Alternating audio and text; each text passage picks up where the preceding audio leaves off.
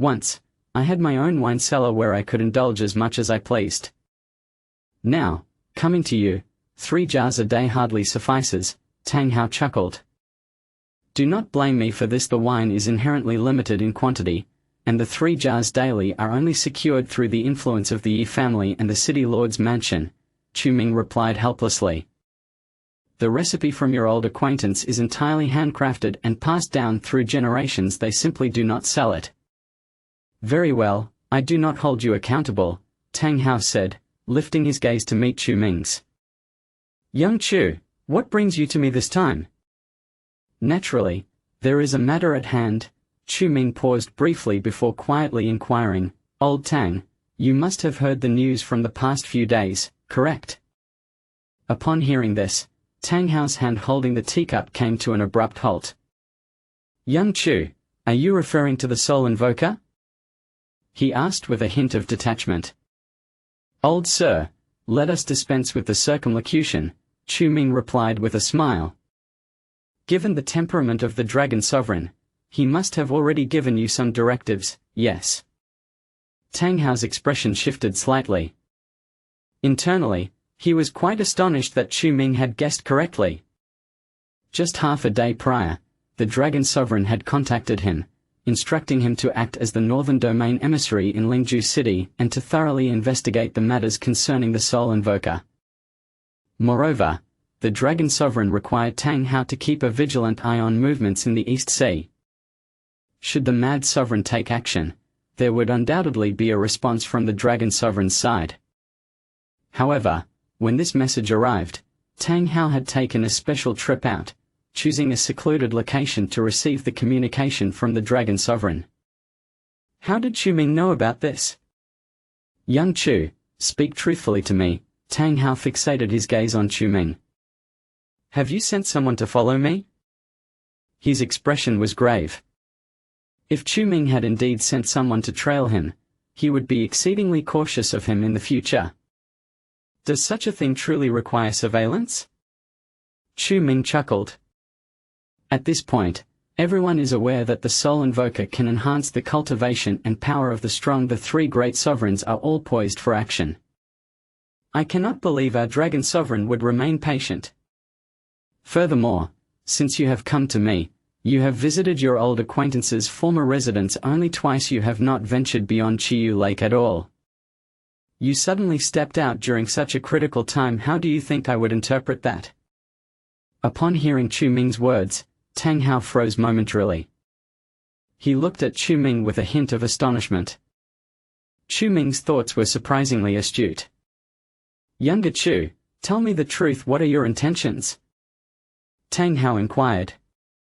Do you truly wish to hear the truth? Chu Ming retorted with a smile. Why, can it not be said? Ha ha, it is not that it cannot be said, but I fear that my truth may provoke quite a stir in you, old sir.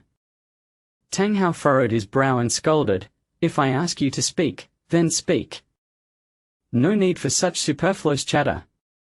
Chu Ming maintained a faint smile, his gaze gradually settling on Tang Hao. Old sir, what if I were to say that the news circulating outside is entirely fabricated by me? This statement left Tang Hao wide-eyed in shock. What did you say? Tang Hao doubted his own hearing. I said, if the news outside were my concoction, what would you plan to do? Chu Ming reiterated. Tang Hao's eyes were filled with incredulity. Then the means by which the Soul Invoker enhances strength are all your fabrication? Tang Hao's expression began to shift. The news from Lingju City had sent shockwaves throughout the realm. In merely 3 days, experts from all corners of the Tianlong mansion had dispatched to Lingju City, eager to uncover the truth. The 4 great sovereigns were all on the brink of action, and the Northern Domain Dragon Sovereign had issued a stern order for Tang Hao to carry out his mission. Now, Chu Ming was telling him this information was false. Younger Chu, one can indulge in many things, but one must mind their words. Tang Hao cautioned. Old sir, it was you who sought the truth, Chu Ming replied, shaking his head in resignation. Do you believe it or not? Tang Hao studied Chu Ming intently for a long while. In Chu Ming's eyes, he discerned a glimmer of seriousness. His expression completely transformed. "Are you saying it is true?" "Indeed, it is true." Tang Hao inhaled sharply. A single lie could stir the world. Should the four great sovereigns discover the mastermind was Chu Ming, who knew what punitive measures would follow? "You have lost your mind!" Tang Hao exclaimed, both anxious and furious. "You think you can just fabricate such words?" Tang Hao and Chu Ming had established a bond akin to that of an old friendship. Now, with Chu Ming embroiled in the epicenter of this incident, should the truth come to light, even the Dragon Sovereign would struggle to protect him. Rest assured, this matter is a tapestry of reality and illusion. Discerning the truth will be exceedingly difficult. Chu Ming replied with confidence. "Young Chu, those old fogies of the Tianlong mansion are not as simple as you imagine." Tang Hao's face reflected his concern. "If they discover that this false news originated from you, they will have ways to deal with you, no matter where you flee." Tang Hao had experienced the machinations of the Tianlong mansion firsthand, understanding far more than Chu Ming realized. Were it not for his impetuousness in the past, he would not have suffered years of confinement by the Chen family. Aside from a few guardians, are not the other strong ones merely the four great sovereigns? Chu Ming replied nonchalantly. "If I am not afraid of the mad sovereign, why would I fear opponents beneath the sovereigns?" "You are not afraid of the mad sovereign?" Tang Hao seemed to sense something amiss in that statement and turned to Chu Ming. "What do you mean by that?" Chu Ming smiled, recounting in precise detail all that had transpired in recent days. From Chen Qianli to the mad sovereign and Chu Kuang. Every event, no matter how trivial, was laid bare before Tang Hao. Tang Hao was left utterly bewildered. He had no inkling that Chu Ming had engaged in such monumental undertakings. "You mean the mad sovereign, due to his seclusion, has taken the Chen family's young master as a vessel? And this young master, Chen Qianli, is currently hiding in Lingzhou City. You concocted this grand deception merely to draw him out?" Tang Hao felt as though he might be rendered speechless. Chu Ming, who appeared so genteel, had secretly orchestrated such earth-shattering events. To contend with a sovereign. "How dare you?" Tang Hao found it hard to believe. Yet, as he looked at Chu Ming, he saw no signs of deceit. "What of the sovereign?" Chu Ming replied indifferently. "Seize the opportunity while he is ailing, and take his life.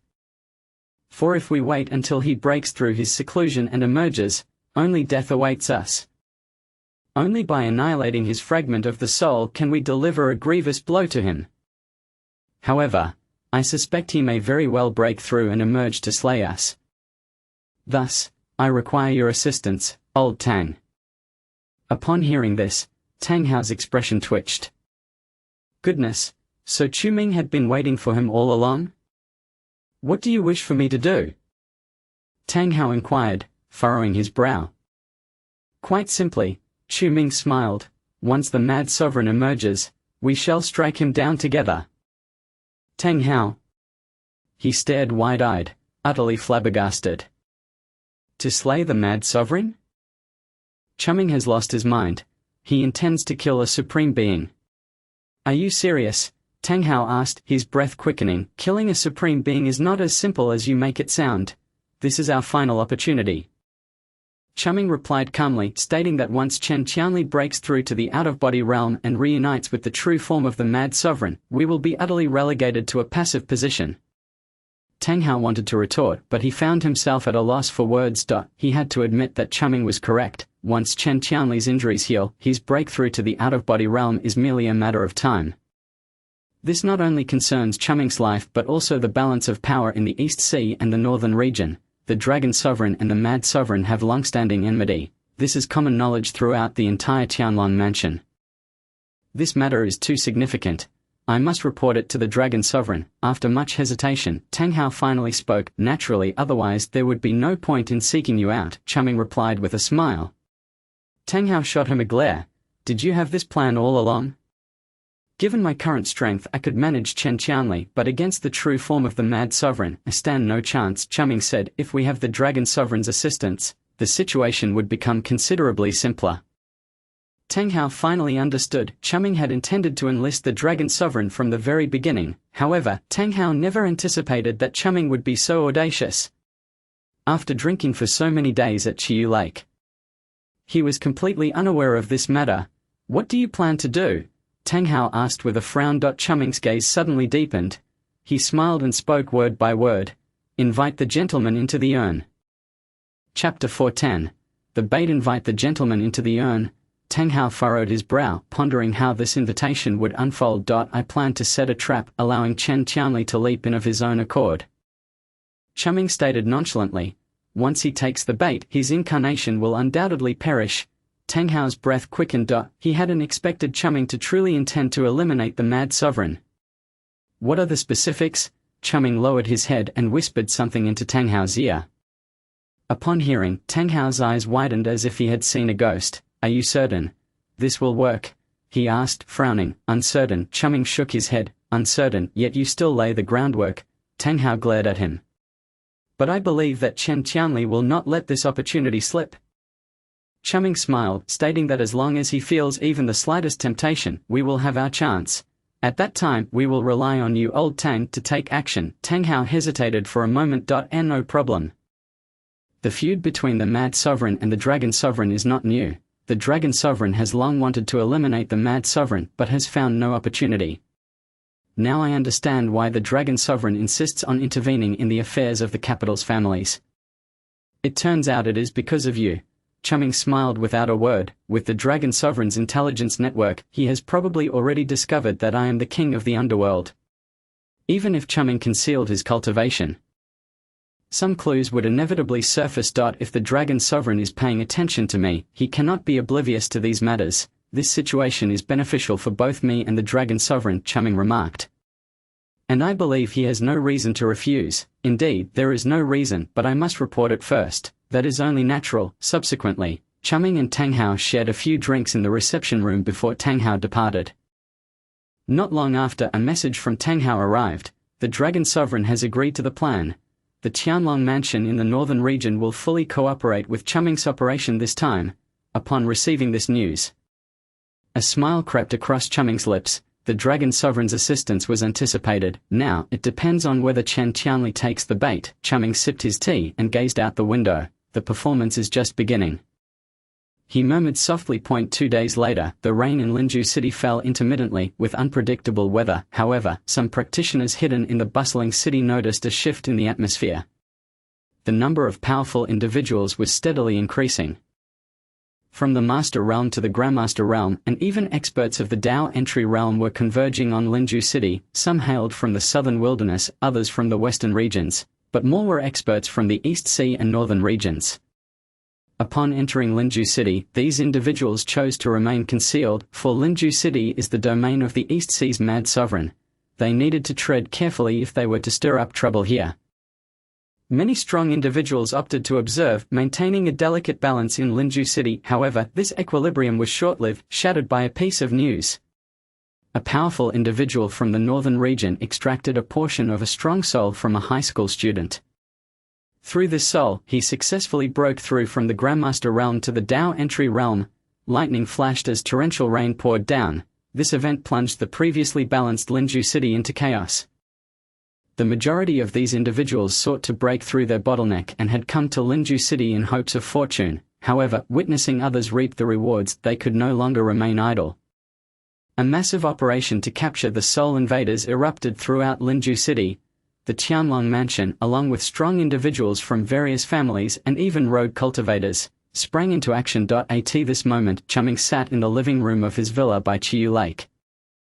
Observing the news being broadcast, a smile gracing his lips. Just then, there was a knock at the door of the living room. Come in, Chumming said calmly. Guoji pushed the door open and stepped before Chumming. Master, did you call for me?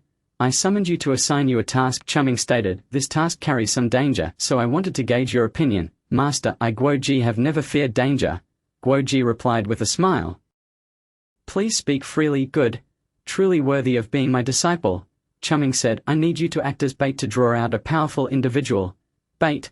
Guoji furrowed his brow. Indeed, bait? Chumming inquired. How far are you from the Grandmaster realm? Just one step away. Guoji clasped his fists, crediting his progress to his master's guidance. The peak of the Master realm. That will suffice. Chumming nodded. Have you finished all the elixirs I provided?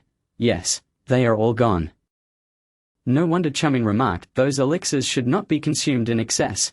Otherwise I could have fed you to the peak of the Grandmaster realm in one go. At your current stage, you can only reach this level before relying on your own talent to resolve the medicinal effects and achieve a breakthrough to the Grandmaster realm.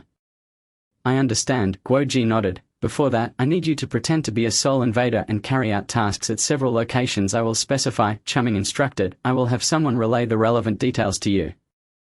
Guoji appeared somewhat bewildered but still nodded. Additionally, take this. Chumming retrieved a jade box from his pocket and handed it over. The size is a bit large. Make do with it. This jade box has the ability to conceal your cultivation.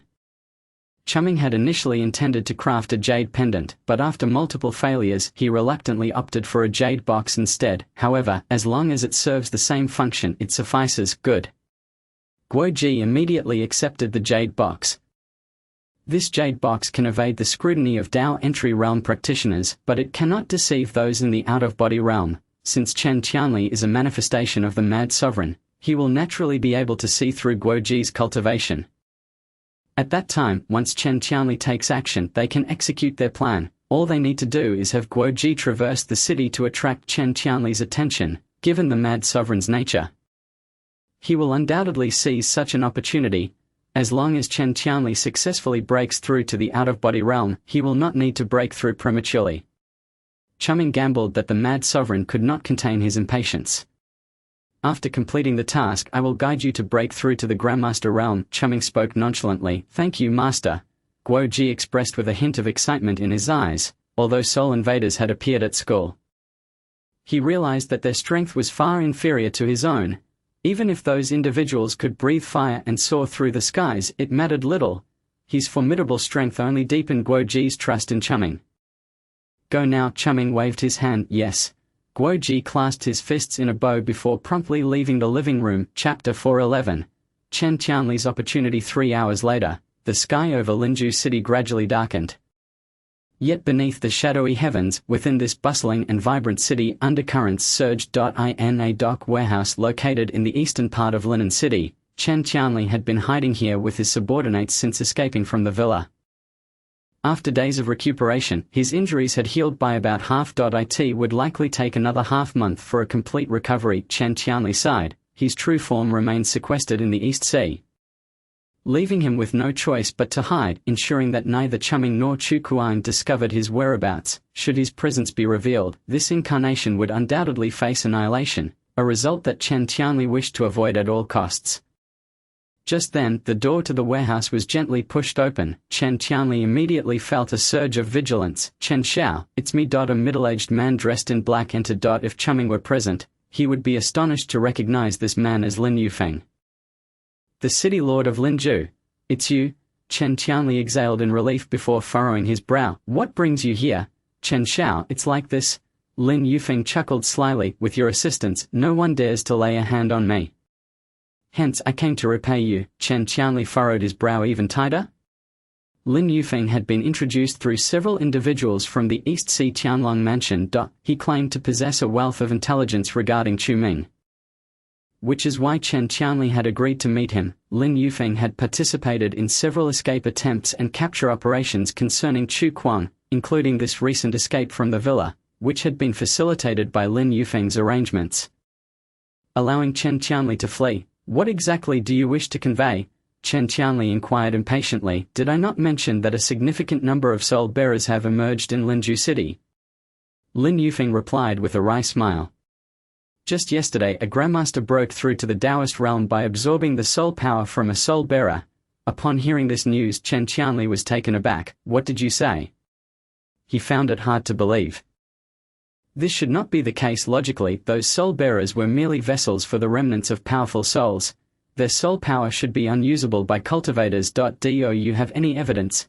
Chen Qianli retorted. Yes, indeed. Lin Yufeng quickly produced his phone and opened a video. From this video, Chen Qianli could clearly see dozens of lightning strikes descending upon a suburban area of Linen City. Indeed, the tribulation of a breakthrough to the Taoist realm. Chen Qianli furrowed his brow. But what does this indicate? If you continue watching, you'll understand, Lin Yufeng responded. Chen Qianli patiently watched. After some time, the lightning that symbolized the Taoist breakthrough dissipated. A young man in white emerged from the woods. Carrying a comatose student, Lin Yufeng explained. This student was later confirmed to be a soul-bearer from Linju No. 2 High School. His school uniform is quite evident. As for the Taoist, we haven't found any identification. But it is certain he broke through by absorbing the soul power from this student. Chen Qianli's eyes lit up. He asked, so the rumors outside are true? It is indeed possible to absorb the cultivation of soul-bearers through specific methods? Indeed, Lin Yufeng nodded. Such a thing exists. Chen Qianli was incredulous. According to his understanding, even if the souls were extracted from the soul-bearers, there should be no means to harness that power. If this is feasible, I could escape my current predicament and directly break through to the transcendence realm. Chen Qianli contemplated secretly. This may very well be my golden opportunity. He was deep in thought. You don't know the identity of this young man in white. Does anyone else? Chen Qianli inquired. We haven't received any news yet, Lin Yufeng replied. Ever since this information surfaced, all the powerful figures in the city are searching for this young man in white. As he possesses the key to unraveling the secrets of the soul-bearers, Chen Qianli scoffed. Those fools swarm like flies whenever such matters arise. Although he was hidden in this warehouse, he was quite aware of the happenings outside.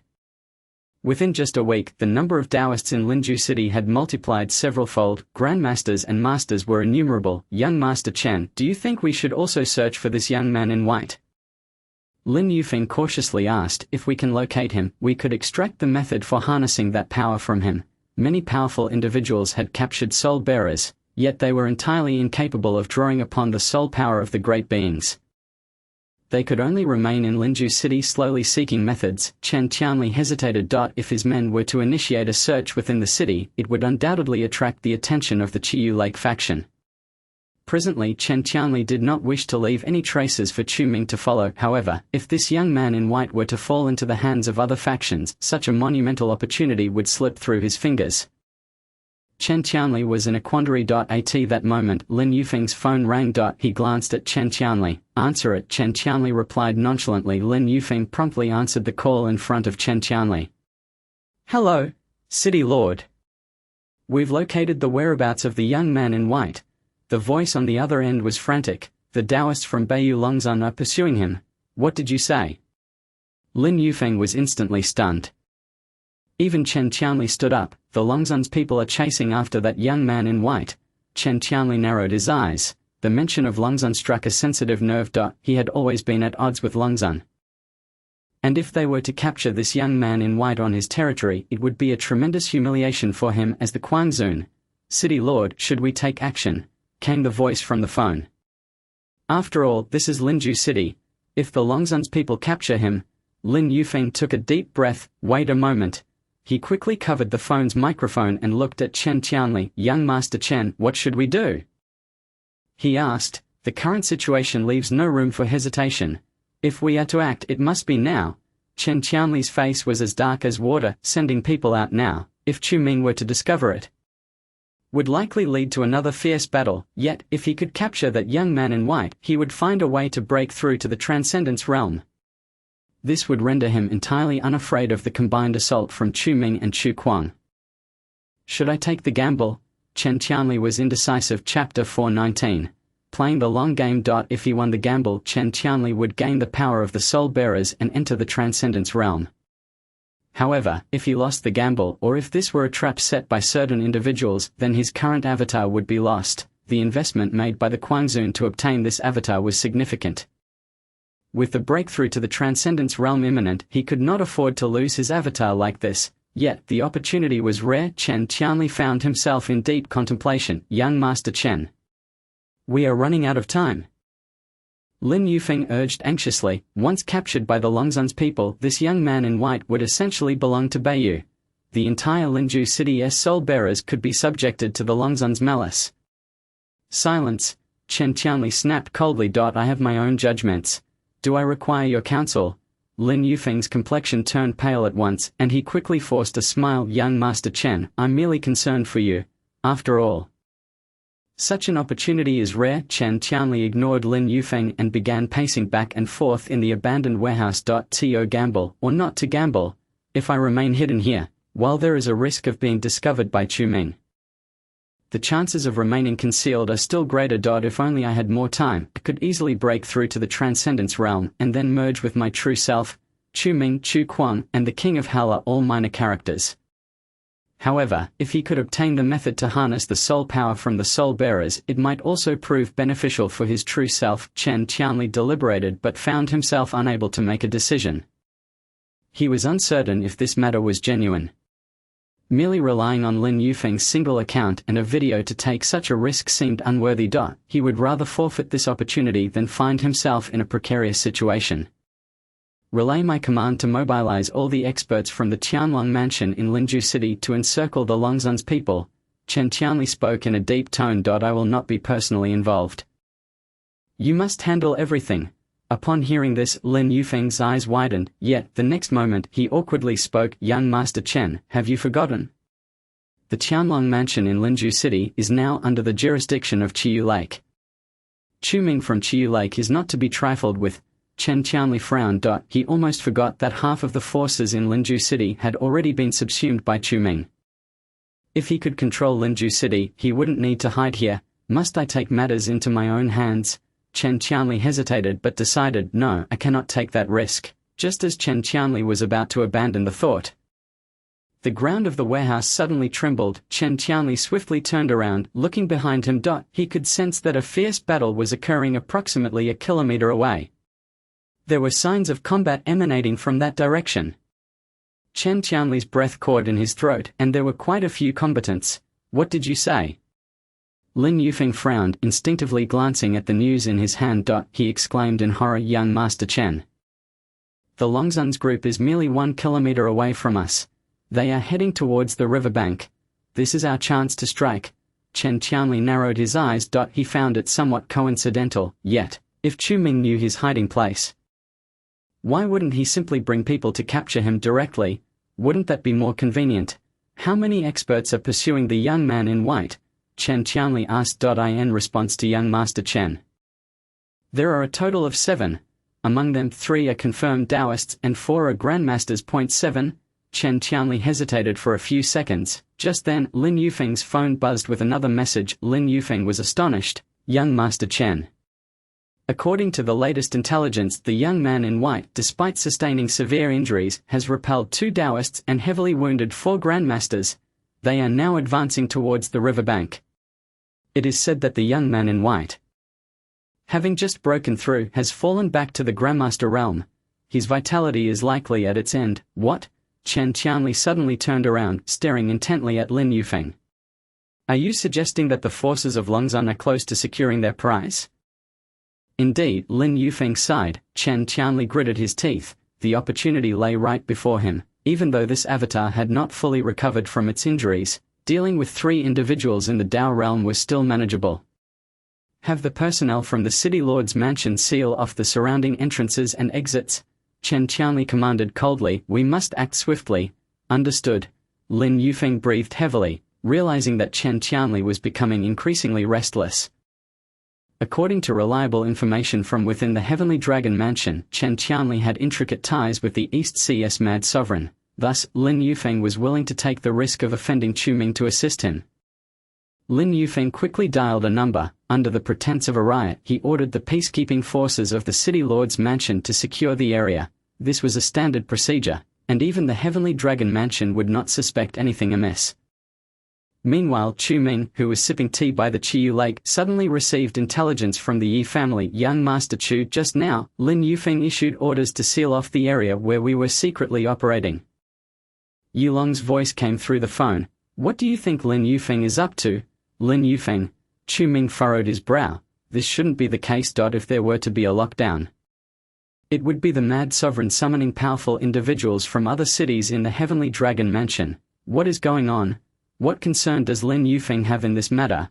I'm not sure.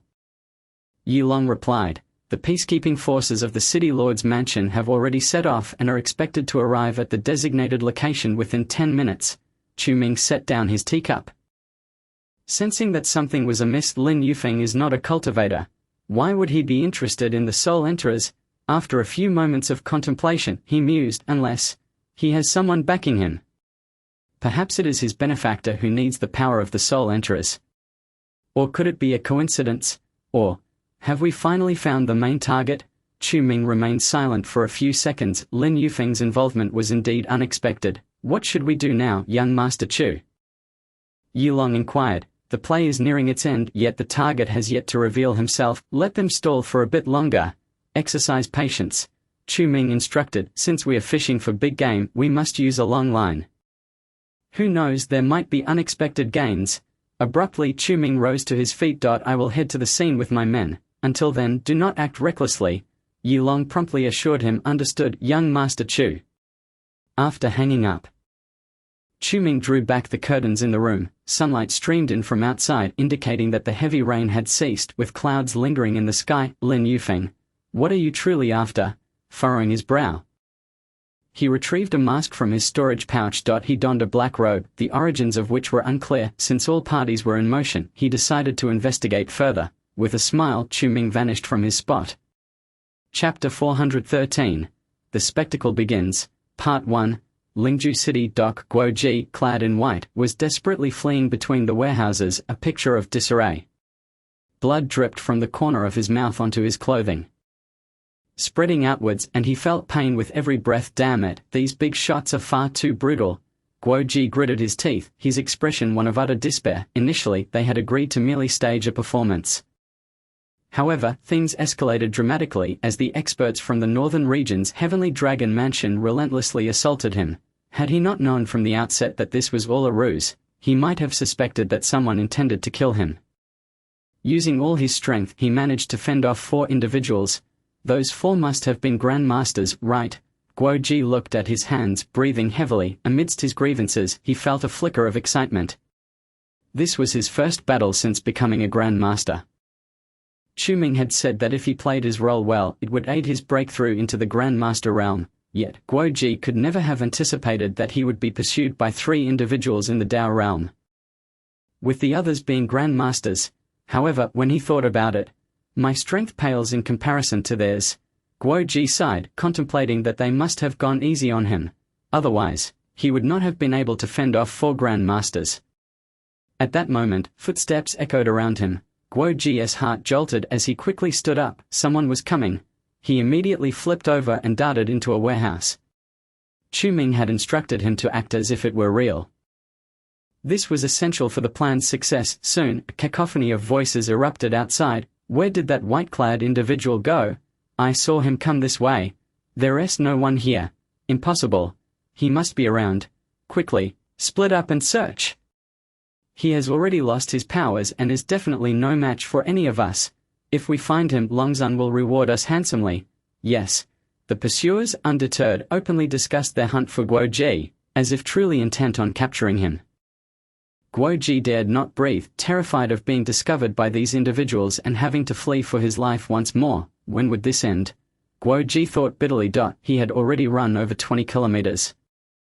If he were an ordinary person, he would have collapsed by now. Yet, he persevered. Now he was in a dire state, his clothes filthy and his body aching all over. Even though those in the Dao realm had gone easy on him, he still could not withstand their assaults outside. The Dao realm experts continued their frantic search for Guo Ji. Meanwhile, atop a 3-story warehouse, Chen Qianli observed the scene below with a cold gaze. Young Master Chen, we have confirmed that the white-clad individual is hiding in this warehouse, Lin Yufeng respectfully reported. Moreover, we have also discovered that his cultivation has been reduced to the Grandmaster realm by Longzun's men.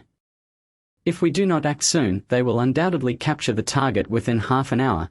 Chen Qianli narrowed his eyes. The entire dock had been sealed off by the city lord's mansion, and he knew he had to act quickly. This fact was crystal clear to him. However, he still refrained from taking action. Young Master Chen, Lin Yufeng asked, puzzled, find someone at the Grandmaster level, dress him in white, and lure them away from here. Chen Qianli spoke in a low voice. Draw them away? Lin Yufeng was taken aback. But young master, with your strength, wouldn't it be a piece of cake to deal with them? Lin Yufeng was well aware of Chen Qianli's prowess. If he lacked skill, how could he have escaped the terrifying Grim King? I have commanded you to do it, so do it. Chen Qianli turned to Lin Yufeng. Squinting his eyes, too much chatter can lead to an early demise. Lin Yufeng trembled slightly. Yes, I will arrange it immediately. Breathing rapidly, Lin Yufeng bowed to Chen Qianli before hastily departing. However, Chen Qianli's gaze did not follow the men from Longzun. Instead, it remained fixed on a particular warehouse. If his eyes did not deceive him, the white-clad individual had hidden within. Yet even if Longzun's men entered to search, they would emerge empty-handed. This meant that either there was a hidden passage within the warehouse, or it was an excellent hiding spot. As long as he could draw the Longzun men away, the situation inside the warehouse would be known only to him, Chen Qianli. Even if it were a trap, Chen Qianli would still have a chance to escape. Soon, the white-clad individual arranged by Lin Yufeng appeared on the scene. I see him. He's over there. Everyone, follow me. Capture the target and return to report. With the appearance of the decoy, the Longzun men were immediately drawn away. The dock, which had been in chaos, returned to a state of calm. Chen Qianli glanced at the departing Dao realm experts before leaping down from the third floor. Cautiously, he surveyed his surroundings. Once he confirmed that no one was following him, he swiftly slipped into the warehouse. Inside, the warehouse was sparsely furnished, resembling a deserted storage facility. However, Chen Qianli was certain that the white-clad individual had come here. Come out, Chen Qianli said coldly. I know you're hiding in this warehouse. His sudden voice caused Guo Ji, concealed in a hidden corner, to freeze in place. That voice was not one of the Dao realm pursuers. It sounded like a young man. Guo Ji quickly held his breath, cold sweat beading on his forehead. Had this matter been discovered by another powerful individual? Or could it be that the speaker was indeed the target that Chu Ming was seeking?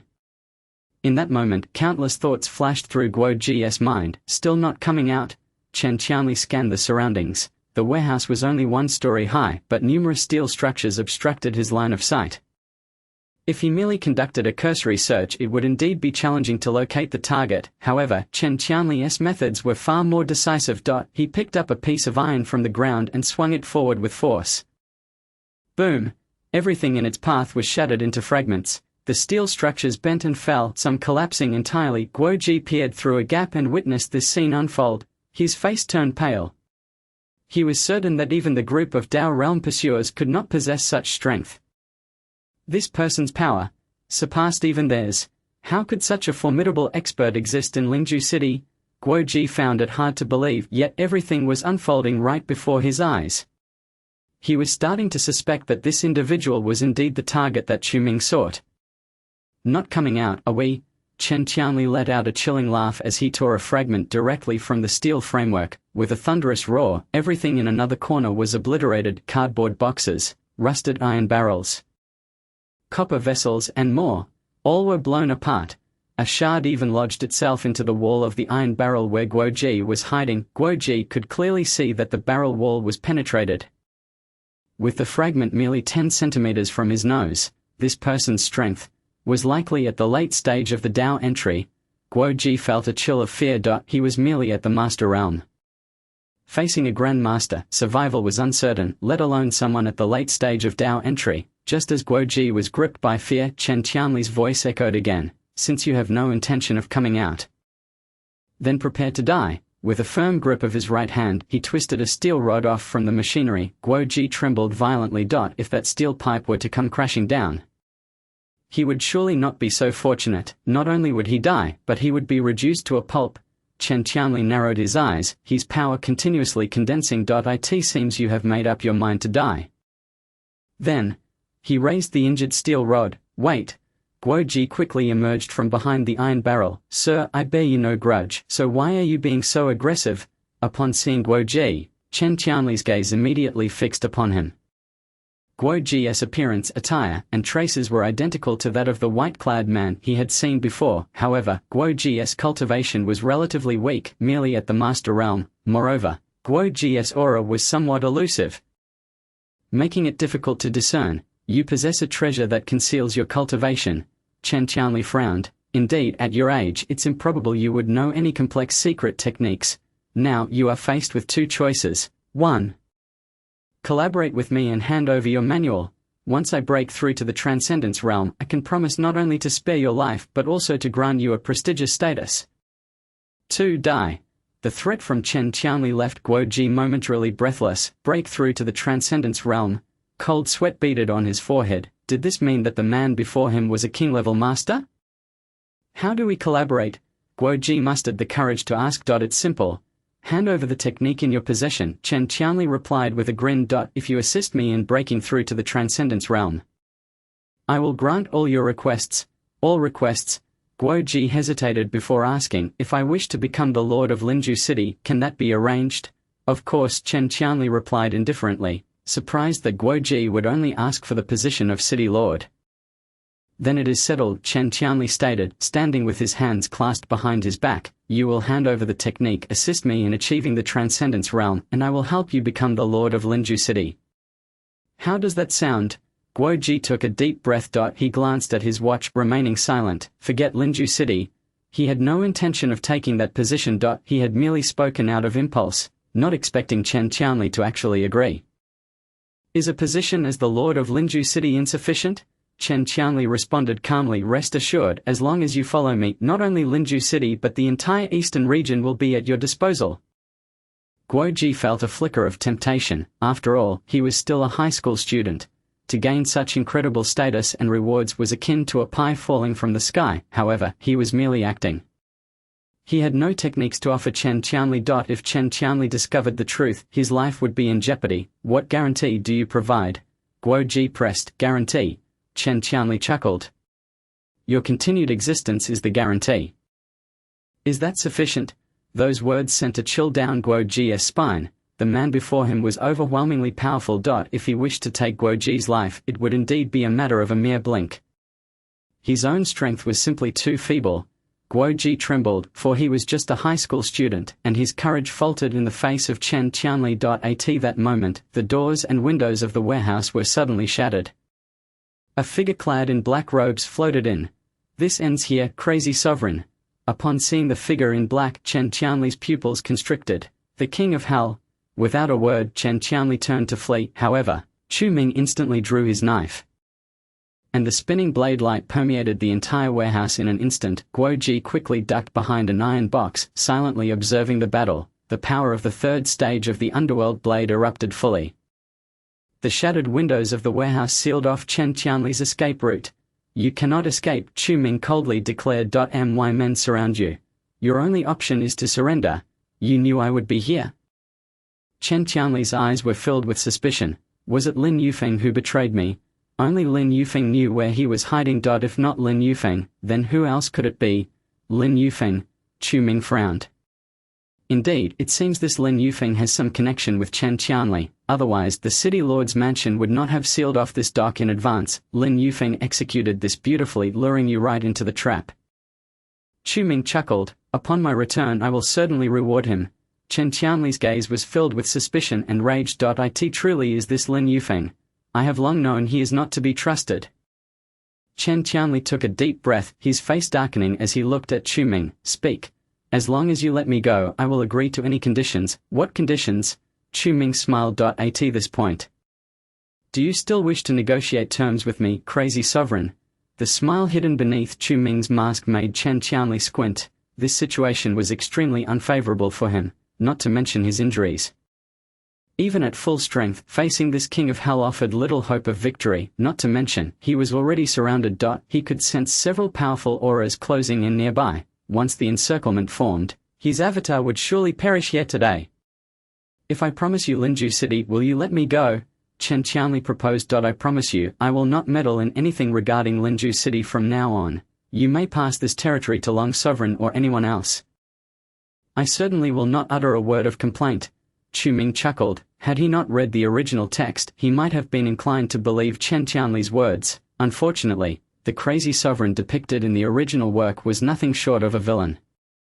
He would stop at nothing to achieve his goals. If Chu Ming were to believe him now, what awaited him would be betrayal and death, not merely Linju City. Is this your dying wish? Chu Ming tightened his grip on the underworld blade. I must say, it leaves much to be desired. A flash of murderous intent flickered in his eyes. In that instant, Chu Ming's figure surged forward like a tempest. Chen Qianli gasped, drawing the blade at his waist in an attempt to defend himself. Clang! The blades clashed, sparks flying. The forces of both combatants collided in midair, yet the next second, Chen Qianli's figure was sent crashing against the wall of the warehouse. He spat blood as he lifted his head, glaring fiercely at Chu Ming. However, Chu Ming offered him no respite. The moment Chen Qianli's figure fell, he swiftly closed in. Chen Qianli attempted to evade, slicing through the iron door of the warehouse in a bid to escape.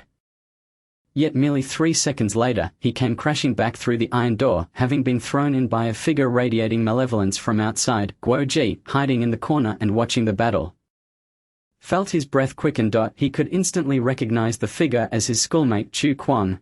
Wasn't Chu Kuang missing? Guo Ji thought in astonishment, how could he possibly be here?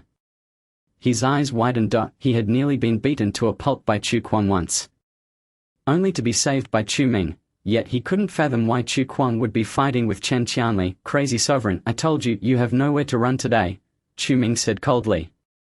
Strong forces surround this area. They are all under Long Sovereign's command. If you wish to leave, it is virtually impossible. Chen Qianli gritted his teeth, filled with resentment towards Lin Yufeng. If not for Lin Yufeng's instigation, he would not have found himself in such dire straits. Just as Chen Qianli struggled to rise, Chu Kuang approached him step by step, his expression devoid of emotion as he grasped Chen Qianli by the hair. You intend to harm my parents, do you? Very well, very well. Chu Kuang's expression gradually twisted into one of fury. With a thud, Chen Qianli's body was thrown into the corner of the warehouse. Chu Kuang launched a rapid assault, his fists raining down on Chen Qianli like a storm. At this moment, Chu Kuang's hatred reached its zenith. Immediately, he drew the dagger from his waist and fiercely thrust it towards Chu Kuang's chest. Clash! The Mingdao collided with the dagger in the air, neither side yielding to the other. Chu Ming squinted his eyes. Chu Kuang's Mingdao was merely of the first tier and had not been forged at all. Had it been the third tier Mingdao in his possession, the outcome of that confrontation would have been indisputable. Eliminate him! Chu Ming shouted sharply, his figure swiftly transforming into a shadowy gust, closing in on Chen Qianli. Chen Qianli was taken aback. In his current state, dealing with even a single Chu Kuang was a challenge, let alone contending with the Ming Wang simultaneously. Without a moment's hesitation, he broke through the warehouse wall, seeking escape. Chu Ming's blade descended, shattering the entire wall into fragments. Chen Qianli leaped, desperately fleeing outside. This matter does not concern you. Chu Kuang cast a cold glance at the masked Chu Ming, declaring, I will personally take his life. After uttering this, Chu Kuang immediately dashed out in pursuit of Chen Qianli. How intriguing, Chu Ming chuckled darkly, suddenly following suit. The three figures engaged in a relentless chase along the dock, the fierce wind assaulting them. Chu Ming's black cloak billowed dramatically in the gusts, while Chen Qianli continued to flee, attempting to evade their pursuit. However, his injuries hampered his speed and movements. In just a minute, the distance between them continually narrowed. Leave him to me. Chu Kuang howled to the heavens, cleaving his blade into the warehouse before Chen Qianli. The ceiling of the warehouse was severed in twain. Following this, Chu Kuang leaped from the ruins, appearing before Chen Qianli. Chen Qianli found his path ahead blocked, while the pursuing Chu Ming also arrived with an ethereal grace. You cannot escape, Chu Ming rasped, his voice low and foreboding. Today, you must die here. Cold sweat beaded on Chen Qianli's forehead, pain radiated from the wounds on his body, and exhaustion enveloped his mind, yet he refused to surrender. Quite the clever scheme. Chen Qianli gritted his teeth, realizing that the soul entrapper had lured him into this trap. Mingwang, Chu Kuang, you truly are devious. There is no point in further words. Chu Ming retorted coldly, you are now like a turtle in a jar, unable to escape. Ha ha ha. Chen Qianli let out a bitter laugh. Mingwang, I recall you have always wanted to kill Chu Kuang, correct? How is it that you two have now joined forces? My affairs are of no concern to you. Chu Ming sneered. Rather, you should worry about your current predicament. My predicament? Chen Qianli laughed heartily. What of my predicament? Even if this avatar perishes, I still have my true self. Do not forget, I am the mad sovereign of the Eastern Domain. The Eastern Domain bows to my will. Should my true self descend, both of you shall meet your demise. As he finished, Chen Qianli's voice grew hoarse. The mad sovereign, and what of it? Chu Kuang scoffed. If you were capable of coming here, you would have done so already. Yet I have yet to see your true self. You must be in seclusion, I presume. Upon hearing this, Chen Qianli's expression shifted. Just as Chu Kuang had said, his true self was indeed in seclusion on an island in the East China Sea. If he succeeded in his seclusion, he would surpass the dragon sovereign. At that point, invading the northern domain would be a simple feat, thus, he could not afford to lose this avatar. Should this avatar perish, it would severely injure his true self. This would render his breakthrough a laughingstock. How about this? Let us make a deal, Chen Qianli spoke calmly. As long as you let me go, the past shall be forgotten, and within the eastern domain, I can grant you whatever you desire. Chu Kuang, do you not wish for the safety of your family? I can bestow upon them wealth and glory. I could even grant them all of Linju City. What say you? This deal is quite advantageous. Is it not? Chen Qianli's words reached Chu Kuang's ears only to elicit a cold laugh in response. Having been reborn, he understood the nature of the mad sovereign. Mad sovereign, spare your pretenses. Chu Kuang's eyes gleamed with murderous intent. Do you think I am unaware of your true intentions? Once you achieve your breakthrough, not only will I be in danger, but my family, this damned false Mingwen, including Chiyu Lake and the Yi family. All shall fall before you. Am I right? Upon hearing this, Chen Qianli's expression changed dramatically. Chu Kuang was correct. He indeed harbored such intentions. As long as he could survive this tribulation and complete his final breakthrough. Once his true self descended, both Chu Kuang and the Mingwen would be mere ants. With a mere gesture, he could crush them. Yet the current situation was exceedingly unfavorable for him. If this avatar failed to escape, it would spell disaster. It is impossible. I, the mad sovereign, am a man of my word. If you spare me, I will promise not to harm your family in the slightest. As for Chiyu Lake, the same applies. Not only the Mingwang, but also Chu Ming, the Yi family. I will let the past be the past. I speak only truth. Chen Qianli's forehead glistened with cold sweat. He was uncertain if his declarations would earn the approval of Chu Kuang and the Mingwang. His only desire was to preserve this avatar. Truly fascinating, the illustrious mad sovereign, reduced to such a lowly supplicant. Chu Ming chuckled, but alas, we will not heed your deceitful words. Having set this trap, you must die today. There is no room for negotiation. Chen Qianli's expression shifted abruptly, his eyes flashing with determination as he sprang downward, attempting to escape the encirclement of the two. However, Chu Kuang had already sensed his slightest movement. Just as Chen Qianli prepared to flee, Chu Kuang struck. The wind from the Mingdao sliced into Chen Qianli's back, causing a profusion of blood. Chen Qianli fell from the top of the warehouse. Immediately after, Chu Ming followed swiftly, the blade's wind tearing through the entire warehouse. Chen Qianli, there is no escape. Chapter 4:16. The Avatar's Annihilation. Chen Qianli struggled to rise from the ruins, although he had narrowly evaded much of Chu Ming's onslaught. A blade of wind had still grazed his shoulder, blood dripped steadily and his lips turned pale. Chu Kuang, Mingwang. He gritted his teeth. You must think carefully. If you kill this avatar here, there will be no place for you in the eastern domain of Huaxia. Even if I fail in my breakthrough, I will ensure your demise. Chen Qianli found himself cornered. This situation had become a deadlock. So will your successful breakthrough grant us mercy? Chu Ming scoffed. Mad sovereign, the moment you prepared to engage us, we entered a state of no mercy. If you do not perish today, we shall be the ones to die in the future. With the mad sovereign's abilities, as long as he navigated this crisis, both his true self and avatar could achieve breakthroughs simultaneously. At that point, Chu Ming's situation would become even more perilous, since they would eventually have to face him. It would be wiser for Chu Ming to eliminate Chen Qianli now. No more words are needed. Chu Kuang narrowed his eyes, closing in rapidly. Only by eliminating Chen Qianli could he ensure the safety of his family. As long as Chen Qianli lived, Chu Kuang's family would never know peace. The blade's light stirred up dust, bearing down upon Chen Qianli. Naturally, Chen Qianli would not sit idly. Gritting his teeth, he rose, attempting to escape, yet the blade's light was too swift, plunging directly toward Chen Qianli's heart. With no other choice, he could only draw his blade in defense. The two clashed amid the swirling dust for hundreds of exchanges, the ceiling of the warehouse teetering precariously, dressed in black robes. Chu Ming observed the battle from above. Given Chu Kuang's current strength, defeating an injured Chen Qianli should pose no issue. Indeed, as Chu Ming had anticipated, only a few minutes into the fray, Chen Qianli's defenses began to falter. While Chu Kuang's attacks grew increasingly fierce, with the balance tipping, Chen Qianli soon found himself in a state of despair. However, he had no intention of conceding. He understood all too well that should this avatar fall, it would significantly impact his true self. Do not push us too far. Chen Qianli gritted his teeth, flipping over to retrieve a vial of elixir from his robe. This elixir had originally been prepared for his subordinates. Once consumed, it could unleash threefold strength. However, once the effects wore off, one's strength would diminish considerably. In severe cases, it could even lead to death. In this dire situation, if Chen Qianli did not consume this elixir, he would have no chance of escaping. The moment the elixir appeared, a glint of determination flashed in Chu Ming's eyes. He could not allow him to ingest it.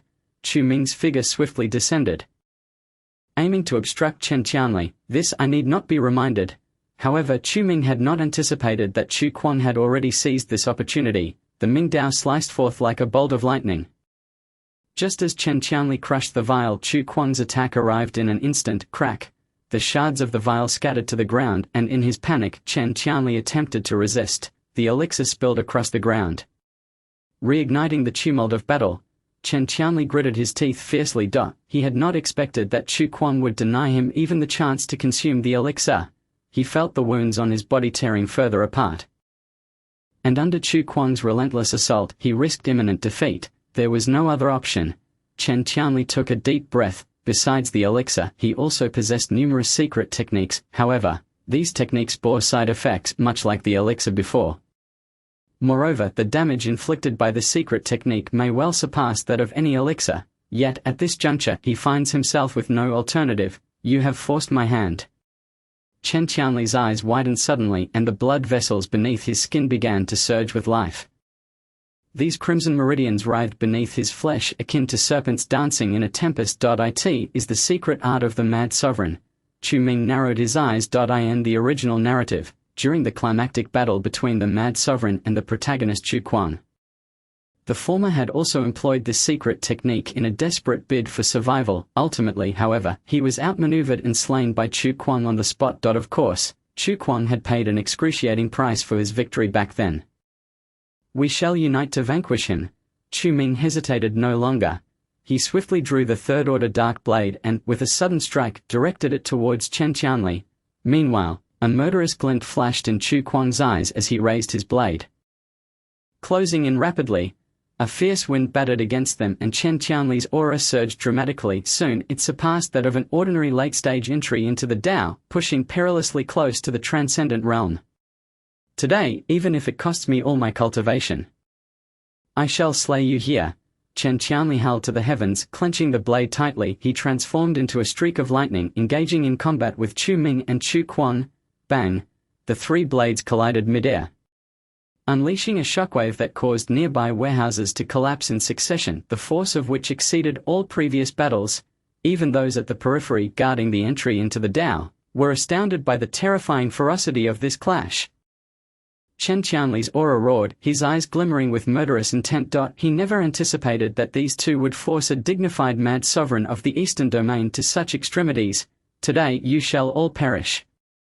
Chen Qianli bellowed, yet, in the next instant an unforeseen event transpired. A minute crack appeared at the point where the third-order dark blade met his own, with the keen perception of the three combatants. They naturally noticed the fissure's existence. What? Chen Qianli's countenance shifted abruptly. The crack began to lengthen, widening with alarming speed. Crack! The sound of shattering blades echoed in their ears. Even Chu Kuang's eyes widened in disbelief. He had recognized the blade in Chu Ming's hand, the third-order dark blade. Chu Kuang then comprehended why he had consistently been bested before, even disguised. This blade retained its razor-sharp edge. In but a single exchange, Chen Qianli's weapon began to splinter. Alarmed, Chen Qianli instinctively retracted his blade, preparing to retreat. However, Chu Ming seized the fleeting opportunity. In the very moment the blade fractured, he plunged the third-order dark blade into Chen Qianli's chest. All of this transpired within a brief span, leaving even the secret technique-empowered Chen Qianli unable to evade. Boom! Chen Qianli was pinned directly to the warehouse floor by Chu Ming. Chu Kuang withdrew his blade, alighting gracefully beside him. Blood flowed incessantly from the floor, and Chen Qianli's aura began to falter rapidly as he was pierced through the heart. He had not anticipated that he would be defeated within less than a minute of employing his secret technique. The shattering of the blade had provided Chu Ming with the perfect opportunity. "You have lost, Chen Qianli." Chu Ming withdrew the dark blade, his tone icy. Chapter 417. The tree wishes for calm. But the wind will not cease. With the dark blade piercing his heart, there was no path to survival. This fact was clear not only to Chu Ming but also to the ever-watchful Chu Kuang. Ha ha ha. In the face of death, the weakened Chen Qianli burst into laughter. "Excellent, excellent. Chu Kuang, the Dark King, I shall remember both of you. Do not think to escape. Even to the ends of the earth, I shall hunt you down. All who are connected to you, family, friends, beloved companions, they shall die." Ha ha ha. Chen Qianli spat out a mouthful of purplish-red blood. His pupils gradually dilated, ultimately losing their luster. He was dead. Chu Ming spoke solemnly. "Step aside." Chu Kuang replied coldly. "What do you intend to do? That is none of your concern." Their gazes locked, and after a brief moment of hesitation, Chu Ming retreated a few steps. Chu Kuang advanced towards Chen Qianli's corpse, a blue flame igniting in his palm. "Are you intending to?" Chu Ming was taken aback, but in the next moment the flame in Chu Kuang's hand cascaded like flowing water. The blue flames swiftly enveloped Chen Qianli's body. A dark stream of energy attempted to flee, only to be frozen solid beneath the blue flames. Crack! It shattered before them. Chu Kuang crushed the frozen energy beneath his foot, and Chen Qianli's corpse splintered under the intense cold of the flames. "You have extinguished his soul fragment?" Chu Ming inquired. "It is evident." Chu Kuang shot a cold glance at Chu Ming, stating, "My vendetta with you shall be settled after the mad sovereign has been dealt with." With that, Chu Kuang's figure vanished amidst the ruins. Chu Ming watched him depart, speechless, far away in the eastern sea, on a solitary island. The previously serene weather suddenly transformed into a tempest of thunder and lightning. The mad sovereign is enraged. Is the mad sovereign not in seclusion? Why would he be angry? I cannot say. The expressions of the island's guardians morphed dramatically. They could distinctly feel the atmospheric pressure plummet. At that moment, two elderly protectors with white hair emerged from the crowd. The mad sovereign is actually angry. What could have provoked such fury? This is the first time in many years that I have witnessed the mad sovereign in such a state. The island's strongmen speculated endlessly, none daring to approach the island's central region. Finally, a bolt of lightning struck down, crashing into the buildings at the island's center. The earth trembled, and from the ruins emerged a young man clad in a purple robe. His gaze was piercing, yet his face was ashen. Many could see a trace of blood at the corner of the purple-robed youth's mouth. The two transcendent protectors could distinctly sense that the aura of the purple-robed youth was significantly diminished compared to before. Could it be a failed breakthrough? But surely it wouldn't result in a regression of realms. A wave of confusion and fear washed over everyone. They were at a loss regarding what had transpired with the mad sovereign. Yet even so, the thunder above the island showed no signs of abating. On the contrary, with the mad sovereign's appearance it grew increasingly frequent. Xiangyang Cheng Fengyu. At the mad sovereign's sharp command, two figures swiftly approached. Kneeling before him. We are at your service. Recall all personnel on external missions. Assemble 1,000 entry into the Dao cultivators awaiting orders. Yes. As the two generals withdrew, the strongmen on the island were left astounded. 1,000 entry into the Dao cultivators? What does the mad sovereign intend to do? What has occurred? Why the need to gather so many? My heavens, could it be an assault on the northern domain? This 1,000 entry into the Dao cultivators is simply terrifying. The mad sovereign wiped the blood from the corner of his mouth, his cold eyes fixated intently on the direction of Linju City. Chu Kuang and the Dark King had ruthlessly slain his avatar. He swore that he would make them suffer beyond imagination, even if it cost him everything. The fall of an avatar had caused his cultivation to plummet by roughly 30%. Not only had he failed to break through to the Guardian realm, but he had nearly fallen from the Supreme realm to an ordinary transcendent realm. This truth was one that the mad sovereign could not accept. Zhao Ju, Wang Mingyuan, two white-haired elders stepped forth from the crowd. We are at your service. You two will swiftly assemble all personnel on the island and prepare to march on Linju City. Linju City? Upon hearing this, everyone fell into stunned silence. The mad sovereign. intends to take action against Linju City himself, but Mad Sovereign, Linju City is our territory in the Eastern Domain, even now, with the emergence of Soul Invaders. The other 3 major domains do not dare to act brazenly on our land, will it not? The Mad Sovereign suddenly narrowed his eyes, a murderous intent radiating from them. He extended his right hand and clenched it fiercely. One of the white-haired elders immediately felt a grip tighten around his throat, lifting him off the ground. I command you to act. If you hesitate you shall die here. The Mad Sovereign's words were laced with an unyielding chill. The elder's face drained of color, and he hurriedly spoke. Yes, I understand. I beg the Mad Sovereign for mercy. HMPH. The Mad Sovereign flicked his wrist, sending the elder crashing to the ground. Witnessing this, everyone finally understood that the Mad Sovereign was genuinely enraged. Or perhaps the situation with the Soul Invaders had struck a sensitive nerve with him. Now, relay my orders. The assembled forces shall swiftly march with me towards Linju City. This time, we will eradicate all foreign cultivators. I shall wash Linju City in blood. A jolt of terror surged through everyone's hearts. To wash Linju City in blood. They could see that the Mad Sovereign was truly serious this time, yet none dared to defy his command in the slightest. Yes, we understand. As the crowd bowed their fists in reverence towards the Mad Sovereign, they swiftly retreated. A tempest of extraordinary proportions enveloped the entire island. The waters surrounding the isle churned restlessly, accompanied by the resounding claps of thunder and flashes of lightning. Standing atop the highest peaks of the island, the Mad Sovereign gazed into the distance at Linju City, Chu Quan, Chu Ming, and that accursed king of the underworld. A fierce glint of murderous intent shone in the Mad Sovereign's eyes. Soon, very soon, you shall all meet your demise. Your families, your friends, all shall descend into the depths of hell because of you. Ha ha ha. The 9 heavens erupted with flashes of thunder, striking the waters below. The trees upon the island strained against the relentless assault of the sea winds.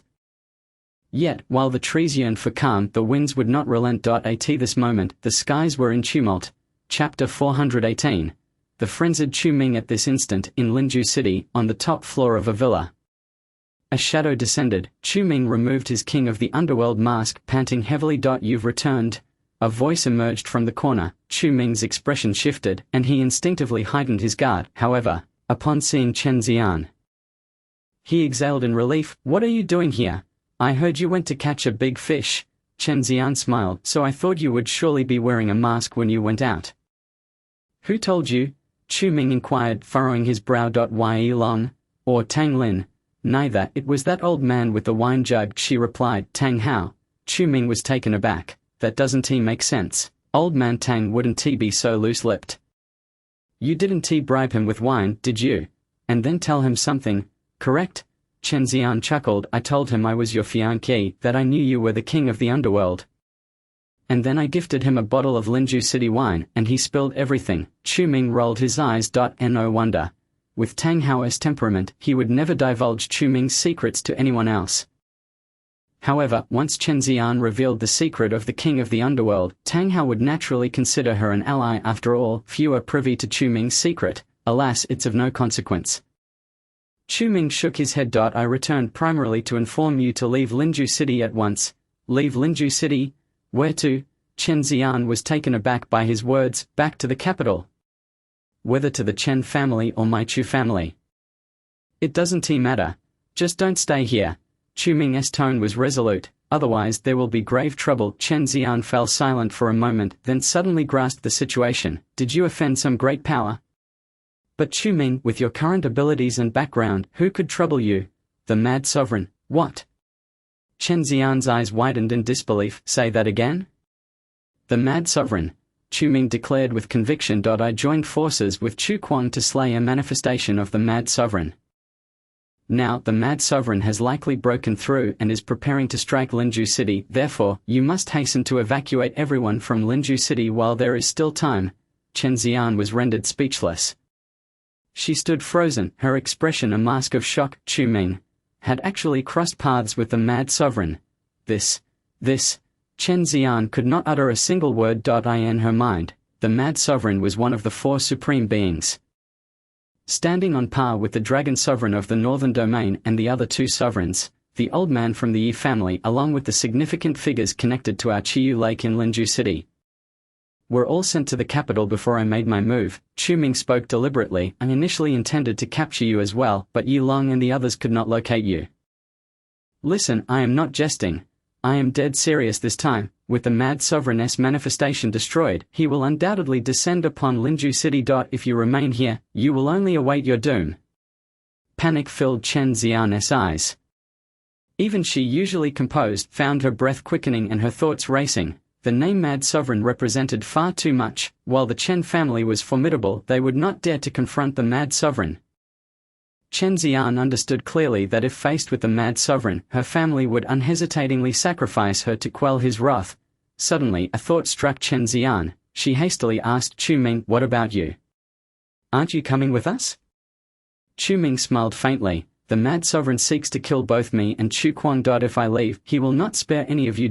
I can ensure your temporary safety in the northern domain, but I cannot guarantee your lifelong protection. I intend to set a grand scheme here to entrap the Mad Sovereign. Chen Xian was incredulous. Chu Ming not only had no intention of fleeing but also sought to entomb the Mad Sovereign in Linju City. "You are insane," Chen Xian exclaimed. "That is the Mad Sovereign, one of the four supreme beings of Huaxia. Even if you reach the transcendent realm, you will never match him. He commands thousands in the path-entering realm. Not to mention his vast power." At that moment Chen Xian realized she was merely a small madwoman, while Chu Ming was the true madman in every sense. "If you don't try, how will you know?" Chu Ming replied gravely. He had conceived this plan when he surrounded Chen Qianli. Thus, he proactively reached out to the Dragon Sovereign through Tang Hao, though Chu Ming's strength might not suffice to rival the Mad Sovereign. With the Dragon Sovereign's support, perhaps they could find a way. "What do you intend to do?" Chen Xian asked hesitantly. To entomb a sovereign in Linju City seemed an impossible task. The incident involving the soul-entering individuals was far from resolved, and the four supreme beings were all converging upon this place. "Linju City has become a brewing storm," Chu Ming stated. "Yet this storm lacks the catalyst for eruption. If I can create that catalyst, I will significantly deplete the Mad Sovereign's power." Chen Xian's eyes widened. She never imagined that this man before her would aspire to stir the winds of change before the four supreme beings. What kind of confidence and audacity did this require? "Chu Ming, you. Enough talk, quickly leave Linju City," Chu Ming commanded, "and inform the Chen family of the impending upheaval in Linju City. If they wish to curry favor with the Dragon Sovereign, they should send their transcendent ancestor here." "Understood," Chen Xian uttered, knowing she had witnessed the madness in Chu Ming's eyes. Once Chu Ming made a decision, there was rarely any room for retreat. A grand battle seemed inevitable. Chu Ming donned his mask once more, gazing at the dimming sky. He understood that this time, whether he lived or died, entirely depended on his actions. Meanwhile, various powerful factions infiltrating Linju City simultaneously received astonishing news. The Mad Sovereign had emerged from his seclusion and was gathering thousands in the path-entering realm to besiege Linju City. Unaware of the underlying circumstances, the southern wilderness witch king and the western domain monarch's factions began to show signs of panic. The Dragon Sovereign, however, seemed to have anticipated this development. He dispatched a significant number of path-entering realm individuals, entering Linju City in a fragmented manner. At this moment, Linju City was a cauldron of tumult, with various factions closely monitoring the situation. The incident involving the soul-entering individuals was no longer a secret. Many powerful figures sought to gain from it and enhance their own strength. Word spread rapidly, and nearly every formidable figure across Huaxia became aware of the matter. At this moment, in a certain Miao village in the southern wilderness, a dark-skinned, robust man was feeding several small insects with medicinal herbs in a bottle. Suddenly a shadow slipped in through the doorway. "Witch Lord, we have new information from Linju City. Millimeter?" The dark-skinned man turned around and asked in a deep voice. "What news?" "According to our intelligence, the Mad Sovereign of the Eastern Domain is gathering the path-entering realm individuals. It seems they are about to act against Linju City." "What did you say?" Chapter 419. Gathering in Linju City. The dark-skinned man furrowed his brow, a glint of sharpness entering his eyes. He hadn't expected the Mad Sovereign to act so swiftly. "Not quite, Witch Lord. According to our intel operatives, it seems someone in Linju City has offended the Mad Sovereign. The Mad Sovereign is prepared to break through and muster forces to attack Linju City. Oh. Upon hearing this, the dark-skinned man's interest was piqued. Someone dared to offend the Mad Sovereign. Which sovereign's subordinate could it be? Well, the cloaked subordinate hesitated. The intel operatives have yet to provide a name, but as far as enemies of the Mad Sovereign go, there is only the Northern Domain. The Northern Domain Dragon Sovereign. The dark-skinned man understood at once. If it were the Dragon Sovereign, he would indeed have the audacity to provoke that madman, yet they had maintained a peaceful coexistence for so many years. How could such an incident arise at this critical juncture? How intriguing, truly intriguing. The cloaked subordinate clasped his fists in salute. Which lord? Should we also send some individuals over to assist one side? After all, the soul-entering individuals appearing in Linju City hold great potential. The dark-skinned man pondered for several seconds. As the Southern Wilderness Witch King, he typically refrained from involving himself in the conflicts between the Eastern and Northern domains. The Dragon Palace's conferral of the 4 supreme beings was meant to ensure stability in Huaxia. It would be prudent to send some individuals over. The Southern Wilderness Witch King smiled. But let us remain on standby and avoid acting hastily. Understood. The cloaked subordinate replied respectfully. Go. And also have someone investigate the exact reason for the Mad Sovereign's visit to Linju City. Yes. The cloaked subordinate transformed into a gust of black wind and departed the room. In the southern borderlands, the Witch King squinted his eyes, observing the 2 venomous insects locked in a fierce struggle within the bottle. With an air of intrigue, he murmured in a low voice, "Fight. Only through conflict can a new ruler emerge." Elsewhere, in the deserts of the western regions, there existed a city constructed from the golden sands. Known to the locals as Sand City. The heart of Sand City, a magnificent palace connected various structures throughout the city. Your Majesty, news has arrived from Linju City. An envoy rushed in hastily before the palace gates. Has the Dragon Sovereign taken action? A youth clad in splendid attire suddenly awakened from his reverie. No, it is not that, the envoy replied. It is the Mad Sovereign of the Eastern Domain. Intelligence just came in, indicating that the Mad Sovereign has gathered over 1,000 warriors at the entry realm, preparing to strike Linju City. Such a development was unfathomable. The youth's eyes widened in disbelief. Over 1,000 warriors at the entry realm? What does the Mad Sovereign intend to do? He smacked his thigh, momentarily contemplating issuing orders, only to sit back down. Could it be a decisive battle, or did it signify the high value of the soul entrances? The youth was torn, for his heart held more trepidation than confidence regarding the Mad Sovereign. A true madman, devoid of logic in his actions. In contrast, the Dragon Sovereign was far more principled. My liege. We have dispatched numerous experts to infiltrate Linju City, including other forces. The number of entry realm warriors in the entire Linju City has likely exceeded 1,000. Still not enough. Far from it. The youth pondered for a moment. Send another 200 men. Report any disturbances immediately. Yes. The envoy respectfully clasped his fists in acknowledgement. At this moment, with the Mad Sovereign's main forces gathering, the supreme beings from the other 3 domains simultaneously issued commands. Linju City was now the focus of countless gazers. Almost all practitioners across Huaxia had their attention fixed here. At the epicenter of this turmoil stood Quming, according to the intelligence from the Yi family. The Mad Sovereign's main forces would officially arrive in Linju City in 3 days, and the entire city would be shaken. The Mad Sovereign would seize control here, impacting the various powers within Linju City to varying degrees. Currently, Quming was in the warehouse by Chiyu Lake. The Chen family had transported all the metal required. That night, Quming utilized his black phone to absorb it and began forging the materials needed for the 4th-tier underworld blade. Once the Mad Sovereign's avatar fell, his strength would inevitably wane, yet even then, it would still surpass that of a typical entry-realm warrior. Quming reflected. To contend with the Mad Sovereign, there were only 2 options. First, enlist the power of the Dragon Sovereign, urging him to come personally to Linju City to deal with the Mad Sovereign. However, doing so would certainly draw the ire of the other 2 supreme beings. Given the Dragon Sovereign's character, he might not be inclined to such an extent. Thus, the second option loomed large. Quming's gaze fell upon the black phone. As long as I can break through to the entry realm and wield the 4th-tier underworld blade, I may stand a chance against the Mad Sovereign. Yet, while forging the fourth-tier underworld blade was straightforward, breaking through to the entry realm was a daunting task. With a sigh, Chu Ming acknowledged the vast amount of story points still required for that breakthrough. Furthermore, he had no idea where Chu Kuang had gone. Slaying the Mad Sovereign's avatar had only granted him 200,000 story points, far from sufficient for his breakthrough. He could only hope that the Dragon Sovereign would send more entry realm warriors. Otherwise, this battle would be exceedingly difficult.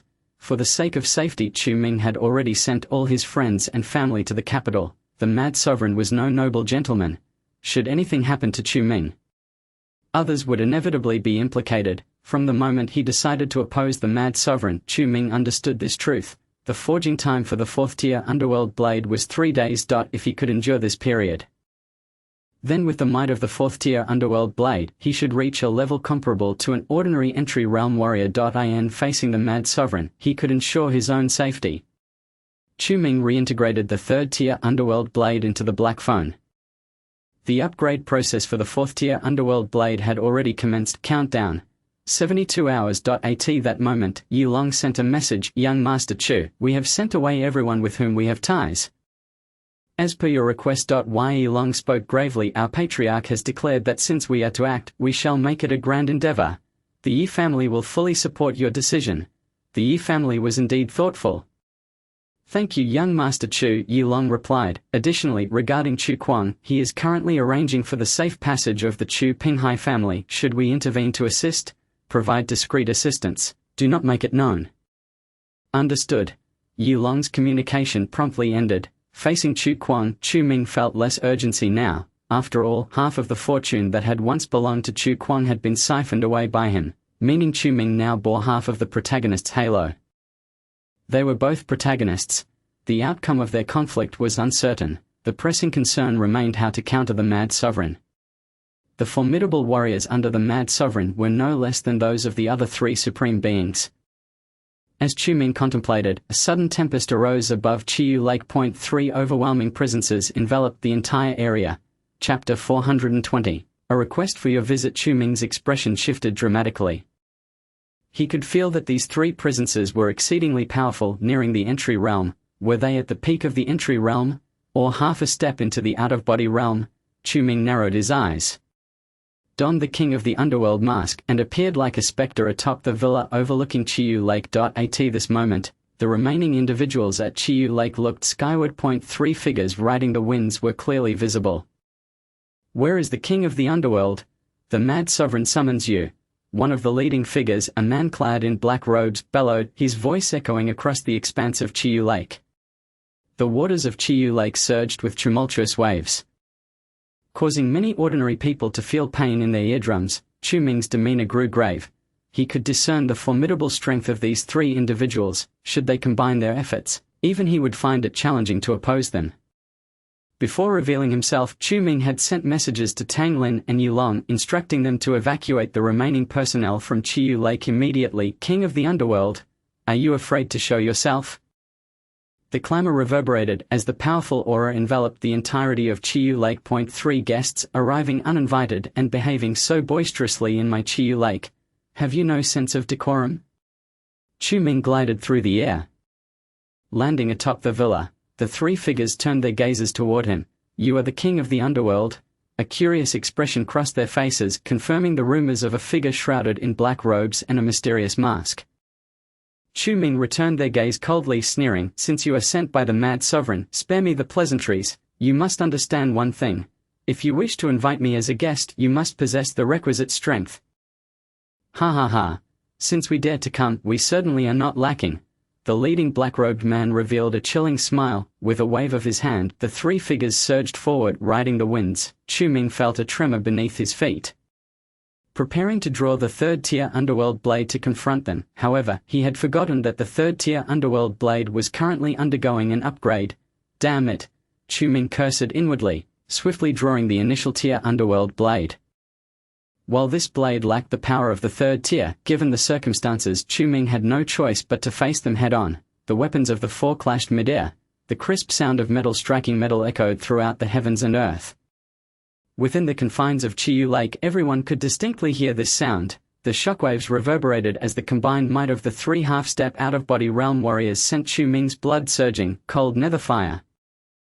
Without hesitation, Chu Ming activated the 10,000 ancient nether path technique, now without the third-tier underworld blade. Facing three half-step out-of-body realm warriors alone was exceedingly difficult. To break the deadlock, he had only one option: to sacrifice a finger rather than lose an entire hand. He would risk injury to slay one of them. This would shift the balance of the situation in his favor. Blue flames erupted around Chu Ming, exuding an extreme chill that enveloped him.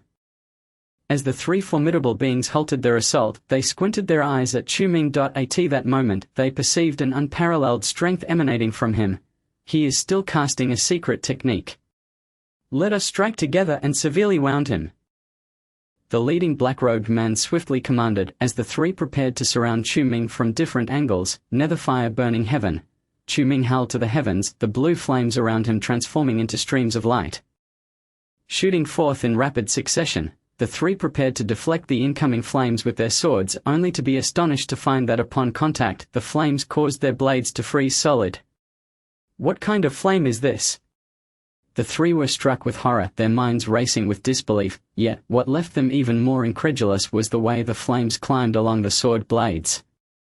Attempting to bind their bodies, "Drop your swords," one of them shouted in alarm, but in that fleeting moment, a murderous glint flickered in Chu Ming's eyes. His figure vanished like a spectre, swiftly striking towards one of the warrior's chests. The warrior had not anticipated that Chu Ming could launch an attack while casting a secret technique, and caught off guard, he attempted to evade. The underworld blade pierced through his shoulder, blood gushing forth. Chu Ming landed, watching the blood trickling from the blade's tip, his brow furrowed. Behind him, the three figures also touched down simultaneously. Chu Ming slowly turned, his cold gaze fixated on the trio. The unexpected strike he executed moments ago merely incapacitated one of his adversaries by severing their right arm, leaving their life untouched. Consequently, he was still faced with the onslaught of three assailants. However, the peculiar technique known as the cold nether fire could only be employed once. Its efficacy would diminish upon repetition. Witnessing his comrade's injury, the leader of the dark-clad men ground his teeth in fury. To ambush me is truly despicable. Yet, isn't it also contemptible for the three of you to gang up on a single opponent? Chu Ming squinted, his voice icy as he spoke. The leader of the black-clad men was momentarily rendered speechless. There was no point in further dialogue. If you wish to invite me as your guest today, be prepared to pay the price. Chu Ming's netherblade quivered, and he declared with a commanding tone, "I, the king of the nether, await your summons right here." The three men gasped, suddenly aware of the formidable nature of the nether king before them. It was no wonder that the mad sovereign had dispatched three half-step transcendent beings. Had only one been sent, they would likely have failed to carry the nether king away and might have faced his counterattack instead. Engage with all your strength and swiftly eliminate this individual, the black-clad leader ordered, lest the night stretch long with unforeseen complications. Understood. The grievously wounded man tore off a corner of his clothing to fashion a makeshift bandage, then resolutely lifted his longsword once more. Chu Ming took a deep breath, recognizing that this was the most challenging battle he had encountered since arriving here. Even the skirmish at the gates of the nether could not compare to the threat posed by these three. Three half-step transcendent beings were no trifling matter. In the blink of an eye, the trio launched an assault on Chu Ming. Their strength was formidable and their speed was astonishing, even with the netherblade in hand. Chu Ming found himself struggling to keep pace. They pressed forward relentlessly, forcing Chu Ming to retreat repeatedly. In desperation, he quickly distanced himself, his feet landing upon the surface of Chiyu Lake. Ice began to form in layers beneath him, as the entire lake was instantaneously encased in cold nether fire. The three men furrowed their brows but did not hesitate in their assault. They pressed on toward Chu Ming without pause. Rise! Chu Ming summoned his inner strength with force, and the waters of Chiyu Lake erupted violently. The frigid waters transformed into serpentine dragons, surging toward the direction of the three adversaries. The trio was taken aback. They had not anticipated that Chu Ming possessed such capabilities. As they struggled against the onslaught of the water dragons, Chu Ming's figure once again approached like a spectre. This time, his speed was even swifter than before, with the water dragons providing cover. The netherblade struck like a flash of lightning toward the wounded warrior. blood erupted, splattering across the surface of the lake. However, the other two quickly regained their composure, after all, having previously been ambushed by Chu Ming. They had remained vigilant, yet they did not foresee that Chu Ming's speed would exceed their expectations. The two suddenly retaliated. Exhausted, Chu Ming found himself lacking the strength to counter. He summoned two water dragons in an attempt to obstruct their attack. But it proved largely ineffective. Clang! The clash between the Netherblade and their weapons sent Chu Ming reeling, his own vitality rebounding against him as he was propelled backward into the shore. The water dragons of Chiyu Lake quickly dissipated.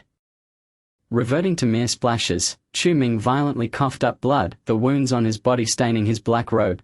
The combined might of the two half-step transcendent warriors was indeed extraordinary. Even at his current level, enduring such a blow after exhausting his strength was no trivial matter. Chapter 421. The ceiling array. Two ribs were fractured, and his internal organs sustained damage. Chu Ming swiftly assessed his condition. The combined strike of the two had left him gravely injured. However, Chu Ming remained confident. That single blow he had delivered had surely claimed the life of the half-step transcendent warrior, as anticipated. The leading black-clad man swiftly lifted the wounded warrior's body as he landed on the opposite shore. This warrior had been pierced through the chest by Chu Ming's blade, his ribs shattered, and even his lungs punctured. It was evident he would not survive long. How could such a thing happen? The black-clad man seethed. At that moment, the dying warrior clutched his clothing with blooded hands. Kill him! The warrior bellowed with all his remaining strength. The black-clad man was moved. Brother, do not worry. I will avenge you.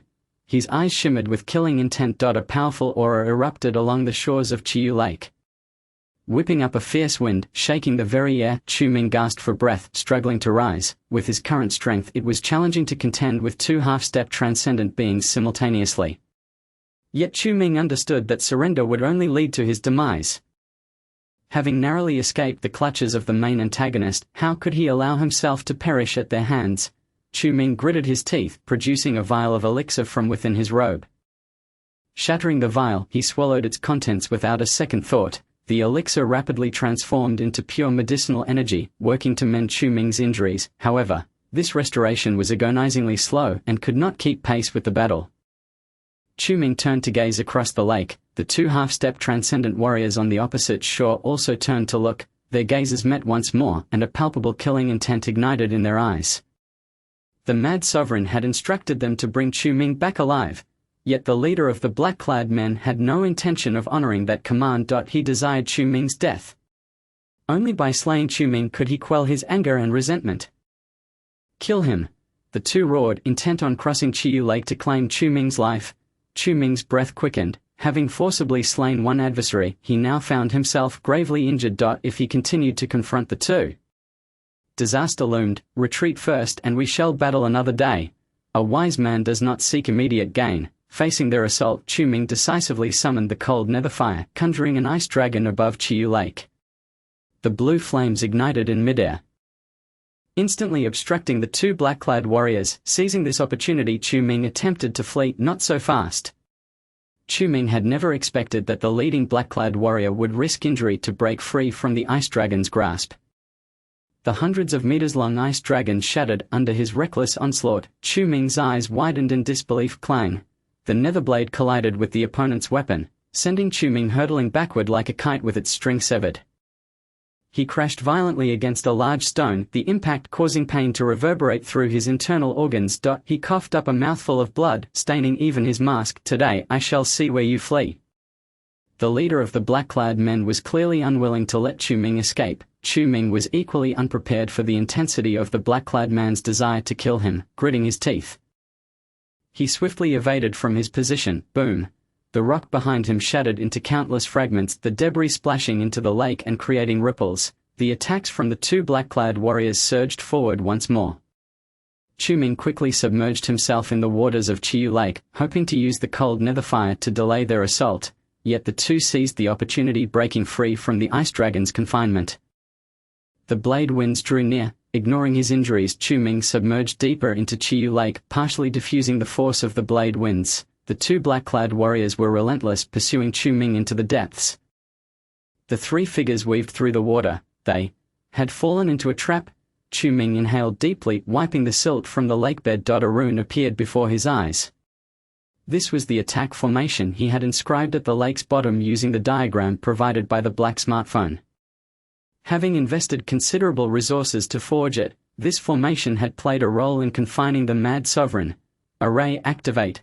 Chu Ming channeled the little remaining spiritual energy within him, tearing open the seal of the entire formation with a great force.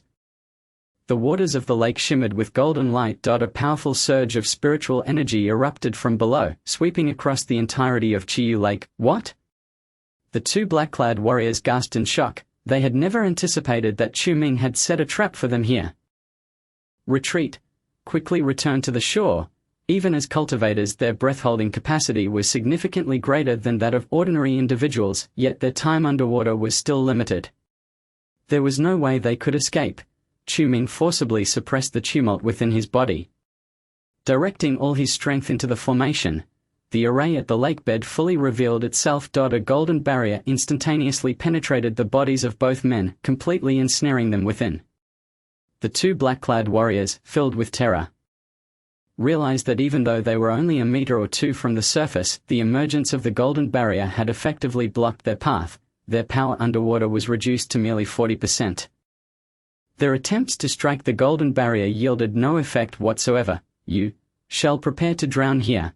Chu Ming scoffed coldly, pulling back. As the master of the formation, he easily slipped through the golden barrier and made his escape. Damn it! The leader of the black-clad men was filled with fury. He had never expected that Chu Ming would resort to such a tactic while gravely injured. If time were to stretch on, they would be doomed to perish at the lakebed.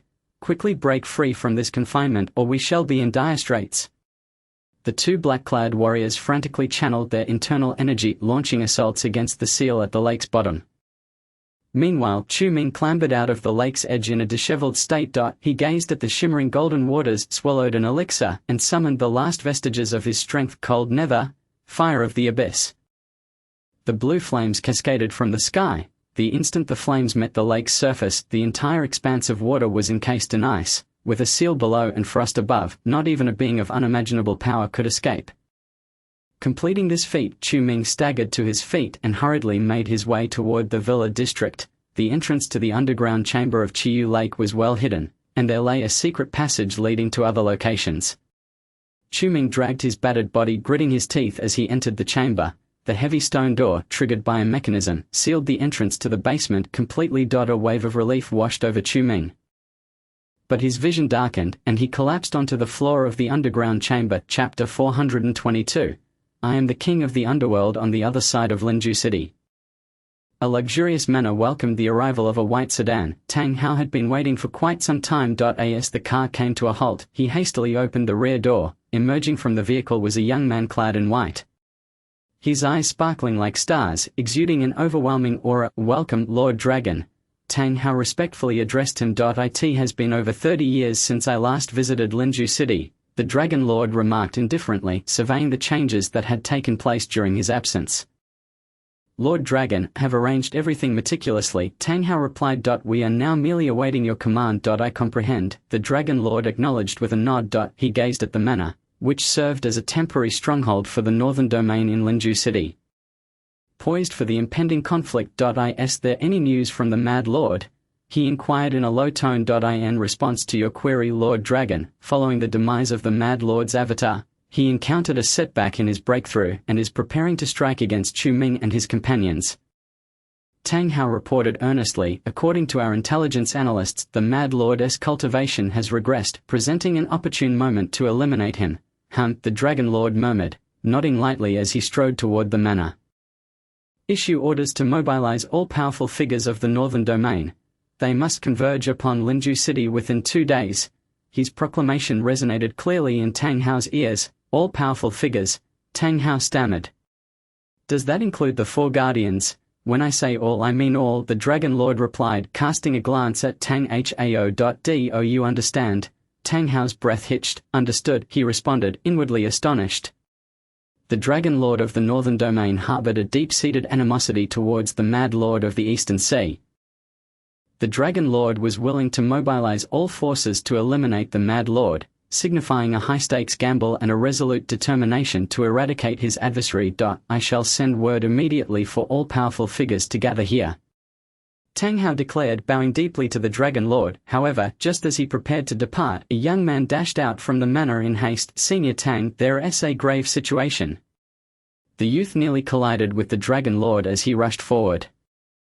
The Dragon Lord swiftly raised his hand, unleashing his formidable aura, causing the young man to freeze in place, terror evident in his wide eyes and trembling frame. Forgive me, Lord Dragon. This is Yulong. A sign of the Yi family in Linju City. He assisted us in establishing this stronghold, Tang Hao promptly explained. Why Yulong? Intriguing, the Dragon Lord remarked, waving his hand to release the young man from his paralysis. Yulong gasped for breath, drenched in sweat. In that brief moment, he felt as though his heart had stopped. Upon meeting the gaze of the young man in white, he was overtaken by a newfound respect. I beg your pardon, Lord Dragon. I did not intend to intrude, he stammered. The Dragon Lord acknowledged, casting a scrutinizing glance at Yulongitude. What has transpired to incite such alarm? Senior Tang, just 2 hours ago, Chiyu Lake was invaded by 3 half-step transcendent beings, engaging in battle with the King of the Underworld, resulting in 1 death and 2 disappearances. Chiyu Lake has been sealed in ice, and the whereabouts of the King of the Underworld remain unknown. Yulong divulged, capturing the attention of both the Dragon Lord and Tang Hao, even eliciting surprise from the former. How could such an incident occur at this critical juncture? Tang Hao furrowed his brow. What is that rascal Chu Ming up to? Senior Tang, the pressing issue is that we cannot even reach Chu Xiao. Do you think he might be embroiled in this conflict, perhaps waiting for us to rescue him? Yulong expressed his concerns anxiously. If anything happened to Chu Ming, the situation in Linju City would undoubtedly shift once again. Tang Hao regarded Yulong with a furrowed brow, aware that Chu Ming was synonymous with the King of the Underworld. Should the king encounter troubles, it would directly imply that Chu Ming was in peril as well. It was entirely plausible for Chu Ming to be untraceable. What shall we do? According to reliable sources, the Mad Lord's main forces will also arrive in Linju City within 2 days, Tang Hao lamented, feeling despondent. If Chu Ming went missing, their meticulously crafted plan would be rendered futile. What are you fretting about? The Dragon Lord interjected calmly. The one battling those 3 half-step transcendent beings is the King of the Underworld, not Chu Ming. But Lord Dragon, is there truly no distinction? If the King of the Underworld goes missing, our strategy will be compromised as well. Tang Hao's words trailed off as realization dawned upon him, his eyes widening in sudden understanding. He grasped the Dragon Lord's implication. While the disappearance of Chu Ming could not be substituted, the absence of the King of the Underworld could be filled by another. Isn't that precisely what the Chen family has done? Relay the orders to suppress any news regarding Chu Ming and the King of the Underworld's disappearance. The Dragon Lord stated with a serene demeanor. During this period, I shall personally oversee Chiyu Lake. If anyone comes, I shall assume the role of the King of the Underworld. Both Tang Hao and Yulong were momentarily taken aback. The Dragon Lord would impersonate the King of the Underworld? Tang Hao's breath quickened as the realization struck him. This was an extraordinary opportunity. The Mad Lord had launched an assault on Linju City precisely because the King of the Underworld had annihilated his avatar. Should the Mad Lord, in a fit of rage, seek out the King of the Underworld for a duel, the Dragon Lord would have just cause to eliminate him. After all, it was the Mad Lord who initiated the provocation. And should he perish, he would have no one to blame but himself. In that fleeting moment, Tang Hao comprehended the Dragon Lord's intentions. Truly, he was the Dragon Lord. With a smile, Tang Hao bowed and said, I shall arrange for the Yi family to suppress the news immediately. Shall we station our forces at Chiyu Lake? Unnecessary. That would only serve to alert the enemy. The Dragon Lord waved his hand dismissively. Prepare an outfit typically worn by the King of the Underworld. I shall await the grand arrival of the Mad Lord at Chiyu Lake. Understood. Tang Hao replied promptly before hastily departing with Yulongitude. Simultaneously, the atmosphere in Linju City grew increasingly tense. It was not merely the noble families that sensed the impending turmoil. Even ordinary citizens felt the shift.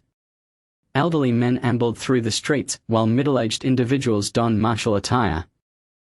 And an influx of peculiar figures from across the nation became increasingly apparent. Whispers spread that Linju City was on the brink of transformation, yet, on the surface, Linju City remained eerily tranquil. 5 hours after the incident at Chiyu Lake, a small passenger aircraft descended at a private airport on the eastern edge of Linju City. A line of cloaked practitioners stood poised, awaiting the arrival of a specific individual from the plane.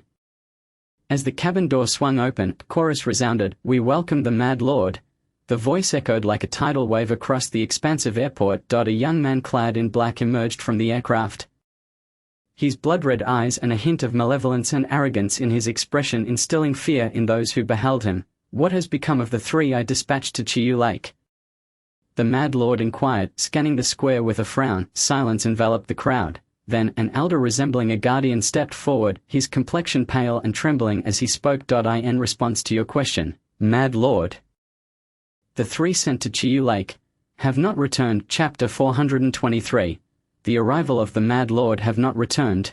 The Mad Lord narrowed his eyes, descending the stairs step by step, each footfall sending shivers through the crowd. So, were they slain or have they simply vanished? That.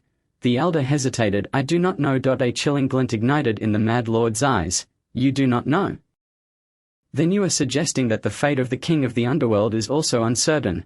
The Mad Lord's cold gaze bore into the elder. Why did I instruct you to come early? The elder's eyes widened in terror, and he hurriedly explained, Mad Lord, we have confirmed that a battle occurred at Chiyu Lake, which has since been sealed in ice. Both the king of the underworld and the 3 we dispatched have gone missing, leading us to suspect they perished together. Perished together? The Mad Lord's eyes narrowed further. I demand to see them alive or dead. Should they be missing, dig to the very depths of the earth to uncover the truth. Yes, I understand. The elder stammered, HMPH. The Mad Lord casually tossed aside the elder, who stood paralyzed by fear. Despite his injuries, the Mad Lord's regal aura remained potent enough to subjugate those around him. Mad Lord, what is our objective this time? A middle-aged man emerged from the crowd, respectfully inquiring, is it to eliminate the king of the underworld, or to seize the secrets of the Soul-Bearer? The so-called Soul-Bearer is likely nothing more than a ruse. The Mad Lord replied darkly, yet it is precisely this deception that has drawn the formidable forces of the entire realm to Linju City. The crowd fell silent, shock etched upon their faces. The Soul-Bearer is a deception. How can that be? They had witnessed high school students spewing flames and children exhibiting tremendous strength. If not for the existence of the Soul-Bearer, how could such phenomena be explained? Could it be that these youngsters were masters of the Tao realm? That was utterly implausible. Mad Lord, the elder could not contain himself. If you claim this is a deception, what leads you to that conclusion? The Mad Lord cast a cold glare at them, his murderous intent palpable, silencing the elder and leaving him too fearful to inquire further. The Mad Sovereign was acutely aware that his avatar had fallen victim to Chu Ming's scheme due to its insatiable desire for the benefits bestowed by the Soul Entrancer. Had his avatar not perished, he would not have needed to breach the barrier prematurely. Although his cultivation remained at the Supreme Realm, it was significantly diminished. The loss of his avatar's soul had substantially weakened his power, rendering him barely capable of maintaining the appearance of a Supreme in the early stages. As for the matter of the Soul Entrancer, it need not be mentioned again, the Mad Sovereign declared. Yet I require you to ascertain the fate of the King of the Underworld. Furthermore, that wretched Chu Ming must be captured. I intend to torment him slowly. Additionally, the Mad Sovereign's gaze fell upon Xiang Juling. Investigate the movements of the Dragon Sovereign in the northern region. This old fellow will undoubtedly seize such a golden opportunity. Should he appear in Linju City, report to me promptly. The subordinate understood. Xiang Juling respectfully clasped his fists in salute and immediately departed. Wang Mingyang, the middle-aged man who had previously inquired, stepped forward, cupping his fists and stating, I am present. Take me to the Heavenly Dragon Mansion in Linju City. I wish to reside there. Wang Mingyang's eyelids twitched. It was highly inappropriate for someone of the Mad Sovereign's stature to stay at the Heavenly Dragon Mansion. However, given the current circumstances, the Mad Sovereign's request undoubtedly held its own rationale. Moreover, Wang Mingyang was aware of a particular detail. The Heavenly Dragon Mansion in Linju City was actually under the control of Chu Ming from Chiyu Lake. This was no secret in the East Sea. The Mad Sovereign's desire to stay there was indeed intriguing. The subordinate will make the arrangements immediately. Wang Mingyang respectfully bowed to the Mad Sovereign and swiftly led everyone away from the airport. 3 hours later, at the entrance of the Heavenly Dragon Mansion in Linju City, a black official vehicle came to a halt. Lin Yufeng emerged from the car. Lin Chengzu, the Mad Sovereign requests your presence. Wang Mingyang stated matter-of-factly. Lin Yufeng's face was filled with humility and trepidation. He could not comprehend why the Mad Sovereign demanded to see him upon arriving in Linju City. Logically, he had no prior interaction with the Mad Sovereign. Save for assisting Chen Qianli, his assistance to Chen Qianli stemmed from the latter's suspected allegiance to the Mad Sovereign. Nothing more. Since then, he had not encountered Chen Qianli again. Could it be that Chen Qianli had returned to the Mad Sovereign's side and recommended him? As this thought crossed his mind, Lin Yufeng could not help but feel a sense of self-satisfaction. His previous decision to abandon Chu Ming and Chiyu Lake in secret to assist Chen Qianli now seemed to be a wise choice. If he could earn the Mad Sovereign's favor, then not only Linju City but potentially the entire Jiangsu-Zhejiang region could be his for the taking. Lin Yufeng felt a surge of excitement. Though he concealed it well, Wang Mingyang, as a figure of the Transcendence realm, had naturally observed Lin Yufeng's demeanor. He found it perplexing that this ordinary man had been trembling in fear in the car yet now displayed a hint of elation. What was Lin Yufeng truly thinking? Wang Mingyang speculated that the Mad Sovereign's summons to Lin Yufeng could not bode well. The Mad Sovereign had issued this command with a notably cold countenance. Given Wang Mingyang's years of service beside the Mad Sovereign, he sensed that the Sovereign's wrath this time was substantial. The moment Lin Yufeng stepped through that door, he was undoubtedly in grave peril. Nevertheless, speculation aside, he led Lin Yufeng step by step into the reception room of the Heavenly Dragon Mansion. Inside the reception room, the Mad Sovereign had long awaited their arrival. With his hands clasped behind him, he gazed out at the gloomy scenery through the floor-to-ceiling windows. Mad Sovereign, have brought the individual you requested. Wang Mingyang spoke cautiously. The Mad Sovereign offered a nonchalant response, then turned to face Lin Yufeng. It was at that moment Lin Yufeng noticed the Mad Sovereign's youthfulness. Though the weariness etched upon his brow was undeniable. He suspected this was a result of the Mad Sovereign's mastery of maintaining a youthful appearance. Upon laying eyes on Lin Yufeng, a flicker of intense murderous intent flashed in the Mad Sovereign's gaze. The demise of his avatar was solely attributable to Lin Yufeng's betrayal. He was convinced that Lin Yufeng was indeed connected to Chu Ming. Otherwise, the latter's evasive attitude during his inquiry would not have been so ambiguous. It could be said that Lin Yufeng was the principal architect of his avatar's demise. Unable to locate the king of the underworld and Chu Ming, the Mad Sovereign would naturally target Lin Yufeng, this opportunist. First, Chapter 424. Do you acknowledge your crimes, Lin Yufeng? The Mad Sovereign's gaze bore down upon the man before him. Subordinate Lin Yufeng. I have come to pay my respects to the Mad Sovereign. Lin Yufeng knelt and offered a deep bow, his demeanor profoundly respectful in the presence of such a formidable figure. He feared inciting the Mad Sovereign's ire, which could spell his doom. Lin Yufeng, are you aware of your crimes? The Mad Sovereign spoke coldly. Lin Yufeng was taken aback, cold sweat soaking his back. He quickly replied, I am guilty. Oh. The Mad Sovereign narrowed his eyes and inquired, then tell me, what crime have you committed? Lin Yufeng gasped, his breaths quickening. He had no idea why he had incurred the Mad Sovereign's wrath. In his recollection, this was his first encounter with the Mad Sovereign. It made no sense for there to be any connection. You truly do not know. The Mad Sovereign replied icily. I ask you, have you recently been in close contact with Chu Ming of Chiyu Lake? Lin Yufeng's eyes widened in realization. Returning to the Mad Sovereign, the subordinate was merely compelled to submit to Chu Ming's tyranny. My heart remains utterly loyal to the Eastern Domain. Is that so? The Mad Sovereign scoffed. Indeed. Lin Yufeng forced a smile, claiming that wretched Chu Ming had usurped the power of the Heavenly Dragon Mansion, and thus the subordinate would never conspire with him. Moreover, the subordinate even assisted a certain Chen Qianli, who is said to be one of your men.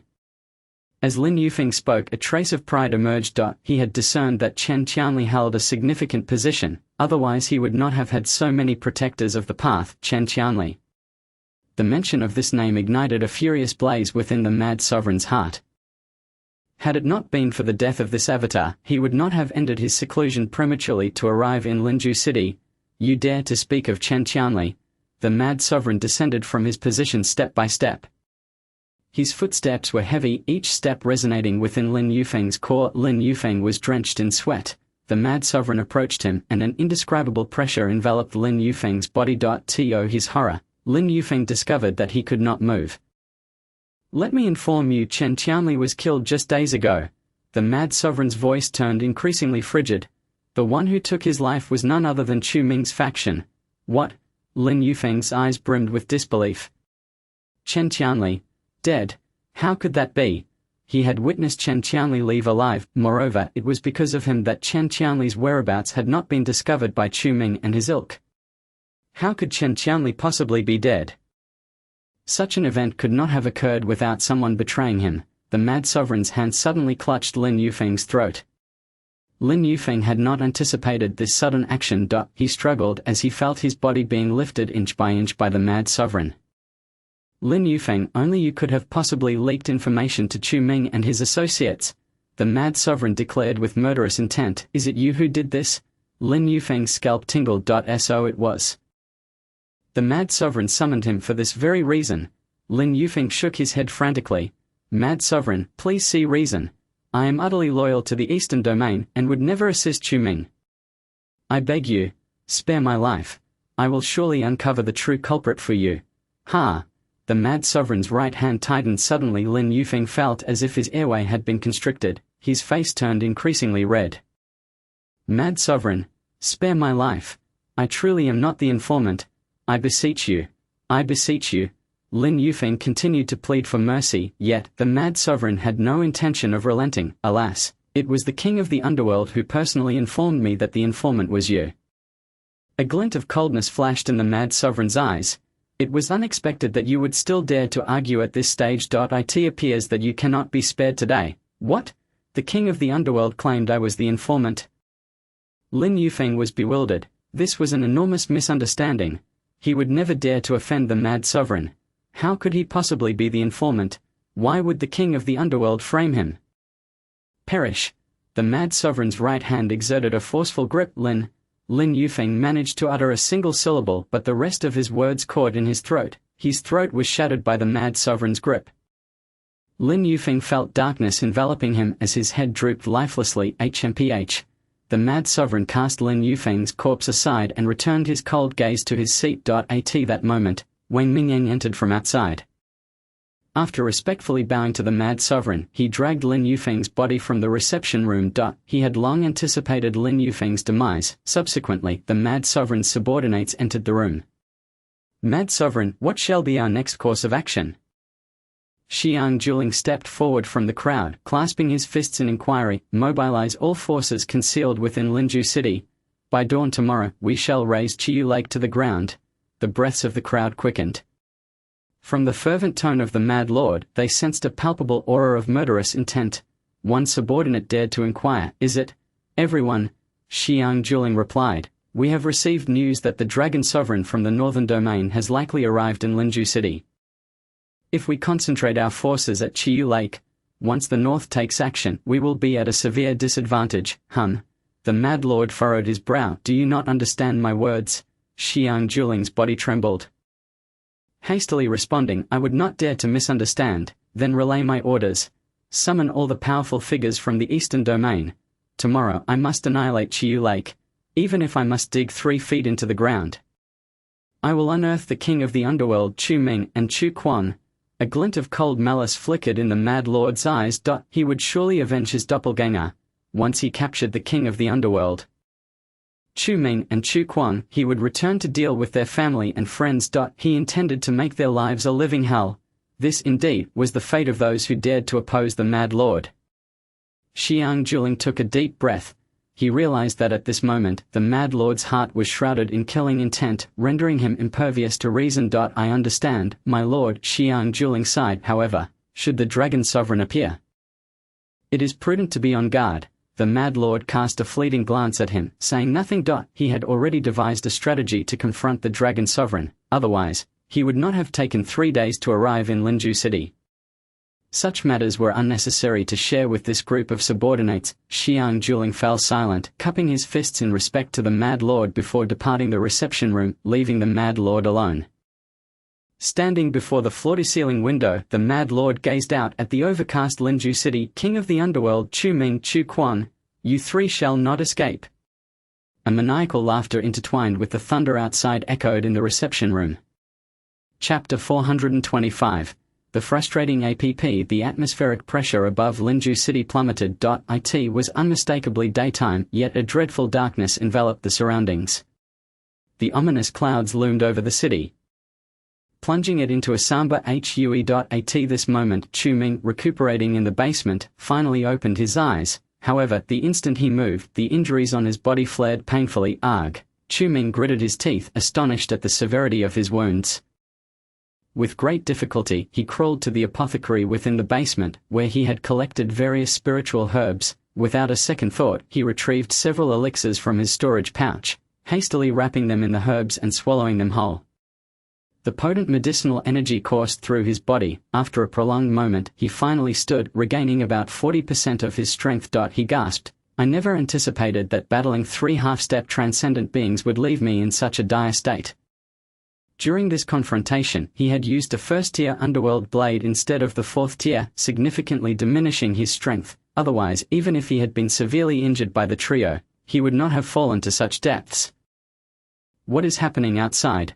Chu Ming leaned against the wall, pulling out his black phone. He discovered that more than 2 days had elapsed since his battle, during which many had tried to contact him.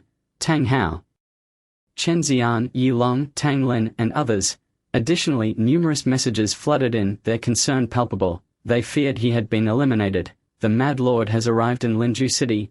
Chu Ming's breath quickened, a glint of determination flashing in his eyes. I must swiftly recover my strength. In my current state, facing the Mad Lord would be tantamount to certain death. Yet to regain his strength, he needed time. Chu Ming clenched his teeth. In the original narrative, the Mad Lord had not afforded Chu Kuang any time to prepare. Given the Mad Lord's temperament, he would likely launch a full-scale assault on Chiyu Lake by tomorrow. What could be happening outside? Chu Ming opened his contact list, intending to call Tang Hao. However, a sudden sharp pain caused his right hand to tremble, and the black phone fell to the ground with a clatter, curling into a ball. Drenched in sweat, he felt as if his very organs were on fire. How could this be? Chu Ming shuddered in disbelief. Could it be the result of the earlier trio's assault? Gritting his teeth, Chu Ming struggled to retrieve the fallen black phone. He temporarily stowed it in his pocket and closed his eyes, attempting to calm the tumultuous energy within him. To his astonishment, he realized that the quality of his internal energy had significantly increased. Could it be? Chu Ming quickly reopened the black phone. As expected, a multitude of notifications greeted him. Congratulations! Your attack on the main antagonist, Xiao Rulin, has dealt a fatal blow, successfully eliminating the foe. Reward: 20,000 plot points. Congratulations! Your attack on the main antagonist, Zhong Fengquan, has dealt a fatal blow, successfully eliminating the foe. Reward: 20,000 plot points. Congratulations! Your attack on the main antagonist, Chu Yan, has dealt a fatal blow, successfully eliminating the foe. Reward: 20,000 plot points. There were over a dozen such reward notifications. Moreover, Chu Ming discovered that his points had been automatically converted into cultivation. Detection indicates the user is about to enter the final boss battle. All points will be automatically converted into cultivation. Remaining points until Transcendent Realm: 201,248 plot points. Please continue to collect. I knew it. Chu Ming gritted his teeth in frustration. This insufferable APP, without my consent, converted all my saved points into my cultivation. Now my cultivation level is nearing the Transcendent Realm, yet my plot points have vanished. Thankfully, I had previously exchanged a substantial amount for spiritual herbs. Otherwise I would be finished. Taking a deep breath, Chu Ming resolved that there was no turning back. He could only wait for the completion of the 4th tier Underworld Blade and then recover his strength to confront the Mad Lord. There were no other options. Meanwhile, in the external world, a plethora of experts had gathered at Chiyu Lake. The Dragon Sovereign, donning a mask, sat at the head of the reception room. Have you not yet located Chu Ming? Returning, Dragon Sovereign. We have thoroughly searched Chiyu Lake but found no trace of Chu Ming, replied Tang Hao. However, we did discover the bodies of 3 individuals who drowned in the frozen waters of Chiyu Lake. Oh, what are their identities? We have confirmed them to be formidable subordinates of the Mad Lord. Iron Hand Xiao Rulan, sword maniac Zhang Fengquan, and the young guardian Chu En.It was indeed the Mad Lord's minions. The Dragon Sovereign smirked. Since we have not found Chu Ming's corpse, it signifies that he is still alive. Indeed, I believe with Chu Ming's capabilities, having slain these three, he should not be in any mortal danger. Tang Hao nodded. He is likely recuperating somewhere, unable to communicate with the outside world. The Dragon Sovereign pondered for several seconds. From Tang Hao, he learned that Chu Ming was the king of the underworld. Given this knowledge, Chu Ming's strength was not to be underestimated. Even if left to his own devices, he would likely be fine. In this situation, since we have a means to impersonate the king of the underworld. Chu Ming's presence is irrelevant, the Dragon Sovereign stated calmly. Tang Hao, remember, we have only one objective for coming to Linju City. To eliminate the Mad Lord. As he uttered these 4 words, a fierce killing intent flickered in the depths of the Dragon Sovereign's gaze. The enmity between him and the Mad Lord had spanned over a century. For the past 60 years their animosity had only deepened, with the Mad Lord's doppelganger slain and his plans to invade the northern domain thwarted. The Dragon Sovereign would not let such a splendid opportunity slip away. I believe the Dragon Sovereign disguising as the king of the underworld is indeed a brilliant strategy. Tang Hao hesitated. However, Chu Ming is like a younger brother to me, and considering he was ambushed by 3 half-step transcendent experts, I am somewhat concerned. Upon hearing this, the Dragon Sovereign cast a cool glance at Tang Hao. You need not worry about that. I have already ordered Long Er to search for him. If he is not at Chiyu Lake, he must be nearby. Once located, Long Er will notify us. Tang Hao's heart soared with joy. Thank you, Dragon Sovereign. Just then, the door to the reception room was abruptly pushed open, revealing a blooded figure in white, supported as he stumbled in. Long Yi. Tang Hao was taken aback. What has happened to your injuries? The Dragon Sovereign commanded 9 protectors from Long Yi to Long Ju, all of whom were experts of the transcendent level. Tang Hao was puzzled. How could Long Yi, so powerful, have fallen into such a state? Chapter 426. The whereabouts of Chu Kuang. It was the Mad Lord. Long Yi gasped. We were ordered to search for Chu Kuang, but we were ambushed at his family's residence. 3 colleagues were gravely injured and the others stayed behind to protect me. Dragon Sovereign. My lord. I have failed to fulfill your mission. Please punish me. Upon hearing these words, Tang Hao realized the gravity of the situation. The Mad Lord. The Dragon Sovereign clenched the teacup in his hand, the porcelain shattering into fragments under his grip. A tempest of murderous intent reverberated within his heart. Long Yi, retreat to tend to your wounds. I shall see to matters here. Very well. Long Yi was assisted by others as he withdrew. The atmosphere in the reception room was exceedingly oppressive. Tang Hao, with a grim expression, remarked, Master Long, it appears that the crazy sovereign has become aware of our whereabouts. The fact that they could set an ambush at the residence of the Chu family indicates that we are left with 3 possibilities. Master Long closed his eyes and spoke in a calm tone. Firstly, the Chu family has already been captured by the crazy sovereign. Secondly, Chu Kuang has managed to escape while his family has been taken. Thirdly, Chu Kuang has preemptively relocated his family. If the first scenario is true, our position will be exceedingly precarious. However, if Chu Kuang has not yet been apprehended, we may still have a chance. Tang Hao gasped, realizing the gravity of the situation. Indeed, with Chu Ming now missing, Chu Kuang was the pivotal figure. If the crazy sovereign had captured Chu Kuang, he might refrain from attacking Chiyu Lake, yet, if he had not, an assault on Chiyu Lake would be inevitable. The whereabouts of Chu Kuang were crucial to the strategies of both parties.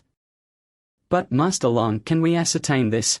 Tang Hao inquired with concern. From what I know of Chu Kuang, he has always been Chu Ming's nemesis, and he is no insignificant opponent. To attain the Dao realm at such a young age.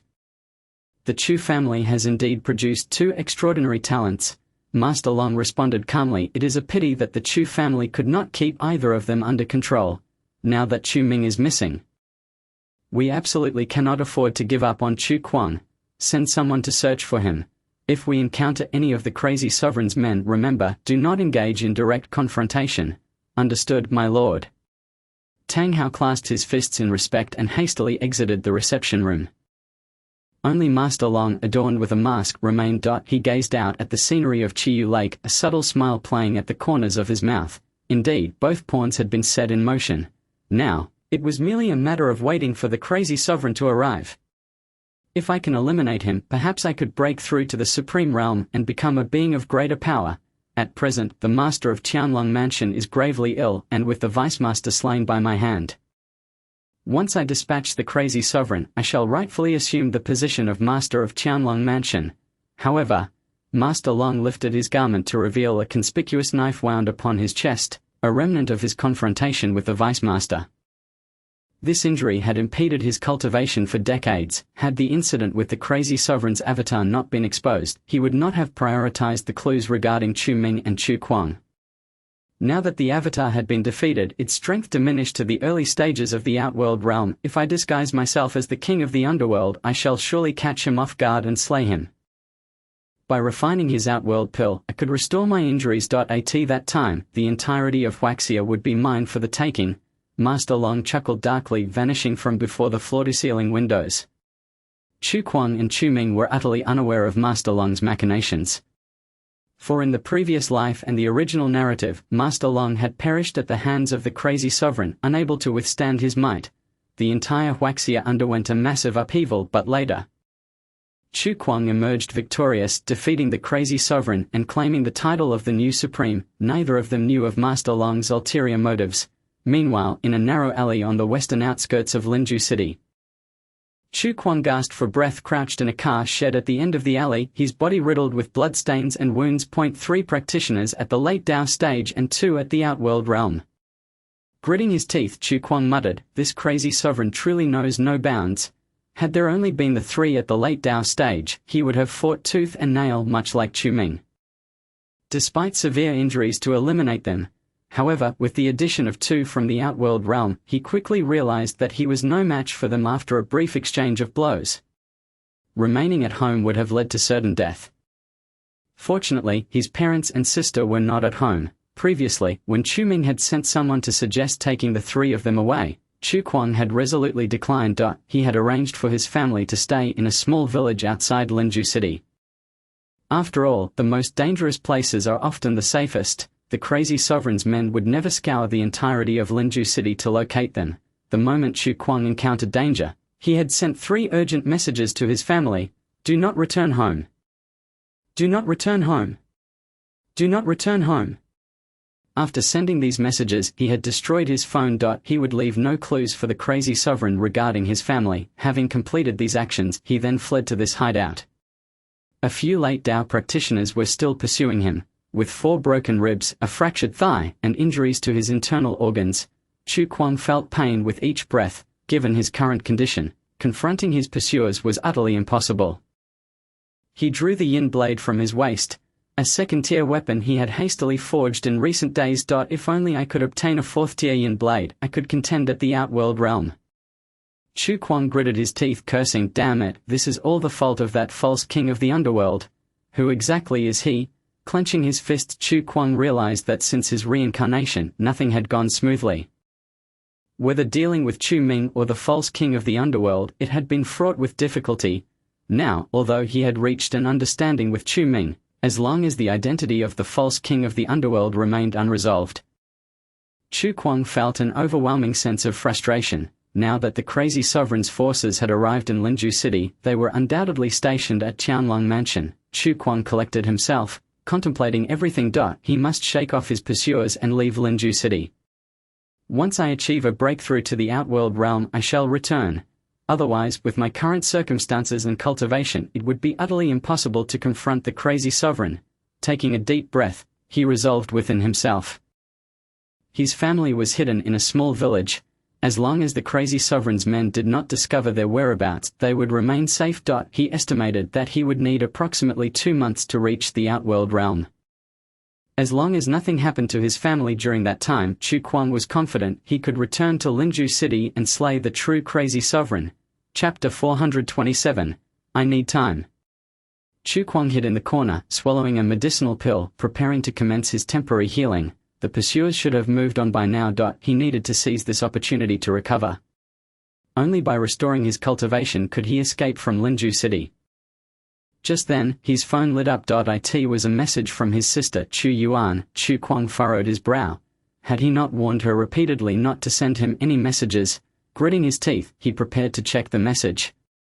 It was a video. In the video, Chu Pinghai and the others were bound and seated in chairs. The camera then shifted to reveal a young man exuding malevolence. A glint of murderous intent flickered in Chu Kuang's eyes. He recognized this youth, the crazy sovereign, and indeed it was the true one. Chu Kuang, I know you are watching this video, the crazy sovereign sneered. If you wish to avoid any misfortune befalling your family, be at Chiyu Lake by noon tomorrow. If you fail to appear, these three will be sacrificed to the king of the underworld. Ha ha ha. After delivering these words, the crazy sovereign abruptly cut off the feed. Fury coursed through Chu Kuang, his body trembling. He had never anticipated that the crazy sovereign would locate his family despite having hidden them in such a place.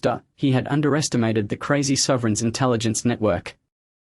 Had he known this would occur, he would have entrusted his family to Chu Ming, allowing him to send them back to the capital, where they would be far safer. After all, the capital was Master Long's territory. No matter how far the crazy sovereign's reach extended, he could not infiltrate there. Damn it. Chu Kuang clenched his fists. He scrolled through his phone and noticed a number in the corner without any notes. It was Chu Ming's contact information. With resolve, he dialed Chu Ming's number. Sorry, the number you have dialed is currently unavailable. Chu Kuang, not easily deterred, tried calling repeatedly, but to no avail. What on earth is Chu Ming doing? A fierce glare filled Chu Kuang's eyes. Indeed, it seems I must rely solely on myself. He steadied his thoughts, beginning to devise a strategy. There was no other way. I must gather materials and urgently forge a third-tier yin blade. Then, I will use medicinal pills to restore my cultivation. Chu Kuang inhaled deeply. Otherwise, in tomorrow's confrontation at Chiyu Lake, I would stand no chance of victory. This was the only plan he could conceive, with Chu Ming missing and his family in peril. If he did not take a gamble, he would have no hope of winning. Chu Kuang struggled to rise, a glimmer of determination flashing in his eyes. The situation was far worse than he had imagined. On the other side, numerous hidden experts in Linju City had taken note of the large-scale movements from both the crazy sovereign and Master Long, even witnessing instances of conflict. The Western Region King and Southern Jiyu King had received the news as well. However, they chose not to intervene, for neither the crazy sovereign nor Master Long had yet determined a victor. Should the crazy sovereign begin to falter, they would lend their support to Master Longitude. In doing so, they could gain a favor from Master Long, ensuring that they would not incur any losses. The reverse held true as well. Neither of the two supreme beings wished to take a definitive stance. They merely sought to eliminate a rival. The atmosphere in Linju City was exceedingly oppressive. Besides the four supreme beings, a multitude of rogue cultivators had gathered, although they were all present in Linju City. Each faction maintained restraint, with only the forces of Long and the crazy sovereign clashing fiercely. As dusk descended, heavy black clouds loomed above like a great pot lid, enveloping the entirety of Linju City. Within the confines of the pot lid, various factions continued their fierce struggles, oblivious to whether they would soon become another's meal. The center of this tempest was Chu Ming, who now sought refuge in a secret underground chamber beneath Chiyu Lake. Recuperating from his grievous injuries, his wounds were so severe that even days of rest had not brought him complete recovery. Suddenly, he opened his eyes, regaining only 60% of his strength. Chu Ming sighed. With such power, victory against Guangzhou was utterly unattainable. Even if Guangzhou had weakened due to the fall of his doppelganger, the outcome would remain unchanged. What was happening outside? Chu Ming took out his phone and glanced at the messages that had popped up on the screen. There were messages from Yulong, Tang Lin, and Tang Hao, even news from the Chu family, yet, curiously, there was nothing from Chu Kuang. However, it was not surprising. Chu Kuang had never been one to initiate contact. Upon opening his contacts, Chu Ming discovered that Chu Kuang had called him several times earlier, but he had been too preoccupied with his recuperation to answer. Was something amiss with Chu Kuang? Frowning, Chu Ming pondered. If that were the case, it would indeed be troublesome. Chu Pinghai was his fourth uncle, and he harbored no desire for any harm to befall the Chu Pinghai family. Just as he was about to respond to Tang Hao, a new message arrived from him. Chu kid, if you see this, do not emerge. Tomorrow a great battle will unfold at Chiyu Lake, one you cannot partake in. Stay hidden. The sudden message from Tang Hao halted Chu Ming's intent to reply. A great battle at Chiyu Lake tomorrow. He was taken aback. Could it be related to Chu Kuang? No, that was impossible. If it were solely about Chu Kuang, old Tang would not have issued such a warning. There was only one possibility. Chu Ming narrowed his eyes and murmured to himself, Longzun. Is Longzun going to fight on my behalf due to my disappearance? This seemed the most plausible scenario. Otherwise, old Tang alone could not contend with the forces of Quanzun. Chu Ming fell silent, deep in thought. All the plans began to interweave in his mind. His survival as the grand antagonist relied entirely on meticulous strategy. Thus Chiyu Lake had been designated as the battlefield. Chu Ming opened his eyes. Yet I recall from the original narrative that Longzun was slain by Quanzun. If that formation has already come under Quanzun's command. Chu Ming knew what he must do next. He refrained from replying to Tang Hao and instead opened the chat with Chu Quan. The situation has changed. Tomorrow Longzun will substitute for Mingwang in battle against Quanzun. If that formation manifests, Longzun is doomed. I have been attacked and am currently in peril. I require time. After considerable deliberation, he sent the message. With Chu Quan's capabilities, he would undoubtedly withstand Quanzun's assault. Chu Ming believed that Chu Quan had certainly managed to escape. This message served as a crucial reminder of what needed to be done. If they could buy enough time, they might safeguard Chiyu Lake. They could protect Longzun. After dispatching the message, Chu Ming returned his black phone to his pocket, swallowed a medicinal pill and continued his recuperation. Just as the message indicated, he needed time. Only by regaining his full strength could he hope to confront Quanzun. Chapter 428. The Battle of Chiyu Lake, Part 1. The day had finally arrived. The sky over Linju City grew increasingly dim, with fierce winds howling as if heralding the imminent clash of life and death. In this vicinity, few dared to tread. Days prior, the four supreme beings had coordinated to seal off all enterprises around Chiyu Lake, transforming it into a forbidden zone. The faction of Longzun had long been prepared, laying a web of traps within Chiyu Lake awaiting Quanzun's arrival. 18 noon, dark clouds churned ominously. All eyes turned skyward. The clouds parted to reveal numerous figures riding the winds. They had arrived. Tang Hao's gaze was cold. His eyes filled with intensity. Although he was prepared, the arrival of one of the four supreme beings instilled a sense of anxiety even in someone of his exalted state. Indeed, prior to Quanzun's arrival, that scoundrel Chu Ming had not shown himself. Tang Hao thought to himself, if he could slay Quanzun here, then Chu Ming's peril would naturally dissipate. This battle would determine the fate of all Linju City, as well as the enmity between the supreme beings. Numerous powerful figures descended upon the square of Chiyu Lake, hundreds of those at the Dao realm and dozens at the Outworld realm. Among them was a young man clad in purple robes, exuding a sinister aura. Quanzun. Ha ha ha, it seems Mingwang has made adequate preparations. A booming laugh echoed throughout Chiyu Lake. The expressions of all present shifted. The oppressive force contained within that voice was palpable. Standing at the center, the masked Longzun narrowed his eyes, a flicker of murderous intent flashing within their depths. Tang Hao. He spoke in a calm tone. Tang Hao nodded and immediately soared into the air. Honorable Quanzun, we apologize for the lack of proper greeting upon your arrival at Chiyu Lake, Outworld realm. Quanzun squinted. It appeared to be an external aid sent by Longzun. He had not anticipated that Longzun would send so many experts here to meet their demise. What of Longzun himself? Longzun, may you be well. There is no need for concern on your part. Honorable Quanzun. Tang Hao spoke in a low voice. But what brings you to our Chiyu Lake? Ha ha ha, what a question. Quanzun's gaze turned icy. Since I am here, I have but one objective. The entire assembly at Chiyu Lake fell silent, their eyes fixed upon Quanzun. The atmosphere grew oppressively heavy. Quanzun swept his gaze across the crowd and coldly declared, "To kill." Tang Hao's eyes blazed with intensity and yielding. Then let us see if you possess the capability. Honorable Quanzun. Since I am here, I shall not depart empty-handed. Quanzun waved his hand dismissively. Yanfeng, eliminate this person. Yes.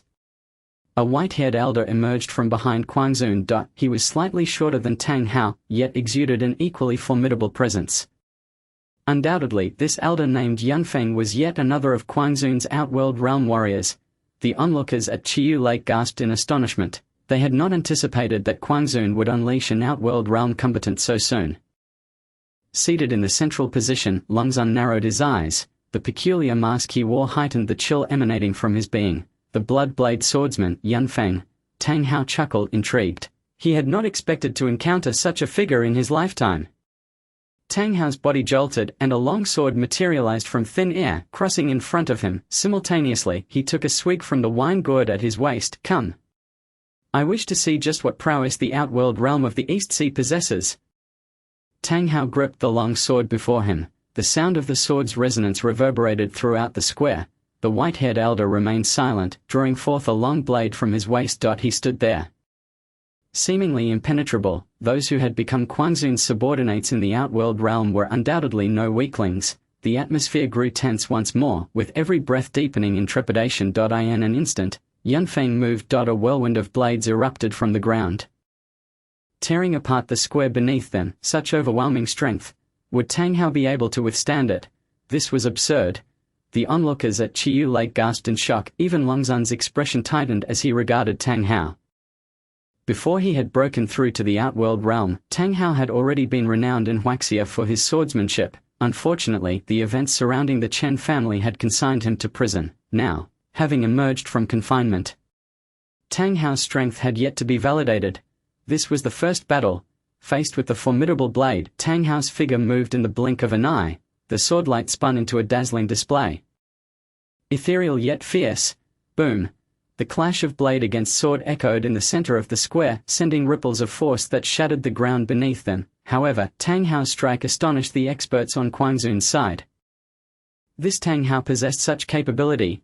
Having spent years in the confines of the Chen family prison, he had evidently not been idle. Elder Yun, if you wish to slay him, it may prove challenging. A wave of reverence surged among the Dao realm warriors. In this confrontation between the outworld realm, both Tang Hao and Yunfeng commanded respect. Yet, just as the smoke began to rise, Tang Hao thrust his sword forward. The ethereal swordlight sliced through the mist, reaching Yunfeng in an instant. Clang! The weapons emitted a crisp sound. A tempest stronger than before erupted from their point of contact, sweeping in all directions. Every breath was stifled. Some felt the pressure of this force, causing their blood to surge within them. Even Quan Zun and Longzun furrowed their brows. With their keen eyes, they could discern that in the previous exchanges, Tang Hao had gained the upper hand. The wine sword immortal lived up to his name.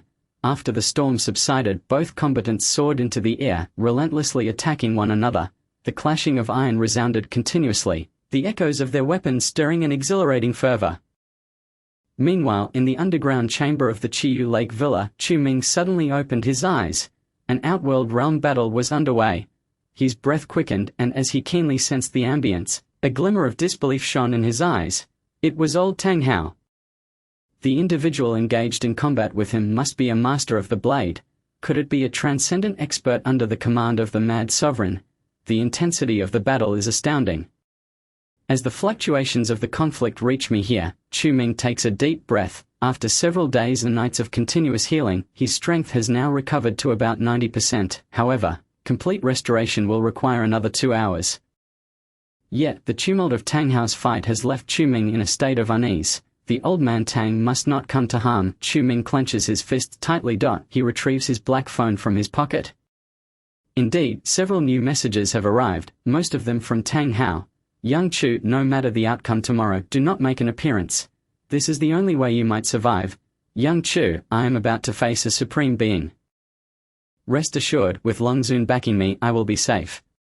Young Chu, after this battle concludes, you must treat me to a drink, ha ha ha. Chapter 429. The Battle of Chiyu Lake. Part 2. Old Tang. Chu Ming tightens his fists. At this moment, he is devoid of any options, forced to remain here and sense the battle waves between Tang Hao and the other formidable combatants. His strength is not yet restored, and the fourth tier of the Ming Dao has yet to be forged successfully, leaving him with no choice but to face certain death if he steps outside. The chasm between the transcendent realm and the entry realm is starkly evident. Even someone as reckless as Chu Quan would not charge in head first. The battle waves continue to surge. Chu Ming can distinctly feel Tang Hao straining in combat, and his opponent is no weakling.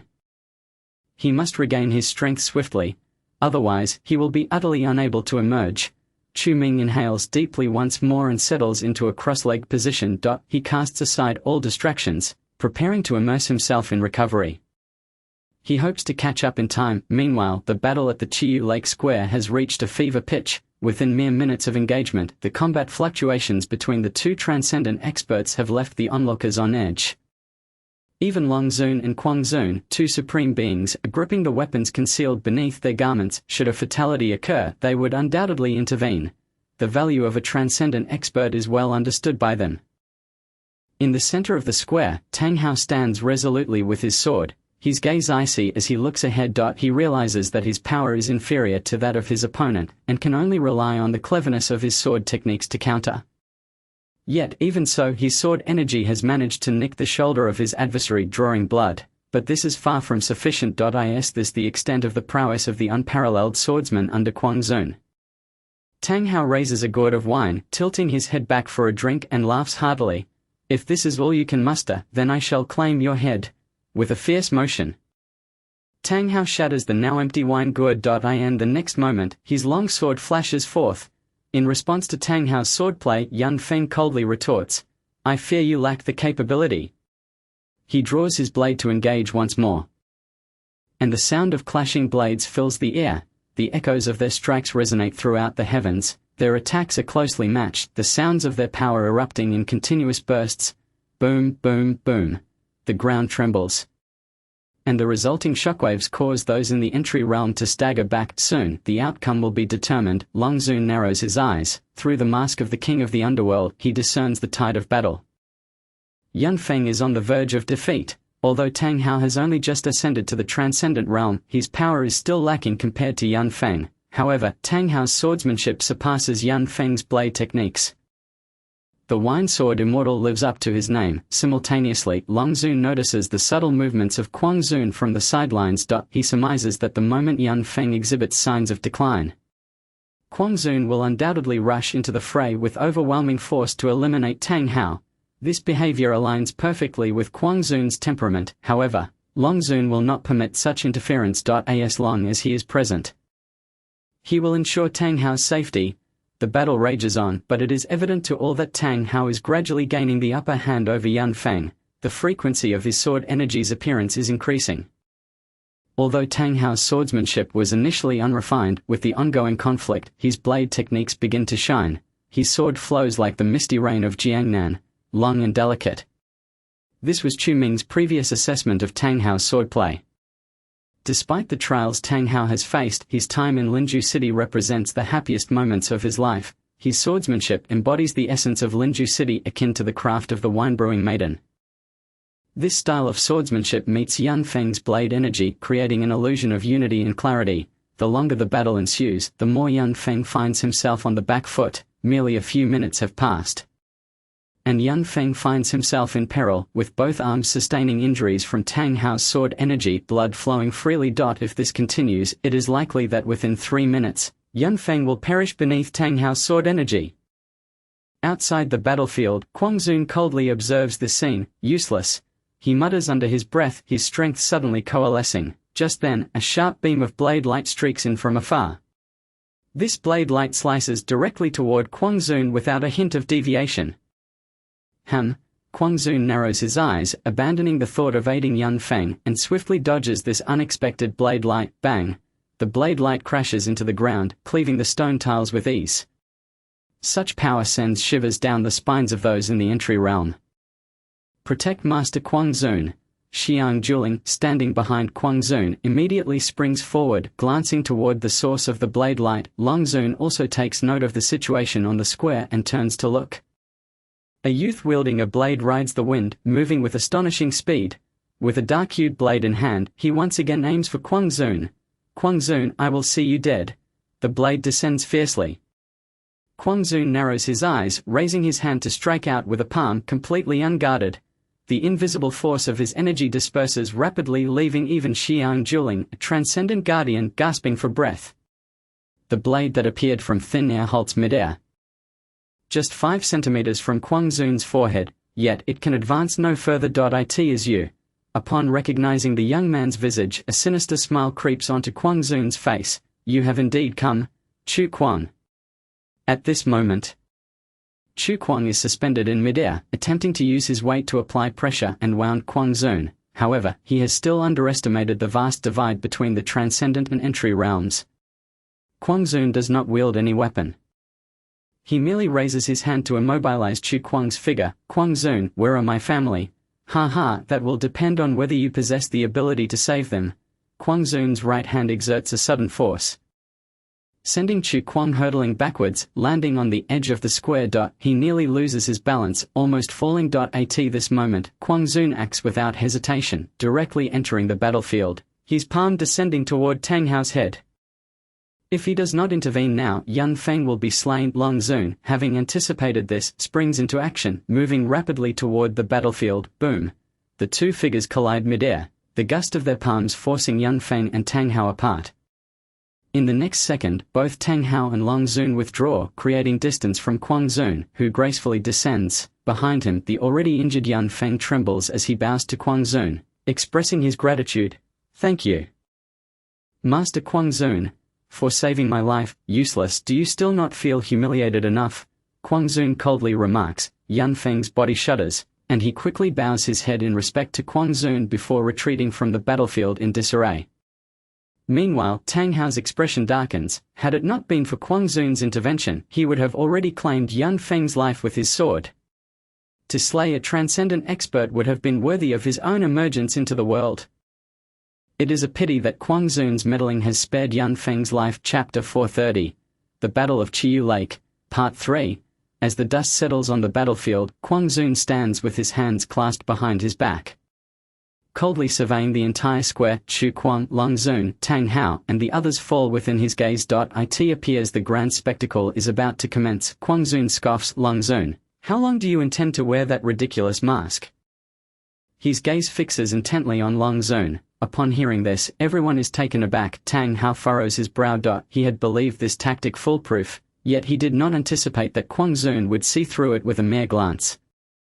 The others are astonished because the true identity of the king of the underworld is, in fact, Long Zun. No wonder this king of the underworld is so formidable. Even Chu Kwang furrows his brow, sensing something amiss, yet unable to articulate it. In this moment, whether in suspicion or shock, all eyes are drawn to Long Zun. Long Zun remains silent. He places his hand on his mask. My lord.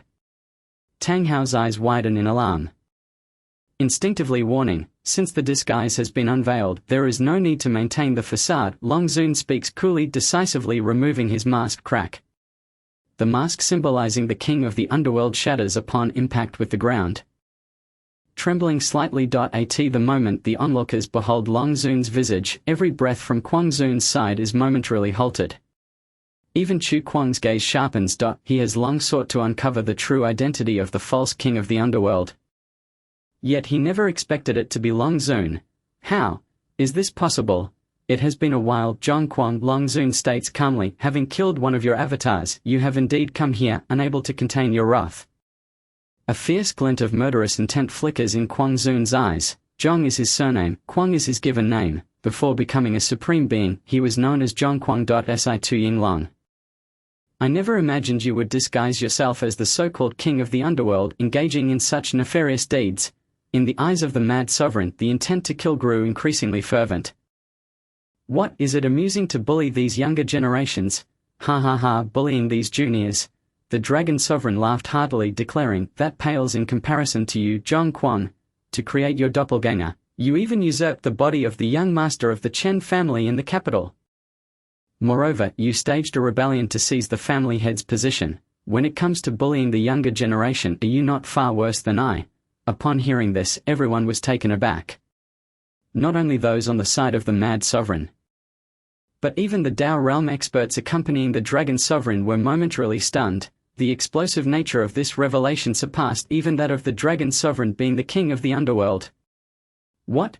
The mad sovereign usurped the Chen family's young master? This was a scandal of monumental proportions. If the Chen family were to learn of this, would they not seek vengeance against the mad sovereign?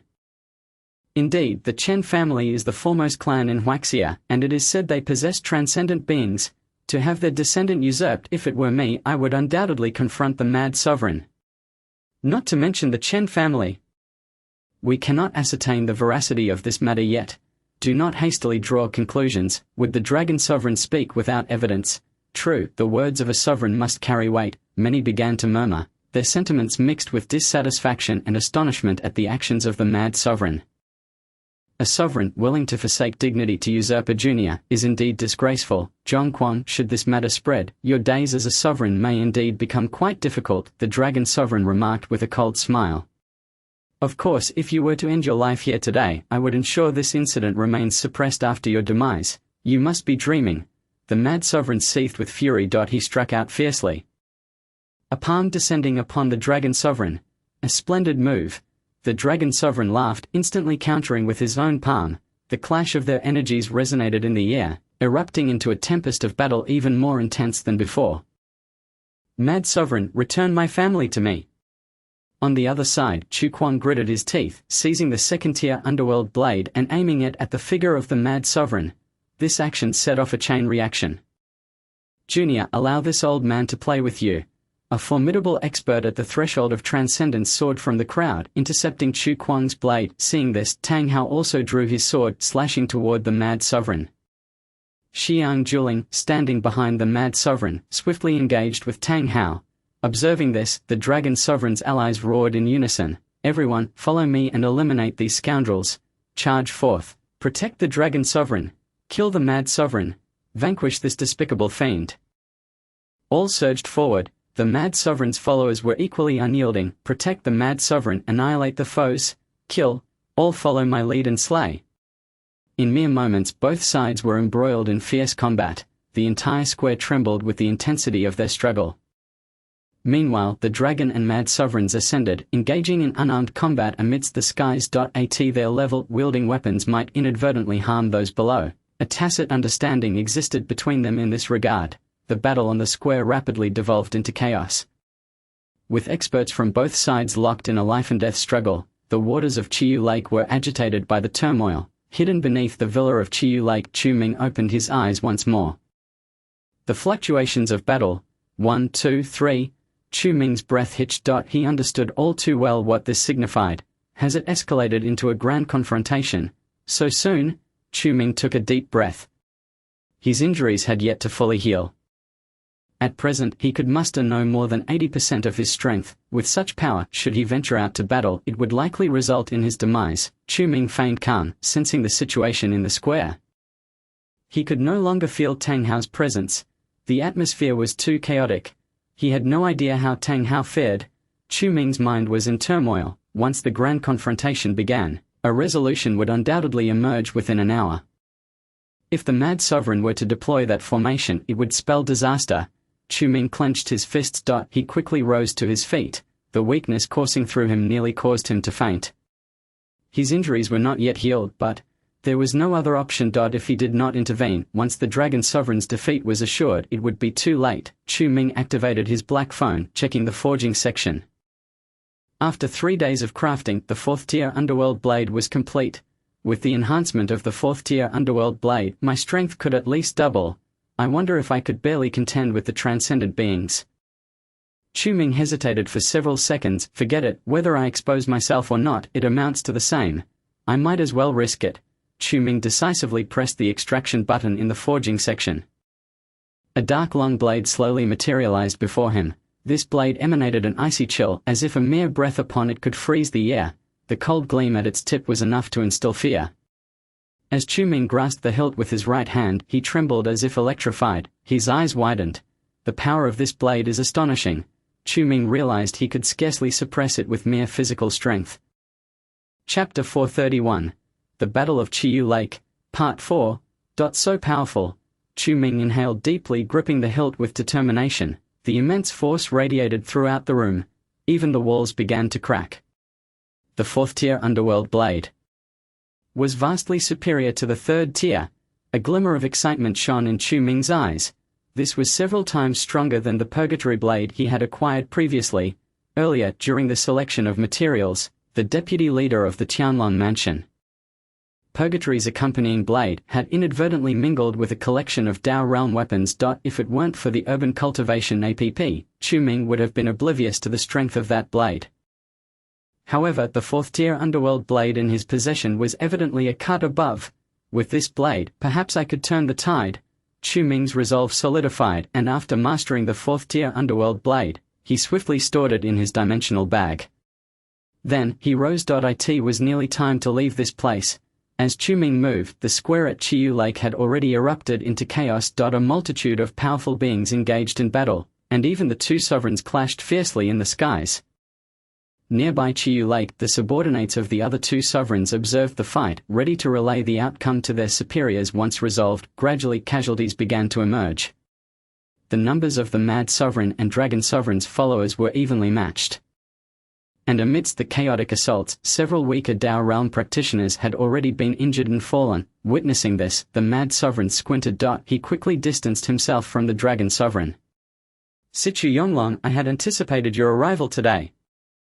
The Mad Sovereign soared into the sky, his laughter echoing below. To deal with you, I have spent over a decade preparing something, and today you shall witness its might.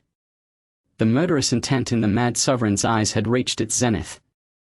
He had no desire to prolong the confrontation with the Dragon Sovereign any longer. Today, he intended to slay the Dragon Sovereign and sweep away Chiyu Lake. Just then, on the ground, Chu Kuang witnessed the Mad Sovereign's movements. He suddenly recalled the brief message Chu-Ming had sent earlier. If that formation appears, the Dragon Sovereign is doomed. This statement conveyed everything. Chu-Ming knew the Mad Sovereign possessed a terrifying formation to deal with the Dragon Sovereign. Should it be unleashed, the Dragon Sovereign would inevitably perish. This was the fundamental reason the Dragon Sovereign had been slain by the Mad Sovereign in his previous life. As a reincarnator, Chu Kuang understood this all too well. The formation must not be allowed to materialize.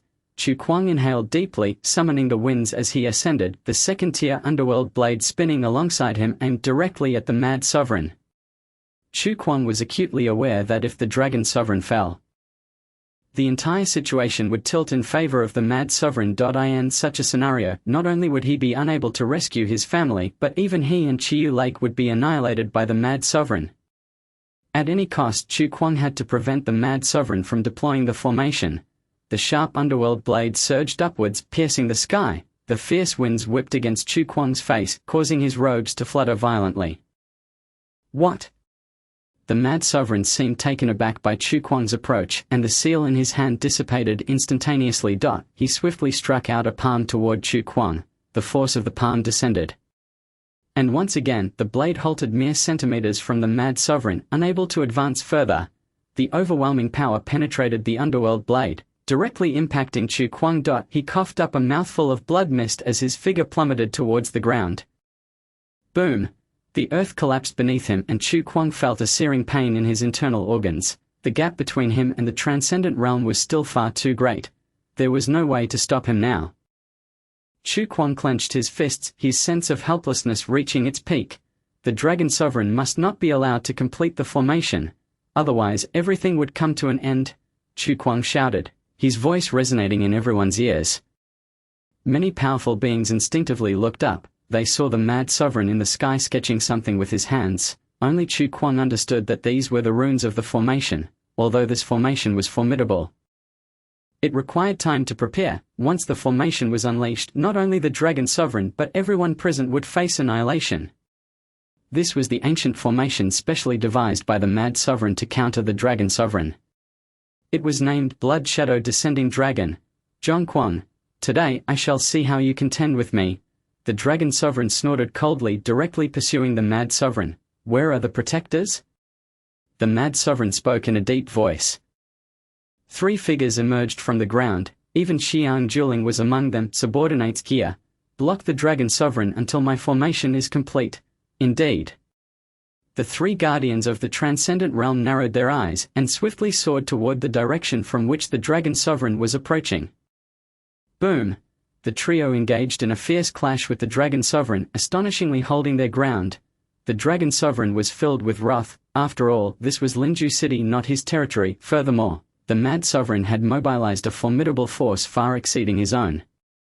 Even with the withdrawal of these 3, the battle in the plaza remained unfavorable, yet it had not collapsed entirely. If the Dragon Sovereign were to be delayed, there would be no one to thwart the Mad Sovereign's array. The earlier, haunting voice of Chu Kuang had instilled a sense of unease in the Dragon Sovereign. He must thwart the Mad Sovereign's plans at all costs. Clear the way. The Dragon Sovereign's spiritual energy surged violently. Unleashing the power of the Supreme Realm, he was prepared to take decisive action. The three transcendent guardians braced themselves for the impending confrontation. In battles among the strong, victory often hinges on a fleeting moment. The mad sovereign has decreed. Stop him. Even if it costs our lives, we must impede him. Charge. The three guardians propelled themselves forward with great haste. In that instant, the battle erupted once more. On the ground, Chu Kuang took a deep breath, swallowing a low-grade pill he had concocted, gritting his teeth as he ascended once again. Mad Sovereign, if you wish to lay your array, you must first eliminate me. Chu Kuang had descended into a frenzied state. Even if he could not defeat the Mad Sovereign, he would not allow him to succeed. Just based on you. The Mad Sovereign sneered coldly, simultaneously arranging his formation while unleashing a powerful strike toward the advancing Chu Kuang.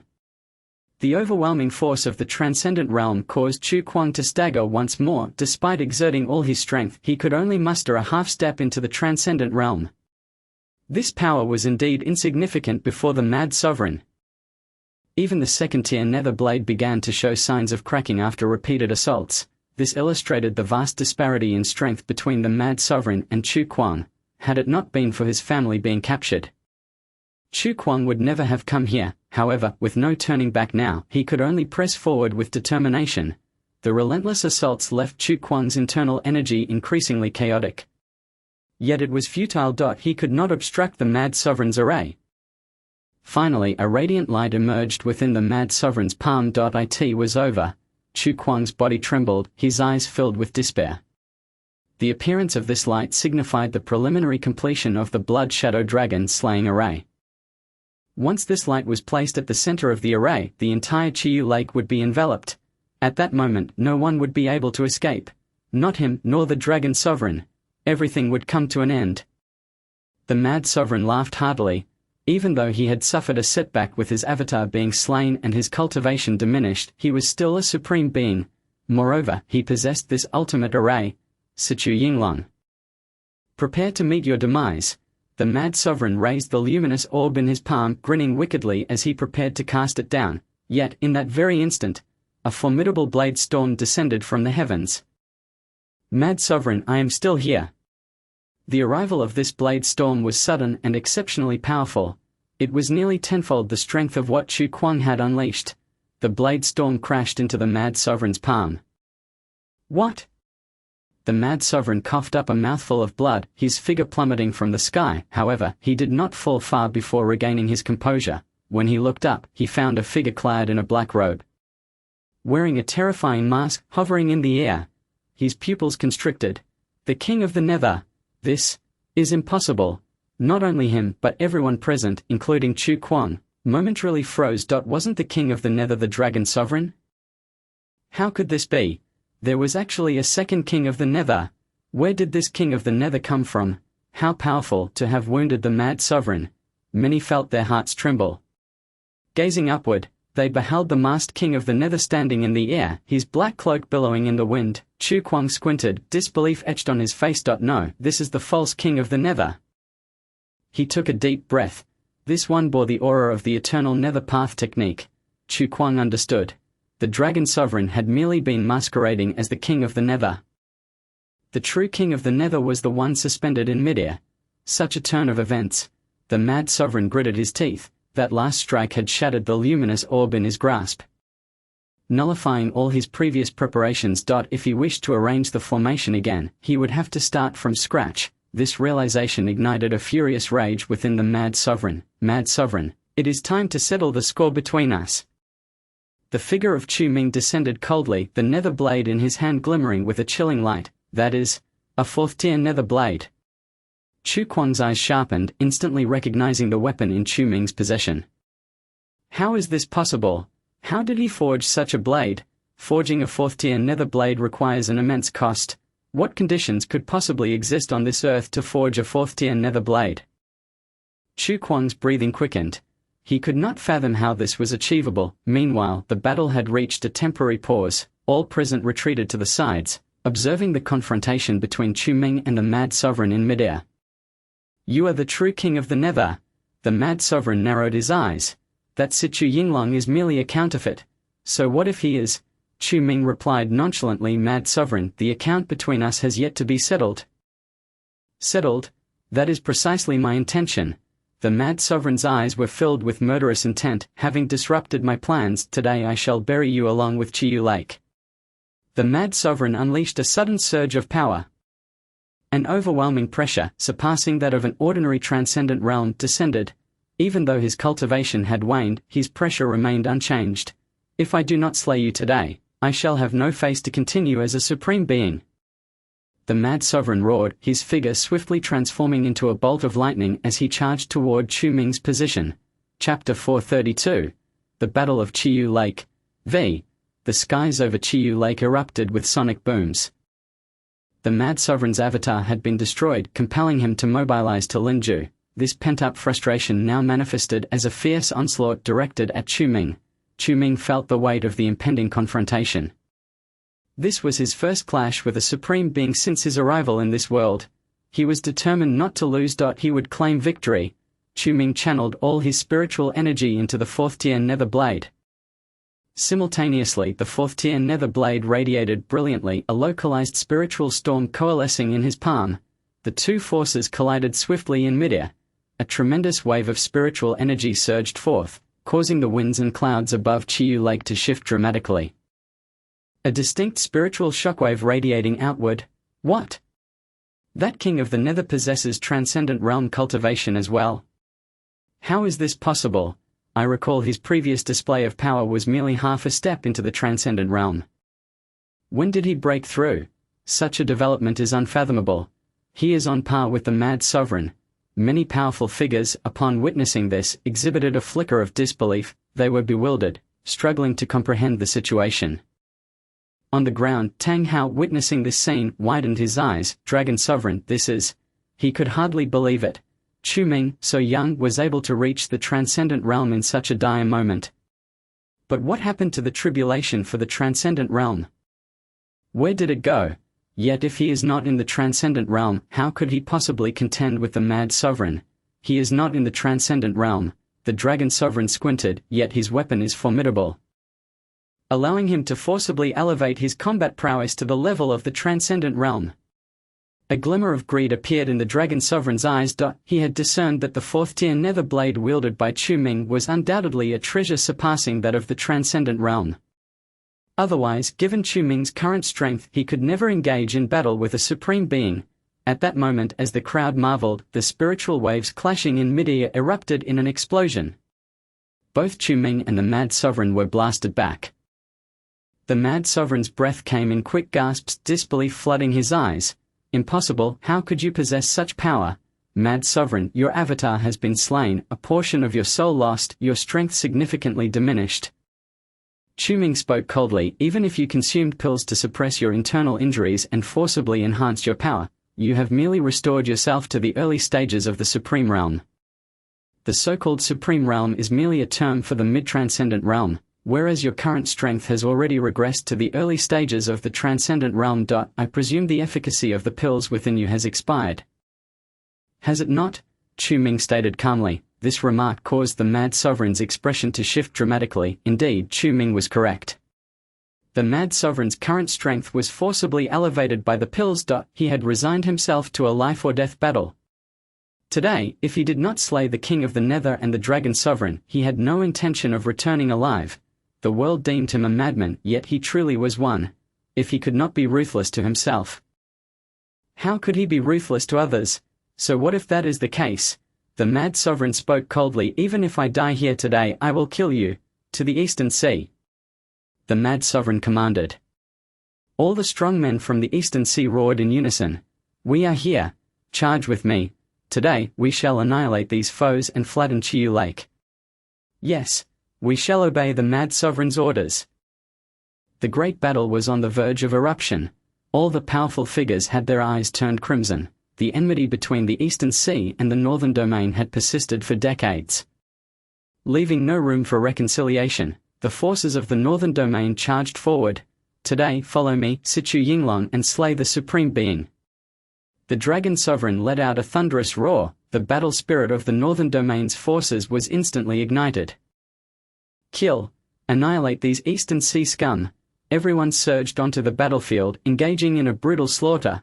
In an instant, the entire Chiyu Lake trembled violently, the waters quaking incessantly due to the explosive fluctuations of spiritual power. A fierce wind swept past, and at that moment Chu Ming, standing midair, squinted as he gazed towards the distant figure of the Mad Sovereign. Naturally, the Mad Sovereign was fixated on Chu Ming as well. To him, the death of Chu Ming was even more significant than that of the Dragon Sovereign. He was determined to eliminate Chu Ming before turning his wrath upon the Dragon Sovereign. "You shall undoubtedly perish today." The Mad Sovereign retrieved a pill from his bosom and swiftly consumed it. Subsequently, his aura erupted once more. Chu Ming's expression shifted dramatically as he sensed the Mad Sovereign's cultivation level escalating rapidly.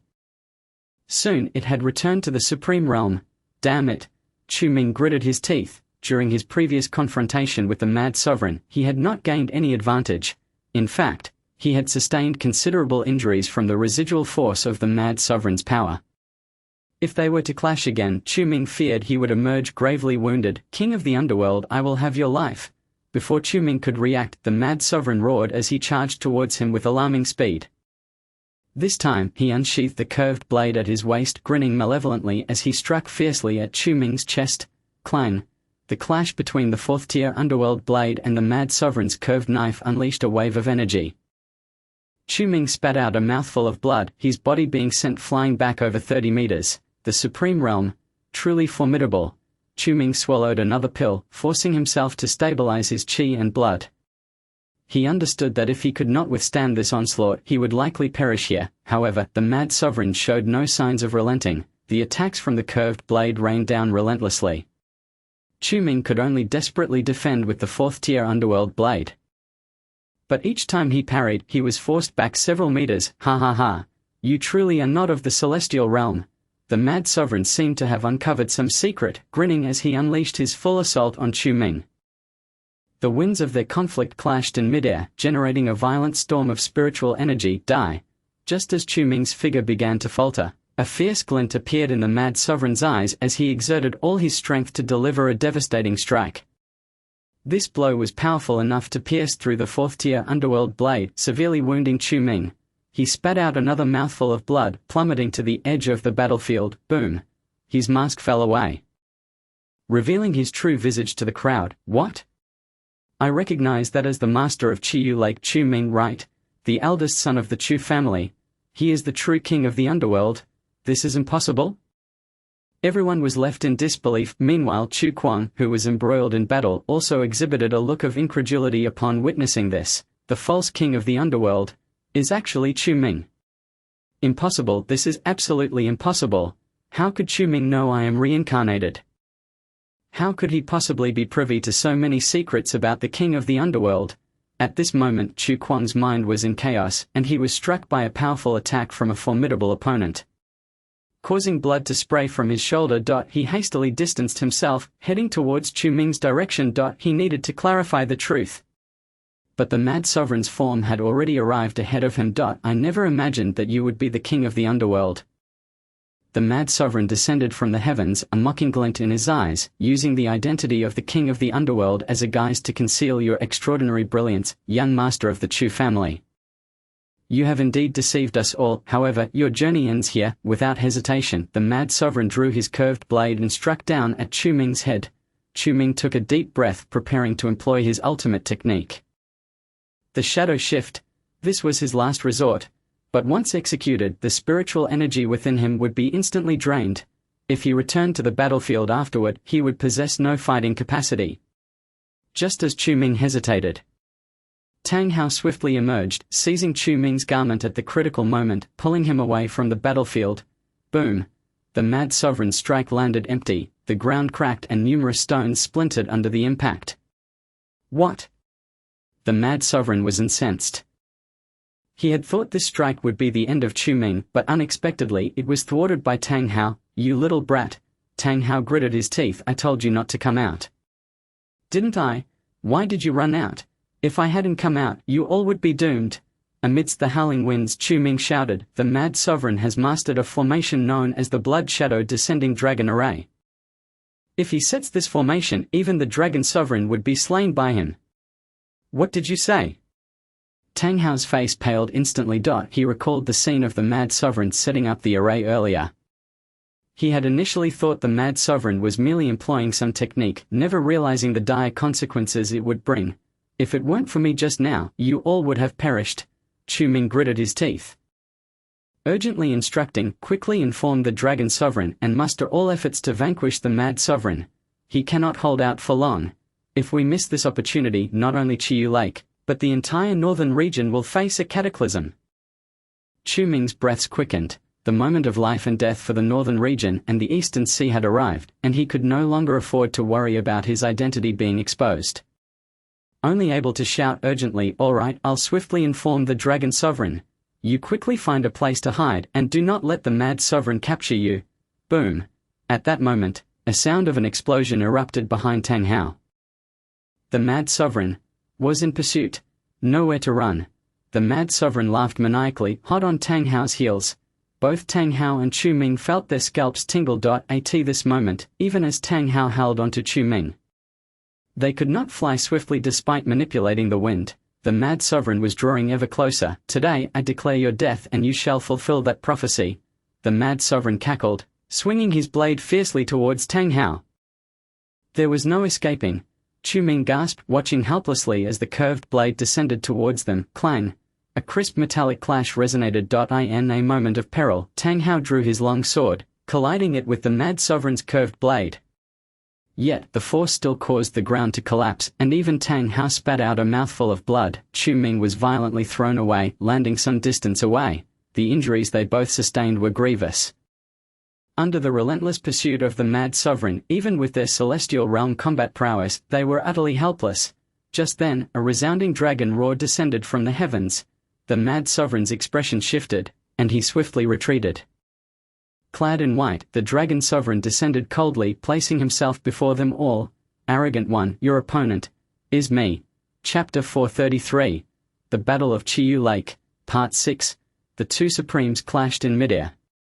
The flashes of blades and swords erupted, their tremendous power causing ripples throughout the battlefield. Numerous cultivators in the Dao realm quickly retreated. Even those in the celestial realm changed countenance, compelled to withdraw. At this moment, nearly all eyes were fixated on the clash between the two Supremes.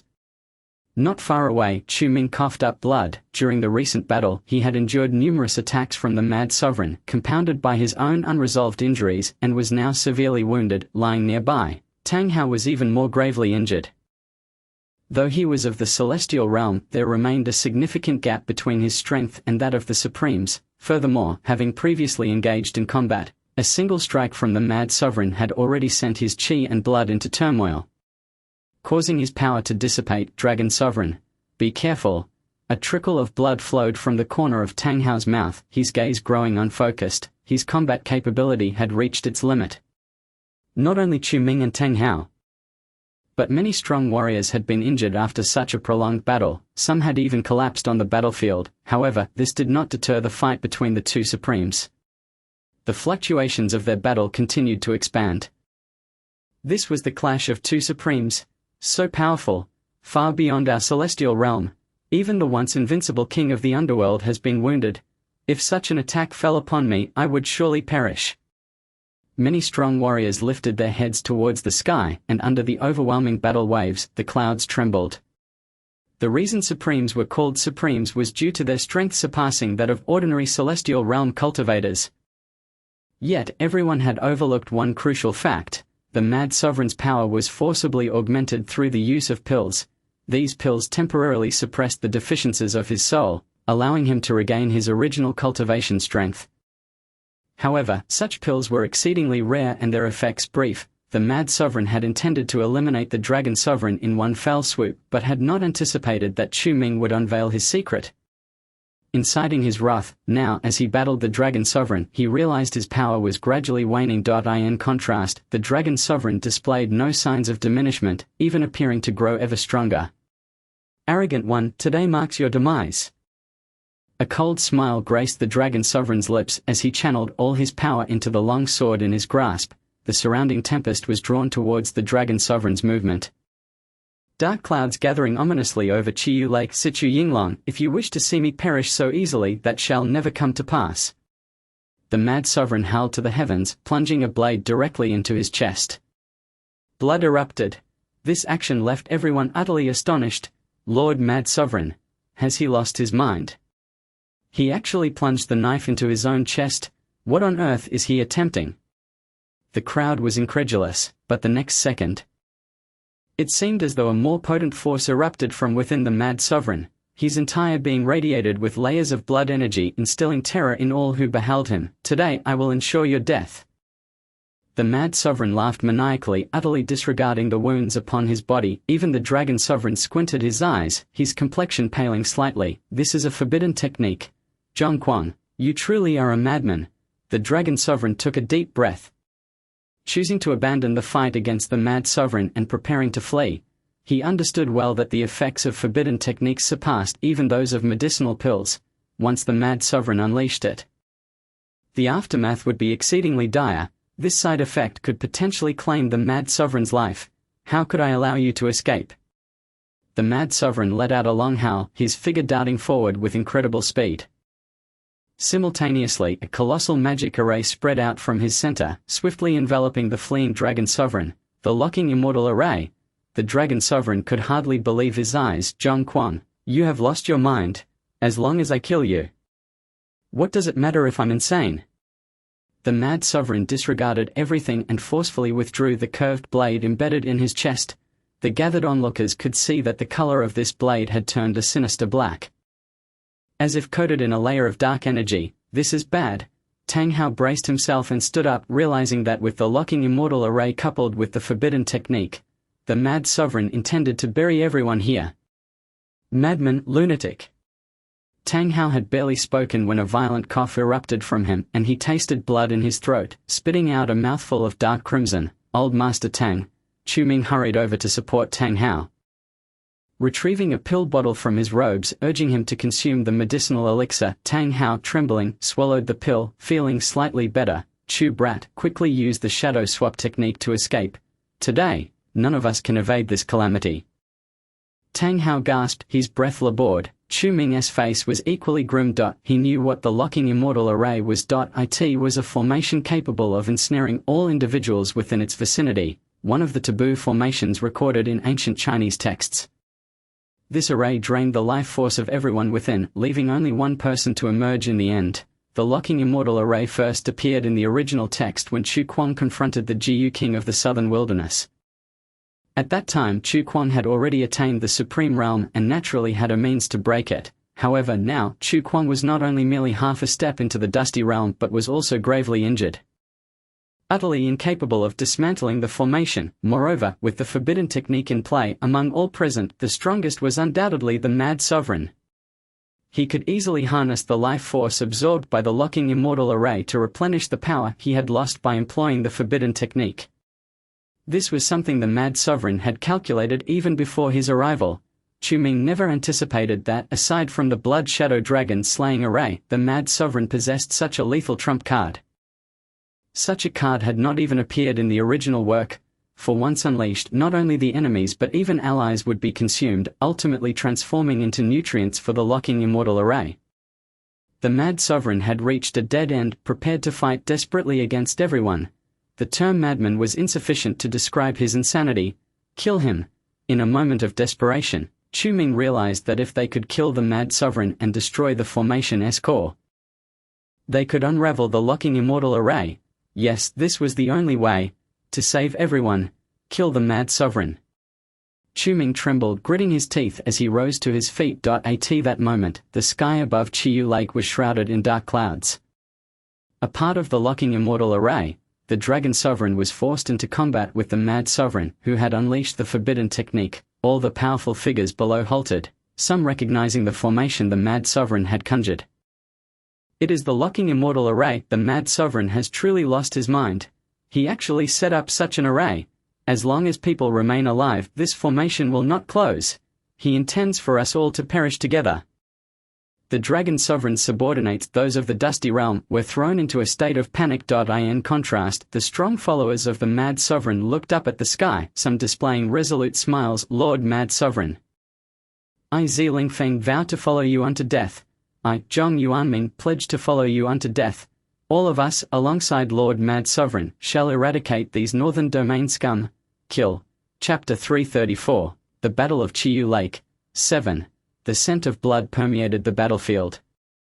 Everyone's consciousness seemed to spiral into madness alongside the Mad Sovereign's frenzy. This could no longer be termed a battlefield. It had become a meat grinder of blood. Even the powerful subordinates of the two supreme beings from the southern wilderness and the western regions were horrified at the sight. One could foresee that this battle would bring about a monumental shift in the entire situation in China. Chu Ming breathed heavily, feeling an overwhelming weight upon his body. Just then, his black mobile phone in his pocket vibrated unexpectedly. He took it out to find an urgent communication from Lu Ming. This Lu Ming was a judge from the underworld who had sought to locate the whereabouts of the underworld king before disappearing. Chu Ming never imagined that at such a critical moment Lu Ming would contact him. Lord Underworld King, I have urgent news to report. Upon answering the call, Lu Ming spoke urgently. I investigated the underworld gate and discovered that it is rather peculiar. It does not lead to a real world. What do you mean? Chu Ming frowned. In other words, this place is very likely just an illusory world, constructed by someone. Lu Ming quickly elaborated, and only you could achieve such a feat. Lord Underworld King, Lu Ming, what nonsense are you spouting? Chu Ming gritted his teeth. I am currently trapped in the locking immortal array. Don't waste time with this. What? You are trapped in the locking immortal array? On the other end of the line, Lu Ming was taken aback, quickly responding. Lord Underworld King, this world should have been personally constructed by you, but during the construction process, the two opposing forces within you clashed and separated. The so-called locking immortal array is merely a part of this world. If you can control this world, you can reverse the locking immortal array. What I am about to say next is the core of the core. You must remember, only by firmly believing you are right will this world exist because of you. Also, the primordial book of life and death should still be with you. It is the key to the power of this world. As long as the primordial book of life and death endures, there will always be a chance for redemption. Including your other self, even if it dies, it can be resurrected. At this point, Lu Ming's voice became intermittent. Lu Ming, where are you? Why does the sound?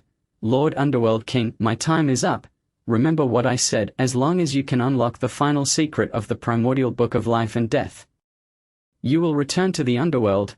The call from Lu Ming abruptly ended. Chu Ming's expression darkened, but more than that, he felt bewildered. What was this about the primordial book of life and death enduring? What did it mean that this world was constructed by him? He did not comprehend. Just then, a sudden gust of wind erupted from the battlefield ahead. Tang Hao lunged at him. Chu brat! Watch out! The two rolled clumsily to the edge and Chu Ming was shaken by the tempest, his mind quaking, yet he forced himself to suppress the pain coursing through his body and stood up. His mask had long been shattered in previous battles, and even his black robe was tattered. Nevertheless, his gaze remained unwaveringly resolute. He gripped the fourth-tier underworld blade tightly. Chu brat, what are you planning to do? At this sight, Tang Hao's eyes filled with astonishment. Are you insane? You still want to fight? Old Master Tang, if we do not fight, we shall all perish. Chu Ming's voice was hoarse. Today's predicament is due to my poor planning. I did not anticipate the Mad Sovereign's methods. To dismantle the array, we must kill the Mad Sovereign. Kill him and you all can survive. Tang Hao gasped, but your injuries, it doesn't matter.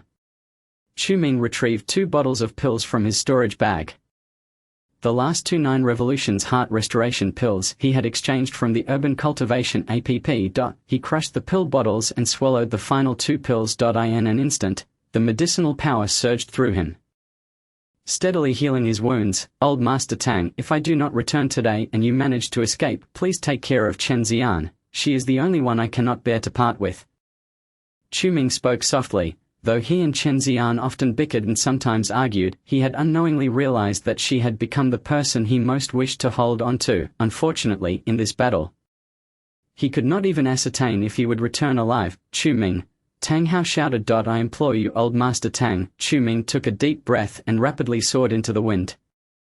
The light of the 4th-tier underworld blade shone brilliantly across the sky once more. The Mad Sovereign, engaged in battle with the Dragon Sovereign in the air, suddenly sensed an extraordinarily sharp aura. He turned abruptly, discovering a figure moving at incredible speed charging towards him. What? The Mad Sovereign furrowed his brow. He had not expected anyone to dare confront him at such a critical juncture, yet this attack was swift as lightning, striking directly before the Mad Sovereign. "It's you." The Mad Sovereign narrowed his eyes, murderous intent igniting within. He had not anticipated that Chu Ming, reduced to such a state, would still dare to join the fray. "Mad Sovereign, I will have your life." Chu Ming let out a furious roar, gathering all his strength for a single, devastating strike that fell suddenly. The Mad Sovereign took a deep breath, swiftly wielding his curved blade in an attempt to block Chu Ming's lethal blow. However, he was inevitably a beat too slow. A fierce tempest erupted, sending even the figure of the Dragon Sovereign soaring through the air. The force of the impact rippled outward in waves. "Chu Ming, you cannot defeat me." The Mad Sovereign laughed maniacally, but in the next instant, his mirth was abruptly silenced. Behind him, a blue flame blazed ominously. Strangely, this blue flame was chillingly cold, instantly freezing many of his meridians. Feeling the energy within him rebel, the Mad Sovereign coughed up a mouthful of blood. He realized that Chu Ming did not intend to engage him with blades. He was executing a sneak attack. Boom! Struck by Chu Ming's most powerful blow, the Mad Sovereign's form crashed to the ground, creating a massive crater in the center of the battlefield. This moment sparked a glimmer of hope in the eyes of all the powerful figures from the northern region. "Everyone charge! If we do not slay the Mad Sovereign today, we shall surely perish." The morale of the northern region surged, and the warriors fought fiercely, their battle cries echoing across the field. Even the severely injured Chu Kwang gritted his teeth and rose, his gaze fixed resolutely on the Mad Sovereign. At that moment, even knowing that Chu Ming was a false king of Hades, he no longer cared. He was determined to kill the Mad Sovereign and rescue his family. The power of the locking immortal formation continued to strengthen, and everyone's eyes turned bloodshot. Chapter 435. The Battle of Chiyu Lake. 8. The sounds of combat echoed incessantly, and it seemed that Chu Ming had reached his limits. Reluctantly, he descended from the air, crashing onto the battlefield. Though his previous strike appeared ferocious, the backlash had left his arms drenched in blood. Gasping for breath, he gazed intently at the pit. He was acutely aware that his recent blow was far from sufficient to kill the Mad Sovereign. Sure enough, the Mad Sovereign soared from the crater in an instant. Chu Ming. His eyes were wild with fury as he disregarded everything, unleashing a flurry of punches upon Chu Ming's face. The power of a supreme-level fighter was utterly beyond Chu Ming's capacity to withstand. Even his fourth-tier Hellblade slipped from his grasp, flying out of the locking immortal formation. Chu Ming was utterly exhausted. Yet the Mad Sovereign's fists fell upon him like a torrential rain. "Chu brat!" Tang Hao clenched his fists, desperate to rush forward to save him, but his injuries forced him to collapse to the ground. He too had reached his limit. Not only could he not save anyone, but if he were dragged into the fray, he might perish here. At this moment, the locking immortal formation finally began its first round of energy absorption.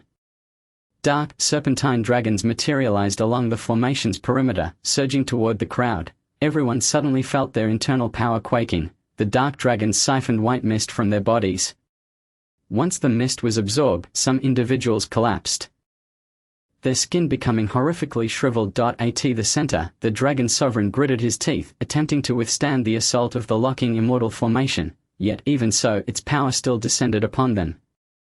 The Mad Sovereign was not spared.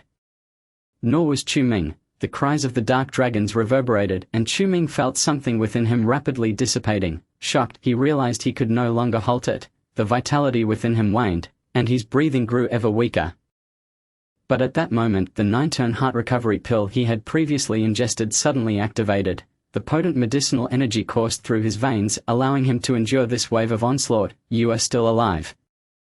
The Mad Sovereign, having forcibly withstood the might of the locking immortal formation, fixed a fierce gaze upon Chu Ming. He was astonished to see Chu Ming struggling to rise from the ground. This boy's vitality was astonishingly robust. "Have not yet killed you." Blood trickled from the corner of Chu Ming's mouth as he gasped for breath. "How could I perish?" With a tremor of his right hand, Chu Ming drew forth a long blade from his storage pouch, the Heavenly Dragon Inferno Blade. Having lost the 4th-tier Hellblade outside the formation, he could now only rely on this blade to fight the Mad Sovereign with all his might. Yet, the moment he brandished this blade, both the Dragon and Mad Sovereigns were momentarily stunned.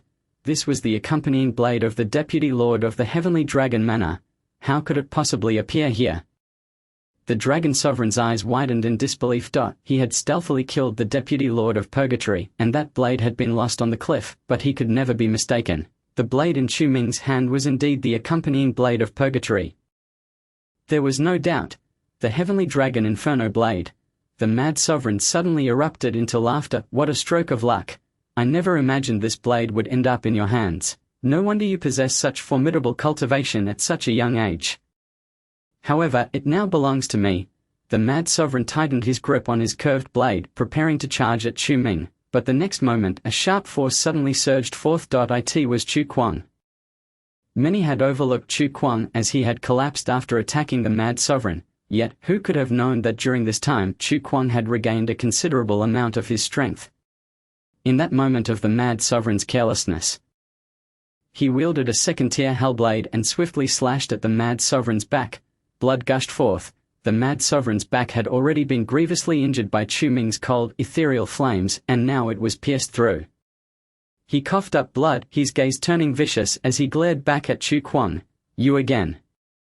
The Mad Sovereign seized Chu Kuang by the throat. Despite his injuries, he rained down punches upon Chu Kuang's face. Witnessing this scene, the Dragon Sovereign dashed forward without hesitation. He aimed to seize this once-in-a-lifetime opportunity to end the Mad Sovereign's life. The long sword sliced through the air, forcing the Mad Sovereign to release Chu Kuang and retreat swiftly. However, the wound on his back continued to bleed profusely. He felt the power of the forbidden technique beginning to wane. The Mad Sovereign understood that his time was running short. The clash of their weapons in midair was diminished in strength. Among the warriors still able to stand, only a handful remained. If the locking immortal formation descended a second time, they would all perish. Sweat beaded on the Dragon Sovereign's forehead. He had already expended a significant amount of spiritual energy to resist the impact of the locking immortal formation. His current injuries and losses were no less than those of the Mad Sovereign. Just a few exchanges had revealed to him that while the Mad Sovereign was at his last gasp, he still possessed formidable residual power. He needed to eliminate the Mad Sovereign before the second wave of the locking immortal formation struck. Otherwise, he too might fall. Dragon's roar. The Dragon Sovereign disregarded all else. Channeling all his strength, the long sword coalesced several sword energies in midair, the golden sword chi swirling like a dragon, hurtling toward the Mad Sovereign. Excellent. The Mad Sovereign laughed maniacally, his hair disheveled as the black blade energy cleaved through the golden dragon, landing right before the Dragon Sovereign. What? The Dragon Sovereign's eyes widened in shock as he watched the curved blade pierce his shoulder. Boom. The Dragon Sovereign was sent flying, blood spraying into the air. Lord Dragon Sovereign. All the powerful figures of the northern region gasped, but they could only watch helplessly, with no means to intervene. The strength of the group had dwindled to the point of exhaustion. As they witnessed the Dragon Sovereign fall, a grotesque smile spread across the Mad Sovereign's face. Ha ha ha, Sichu Yinglong, you have ultimately been unable to defeat me. Ha ha ha. In that instant, his laughter abruptly froze. He saw a half-length blade protruding from his chest. The power of this blade erupted instantaneously, shattering his internal organs. How is this possible? The Mad Sovereign gasped, struggling to turn his head. He discovered that Chu Ming had somehow appeared behind him, riding the wind. Despite multiple fractures throughout his body and arms drenched in blood, his resolve was unwavering and his gaze was fiercely determined. Mad Sovereign, you have lost. Chu Ming exerted all his remaining strength to utter those words. He yanked out the long blade and hurled it onto the plaza. In contrast, the Mad Sovereign, who intended to speak, instead coughed up a mouthful of blood. He knelt at the center of the plaza, extending his hand as if trying to grasp something, yet the weakness coursing through him rendered him incapable of taking another step. The power of the forbidden technique rolled back entirely at that moment. No! No! The Mad Sovereign howled to the heavens, a flicker of fear evident in his gaze. He could not believe he would truly perish here. As mad as he was, in the final moments of his life, he was terrified of death. How ironic. Thud. After struggling for several seconds, his body fell to the plaza, motionless. Simultaneously, the locking immortal formation above the entire plaza was dispelled, the core vanishing. Chapter 436. An unexpected battle with the closure of the locking immortal formation. The oppressive force weighing upon everyone dissipated instantaneously. The locking immortal formation is gone. We can leave. Wonderful, we won't die here. Indeed, as long as we kill the mad sovereign we will survive. Ha ha ha, I want to die. Many rejoiced immensely. However, looking at the battlefield strewn with corpses, the sight was sobering. Those who had once been powerful figures revered by various clans now lay dead here. It was a somber reflection. Meanwhile, the Eastern Sea forces stared at the lifeless body of the mad sovereign. Their faces pale as death. The victor takes all, a truth as old as time. With the mad sovereign dead, any further resistance was futile. Witnessing this scene, Chu Ming finally breathed a sigh of relief. A wave of exhaustion washed over him, and he felt the urge to sleep. However, Tang Hao gritted his teeth and stepped forward, supporting Chu Ming. "Chu brat, don't sleep. Whatever you do, don't sleep." He shook Chu Ming vigorously. "If you sleep now, you may never wake up." Chu Ming gripped the heavenly dragon purgatory blade tightly in his hand, his breathing becoming increasingly rapid, yet he felt overwhelmingly fatigued. Meanwhile, the equally injured Chu Kuang approached him step by step.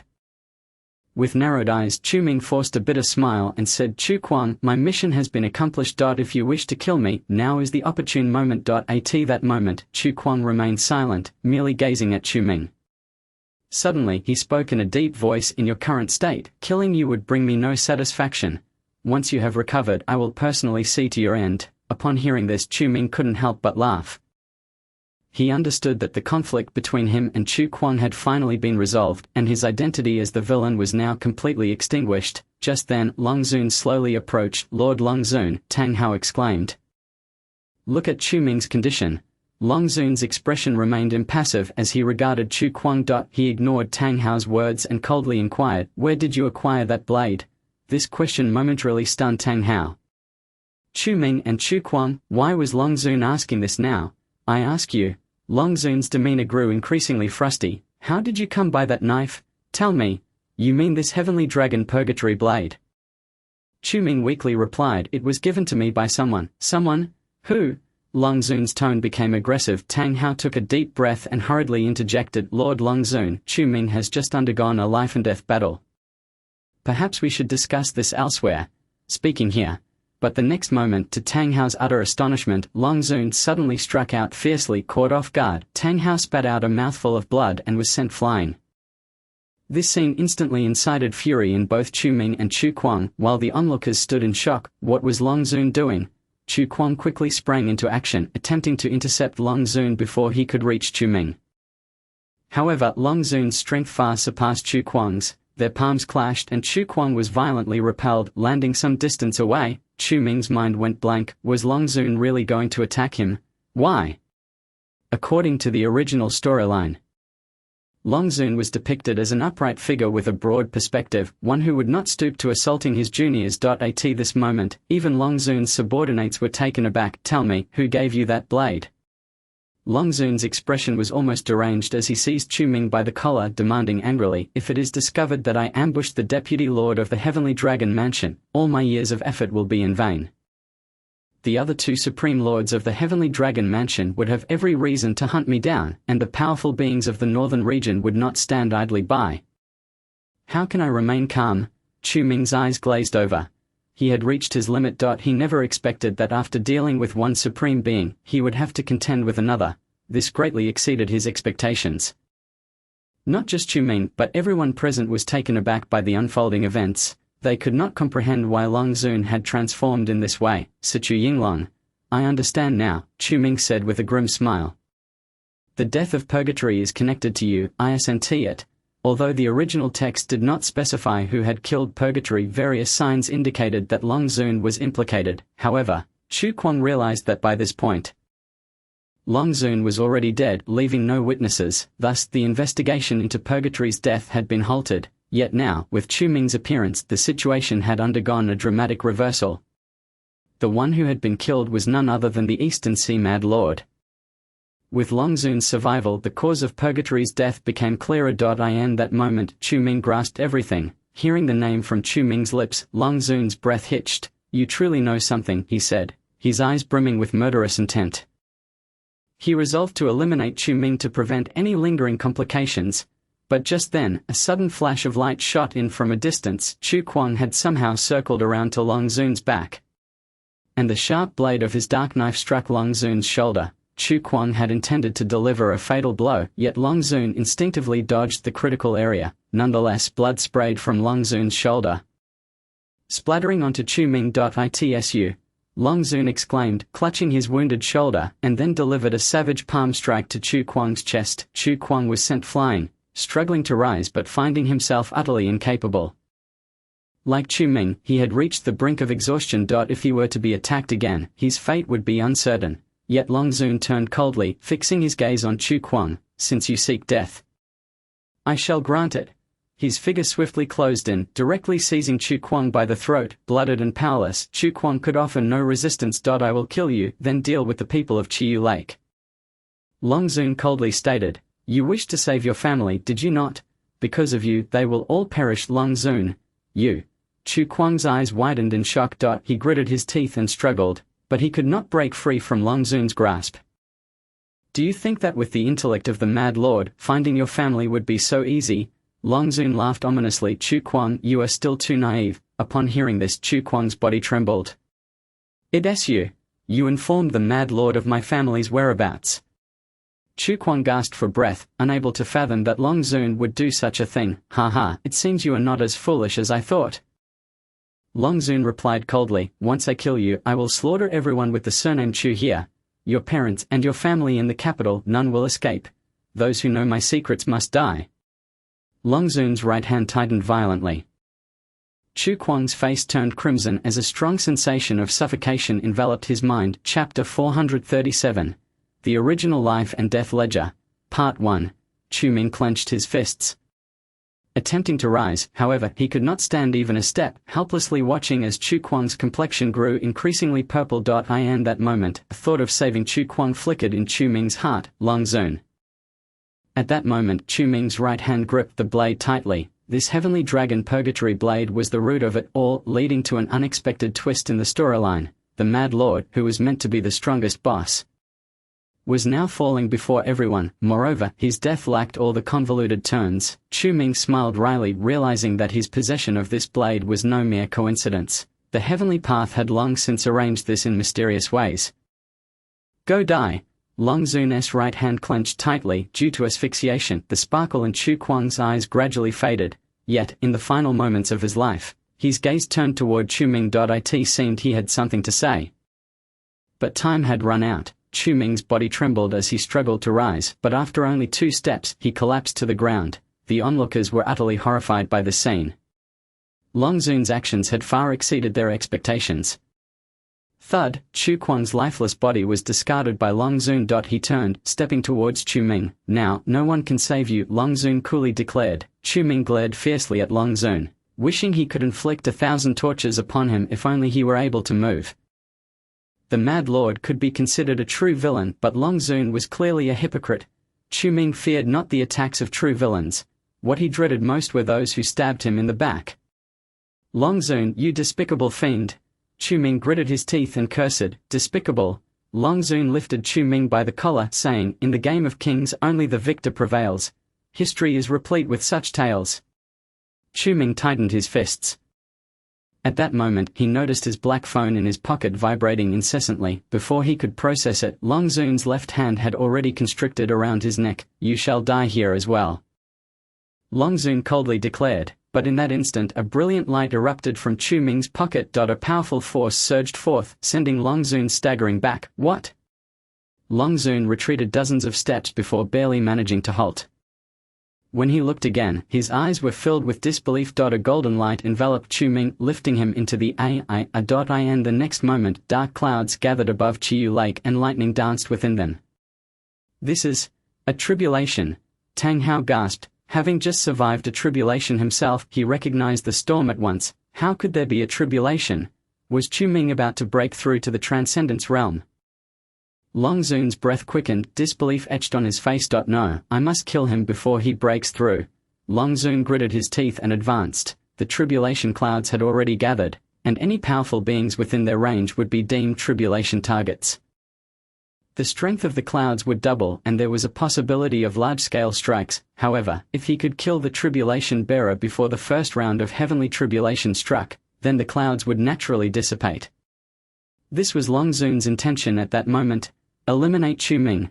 His figure surged forward, transforming into a streak of lightning as he struck Chu Ming. Yet the next second, to Long Zun's surprise, not only did he fail to harm Chu Ming, but he was also sent reeling back. The force of the rebound caused him to spit out blood. How could this happen? Long Zun collapsed to the ground, gazing in Chu Ming's direction, breathing heavily. Then, from Chu Ming's pocket, a black phone soared into the air. The phone emitted golden light, gradually morphing into a massive ancient tome. The sight of the tome left everyone staring in rapt fascination. A treasure! This was undoubtedly a treasure. The visage of Long Zun was beset by an insatiable greed. He finally comprehended why Chu Ming possessed such formidable strength at this tender age. It was not merely the acquisition of the celestial dragon Purgatory Blade. He had also ascended to the ranks of the outer-world realm. The reason, it seemed, was the assistance of this unparalleled treasure. Upon realizing all this, Long Zun, driven by reckless abandon, attempted to seize the ancient tome that spiraled in the heavens. However, the moment his palm made contact with the golden radiance of the tome, he let out a piercing scream that sent shivers down the spines of all who heard it. The hand that touched the golden light was severely burned, rendering it untouchable to anyone, save for Chu Ming, who was enveloped in its luminous aura. At that moment, Chu Ming was oblivious to the existence of the outside world. His consciousness was summoned into the depths of the tome. Simultaneously, the onlookers noticed that the previously lifeless Chu Quan had vanished as well. The consciousness of both individuals was being drawn into the ancient book. Chu Ming felt as though he had entered a realm bathed in golden light. A world devoid of substance, save for a solitary door. Was this the gate of the underworld? The instant he beheld the door, a new thought flickered in his mind. Yet, this door differed from the gate of the underworld that appeared behind Longyan Temple. It was golden. Step by step, Chu Ming ascended the stairs, exerting all his strength to push open the door, eager to glimpse the world beyond. Yet no matter how he pressed, he could only create a narrow gap. Through that fissure, he beheld a bizarre and fantastical world.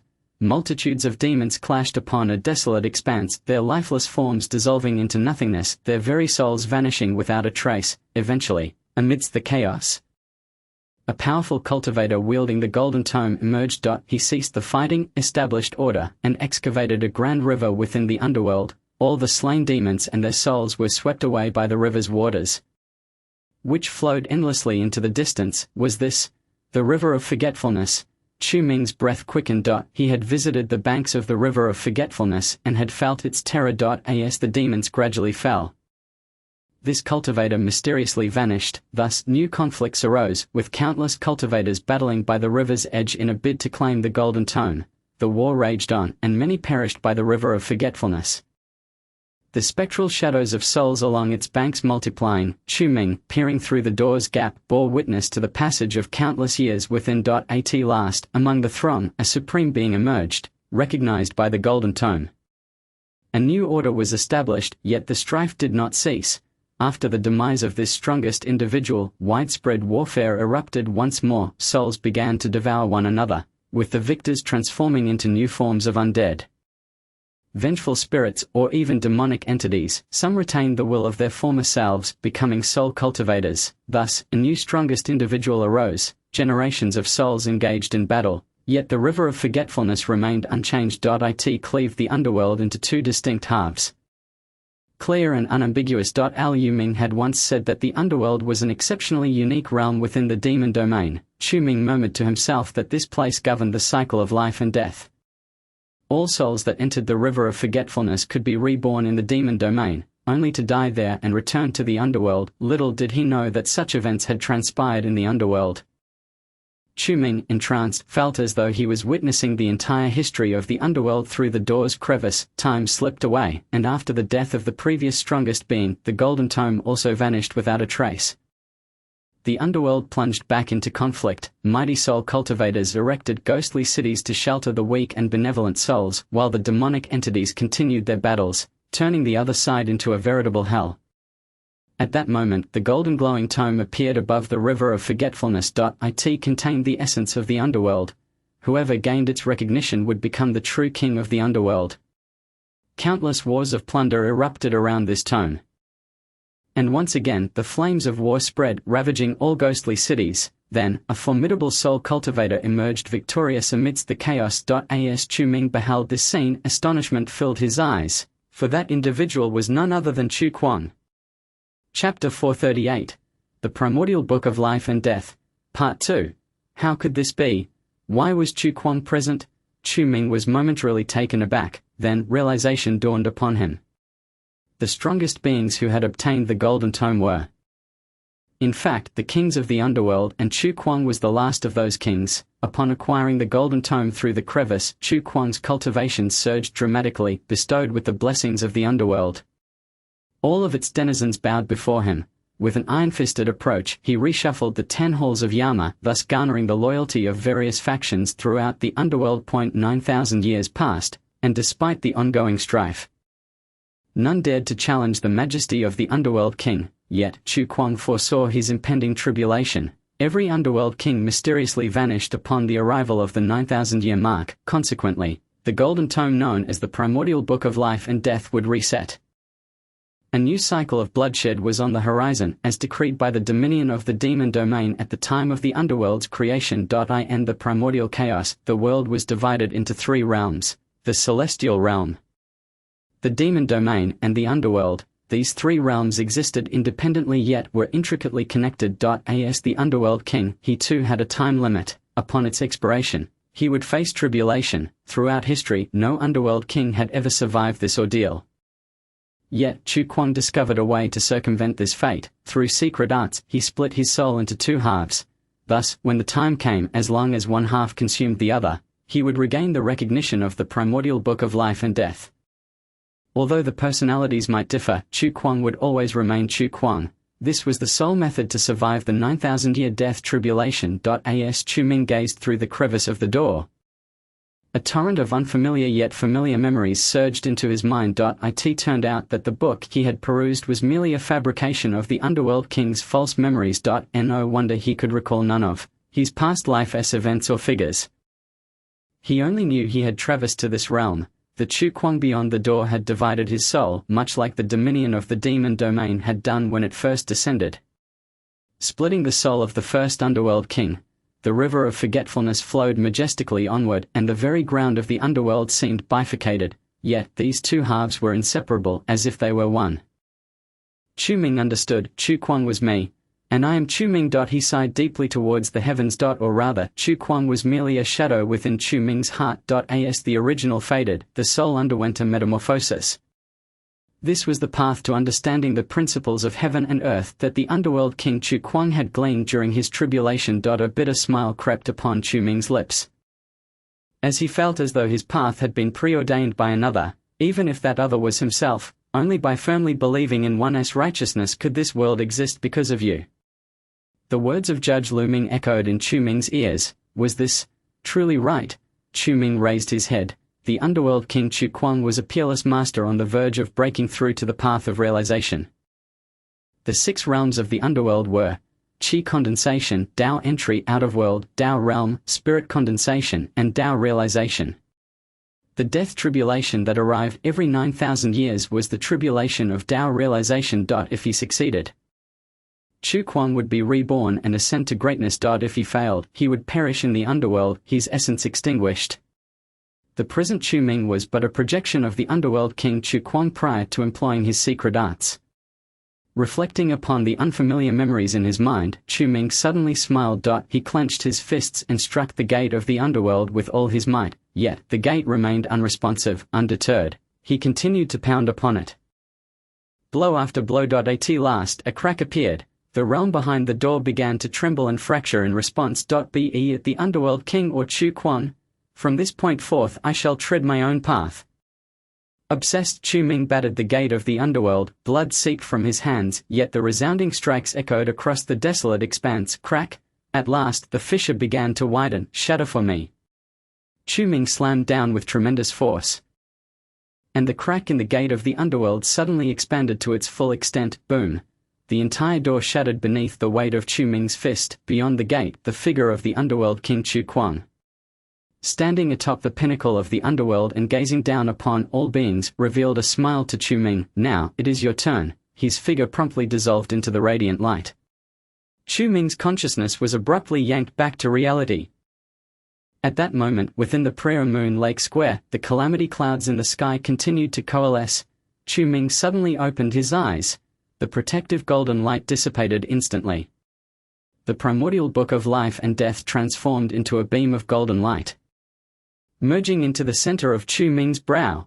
In that instant, his cultivation surged explosively. Half a step into the out-of-world realm, early out-of-world, mid-out-of-world, late out-of-world, Dao realm. He inherited the entirety of the underworld King Chu Kuang's cultivation. Yet this realm could only withstand the pressure of the Dao realm. As soon as Chu Ming stepped beyond this world, his power could revert to the Dao realization level. Nevertheless, even so, leaping 2 major tiers filled Chu Ming's body with an overwhelming surge of spiritual energy. The calamity clouds above finally reacted. The originally purple lightning began to shimmer with a red hue. Red lightning? Tang Hao gasped, incredulous, gazing skyward. How could this be possible? Hadn't Chu Ming just broken through to the out-of-world realm? Why was the red tribulation descending from the very beginning? Not only him, but the powerful beings surrounding them felt a chill run down their spines. If it were merely the tribulation of the out-of-world realm, they might have been able to withstand it together, but the tribulation now descending far exceeded their capacity to endure. Even Long Zun's expression changed the moment he beheld the calamity. Why? This is inconceivable. The Dragon Sovereign's eyes widened, his heart brimming with dread. The crimson heavenly tribulation. He had only witnessed it once before on the ancient lord of the heavenly dragon mansion. Once this red tribulation descends, it is nearly impossible for anyone to survive. Yet the red thunderclouds in the sky continued to swell, the energy surging to a cataclysmic peak in that very moment. A tremendously thick bolt of red lightning crashed down with a thunderous roar. In an instant, the entire Chiyu Lake Square was blasted into a massive crater. The Dragon Sovereign and his companions swiftly retreated, daring not to approach even a fraction closer. Such overwhelming power. That Chu Ming could not possibly still be alive. Could he? No, your heavenly tribulation. It has not dissipated. How is this possible? Could it be that he truly still lives? As the dust settled, Chu Ming stood unharmed in midair, as though the descent of the tribulation had been nothing more than a gentle rain. The crowd gasped for breath. Tang Hao stared at Chu Ming in disbelief, feeling an immense power radiating from him. Chu Ming retrieved a King of Hell mask from his storage pouch. Slowly, he donned it upon his face. In that moment, he seemed to transform back into the unparalleled King of Hell. Dragon Sovereign, our battle is far from over. Through the mask, Chu Ming's gaze fixed upon the distant Dragon Sovereign. Red lightning struck repeatedly around him, and the ground bore more and more craters. Yet, step by step, Chu Ming advanced towards the Dragon Sovereign in midair. The red lightning could not hinder his progress. Chapter 439. The Final Battle, Part 1. The Dragon Sovereign was incredulous. The others were equally horrified. This red heavenly tribulation could not touch Chu Ming in the slightest. Was his body forged from the most unyielding alloy? A storm swirled around Chu Ming, waves of boundless power cascading outward. The Dragon Sovereign trembled, watching in terror as Chu Ming approached. So what if you have broken through to the Transcendence realm? The Dragon Sovereign gritted his teeth. I am the Sovereign. He tightened his grip on the longsword in his hand, his figure darting like lightning towards Chu Ming. However, Chu Ming's expression remained indifferent, giving no indication of resistance. Beside him, Tang Hao shouted anxiously, Chu, be careful. A bloodthirsty smile curled at the corners of the Dragon Sovereign's mouth. He envisioned his longsword piercing through Chu Ming's chest, splattering blood in a glorious display, but in the next moment, as the sword came crashing down, it halted just 3 inches from Chu Ming's chest. Unable to advance another fraction, the Dragon Sovereign was horrified to discover that with each step Chu Ming took, his own power was being rebounded back upon him. This is impossible. The Dragon Sovereign was filled with terror, his eyes reflecting a sense of bewilderment. At that moment, a bolt of red lightning descended upon the figures of the two. Chu Ming suddenly looked up. Disperse. With a mere lift of his hand, the overwhelming red lightning vanished without a trace. As the calamity clouds dissipated, the sky once again radiated brilliance. What? Everyone was stunned. What had Chu Ming done to disperse the heavenly tribulation so effortlessly? This was utterly absurd. Even Tang Hao found it hard to believe in that instant. In the next moment, Chu Ming's right hand seized the Dragon Sovereign by the throat. The Dragon Sovereign attempted to resist, only to find that he could not summon even a fraction of his spiritual power. This was a situation he had never encountered before. "Dragon Sovereign, do you have any final words?" Chu Ming inquired blandly. Chu Ming, we must have some misunderstanding. Let me go, and I promise I will not set foot in Linju City again. The Dragon Sovereign trembled. He finally comprehended that Chu Ming's power had surpassed his imagination. Perhaps only the Lord of the Heavenly Dragon Mansion could rival him. "Is this your last words?" Chu Ming spoke with indifference. "Honestly, it is quite dull." Suddenly Chu Ming's right hand exerted force. This scene mirrored the moment the Dragon Sovereign had killed Chu Kuang. Everyone was too terrified to utter a word, for to be able to grasp a sovereign in such a manner, how powerful must Chu Ming be? The Dragon Sovereign finally understood that no matter what, Chu Ming would kill him. In a moment of desperation, he swiftly formed seals with both hands, a glowing red mark materializing on his chest. Boom! In an instant the mark exploded, unleashing a tremendous storm. Within this tempest, everyone was nearly swept away, including Tang Hao at the edge of the battlefield. The Dragon Sovereign's face flushed as he coldly laughed. "Chu Ming, if you disregard the lives of these people, then just kill me. Once I die, this storm will absorb my blood and engulf the entire Chiyu Lake. At that time, not only you but all of these individuals will accompany me to the grave." The Dragon Sovereign squinted. Fixating his gaze on Chu Ming abruptly released his grip. The Dragon Sovereign's body fell onto the battlefield. He was overwhelmed with joy.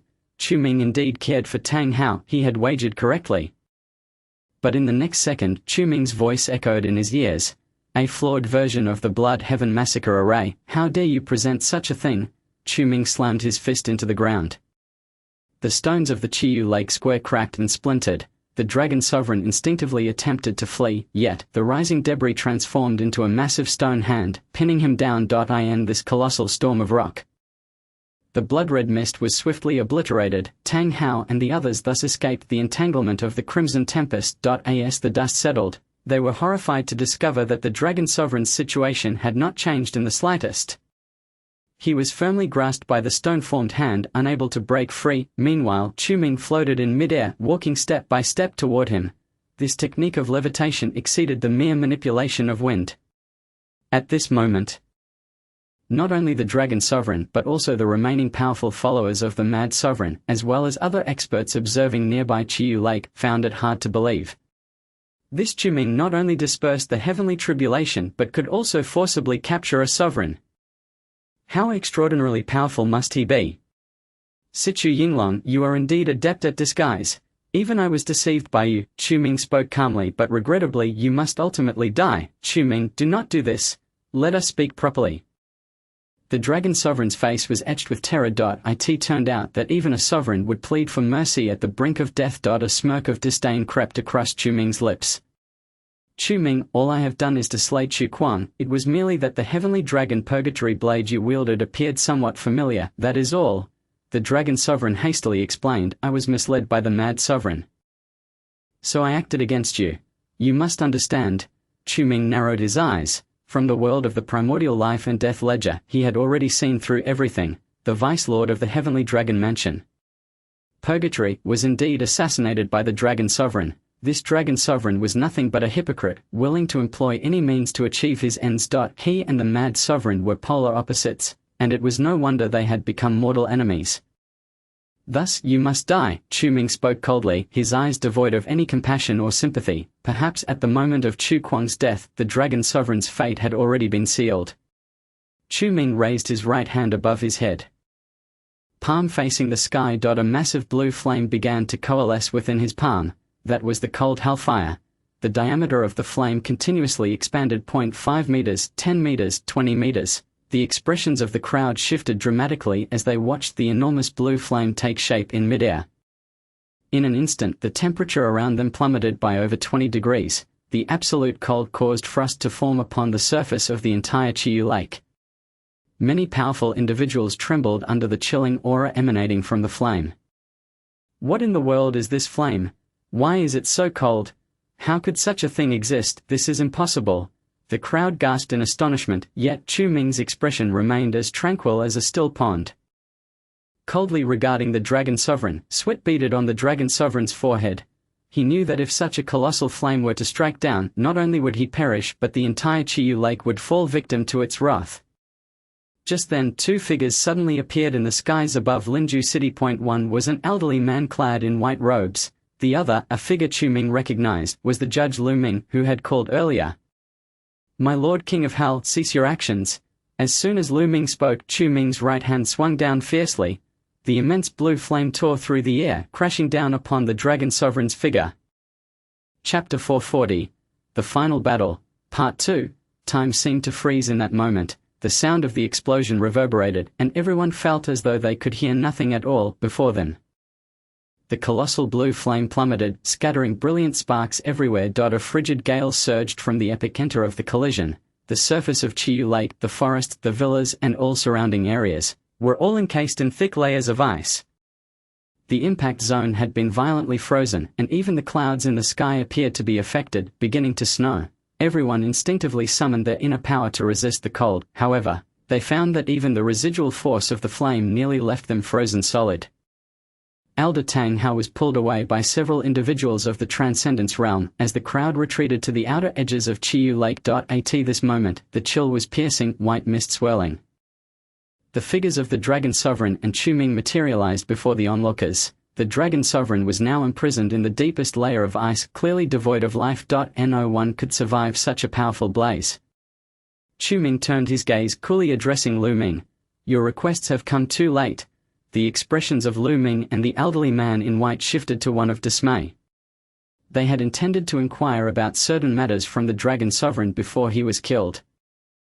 But they had not anticipated Chu Ming's decisive action. My Lord King of Hell, it appears you have recalled your true identity. Lu Ming stepped forward and bowed to Chu Ming with clasped fists, saying, "Lu Ming, am willing to share your burdens." Chu Ming gazed calmly at Lu Ming, remaining silent. My Master, Lord of the Underworld, this is my mentor, Lu Ming introduced. He is also the Lord of the Huaxia Tianlong Mansion. Qin Tianming, Jr. pays his respects to Lord of the Underworld, Qin Tianming said, bowing to Chu Ming, and then sighed. "We intended to investigate the cause of death in the abyss through the Dragon Sovereign. But since Lord of the Underworld has intervened, let this matter rest here." Qin Tianming's words echoed above the Chiyu Lake, causing many powerful beings to look up. It is the Lord of the Tianlong Mansion. Some transcendent beings recognized Qin Tianming's identity. Why would the Lord of the Tianlong Mansion be here? Moreover, he seems to hold Chu Ming in high regard. How could this be possible? Many found it hard to believe. In midair, Chu Ming spoke indifferently. "What brings you here? Lord of the Underworld, it was you who sent me prior to the establishment of this realm," Qin Tianming explained. "Now that you have achieved your goal and regained all your memories, there is no reason for you to remain in this realm. I am here to escort you back to the Underworld. Once you return, all the myriad races of the Underworld will continue to submit to your authority." Chu Ming understood. Having obtained all the memories of the Underworld Lord, it was evident that the emissary had come to take him back. "What if I choose not to return?" Chu Ming countered. Qin Tianming's expression changed drastically. "Lord of the Underworld, you must not say that. Your power has surpassed the Dao verification realm, whereas this realm can only sustain the power of the Dao realm at most. If you linger here too long, this world will not withstand it, and the spatial barriers will collapse. When that time comes, the world will cease to exist, and you will inevitably return to the Underworld." The Dao realm, the concentration realm, and the verification realm are two significant tiers apart.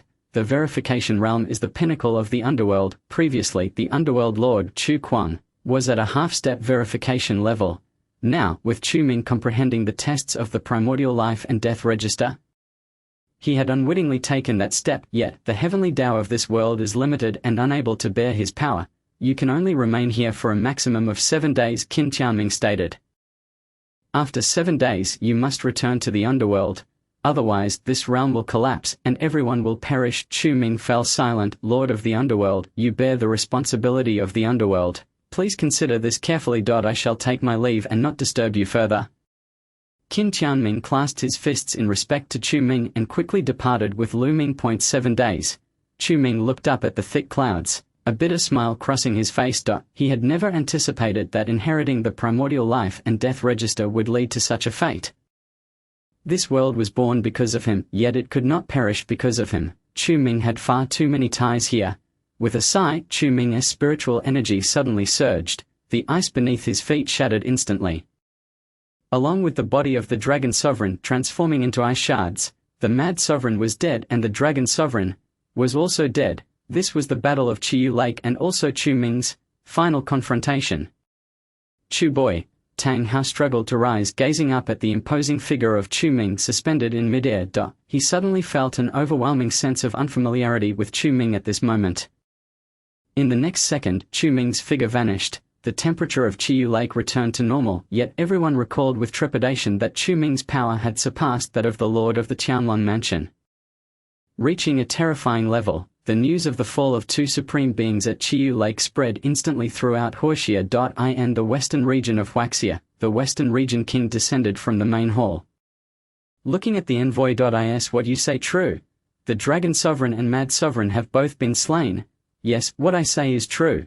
Ha ha ha, it seems the time has come for me to expand my territory in the western region. The western region king laughed heartily, but the very next second, his expression froze. Suddenly, a figure clad in black robes appeared in the center of the grand hall. The western region king had not detected the arrival of this masked figure at all.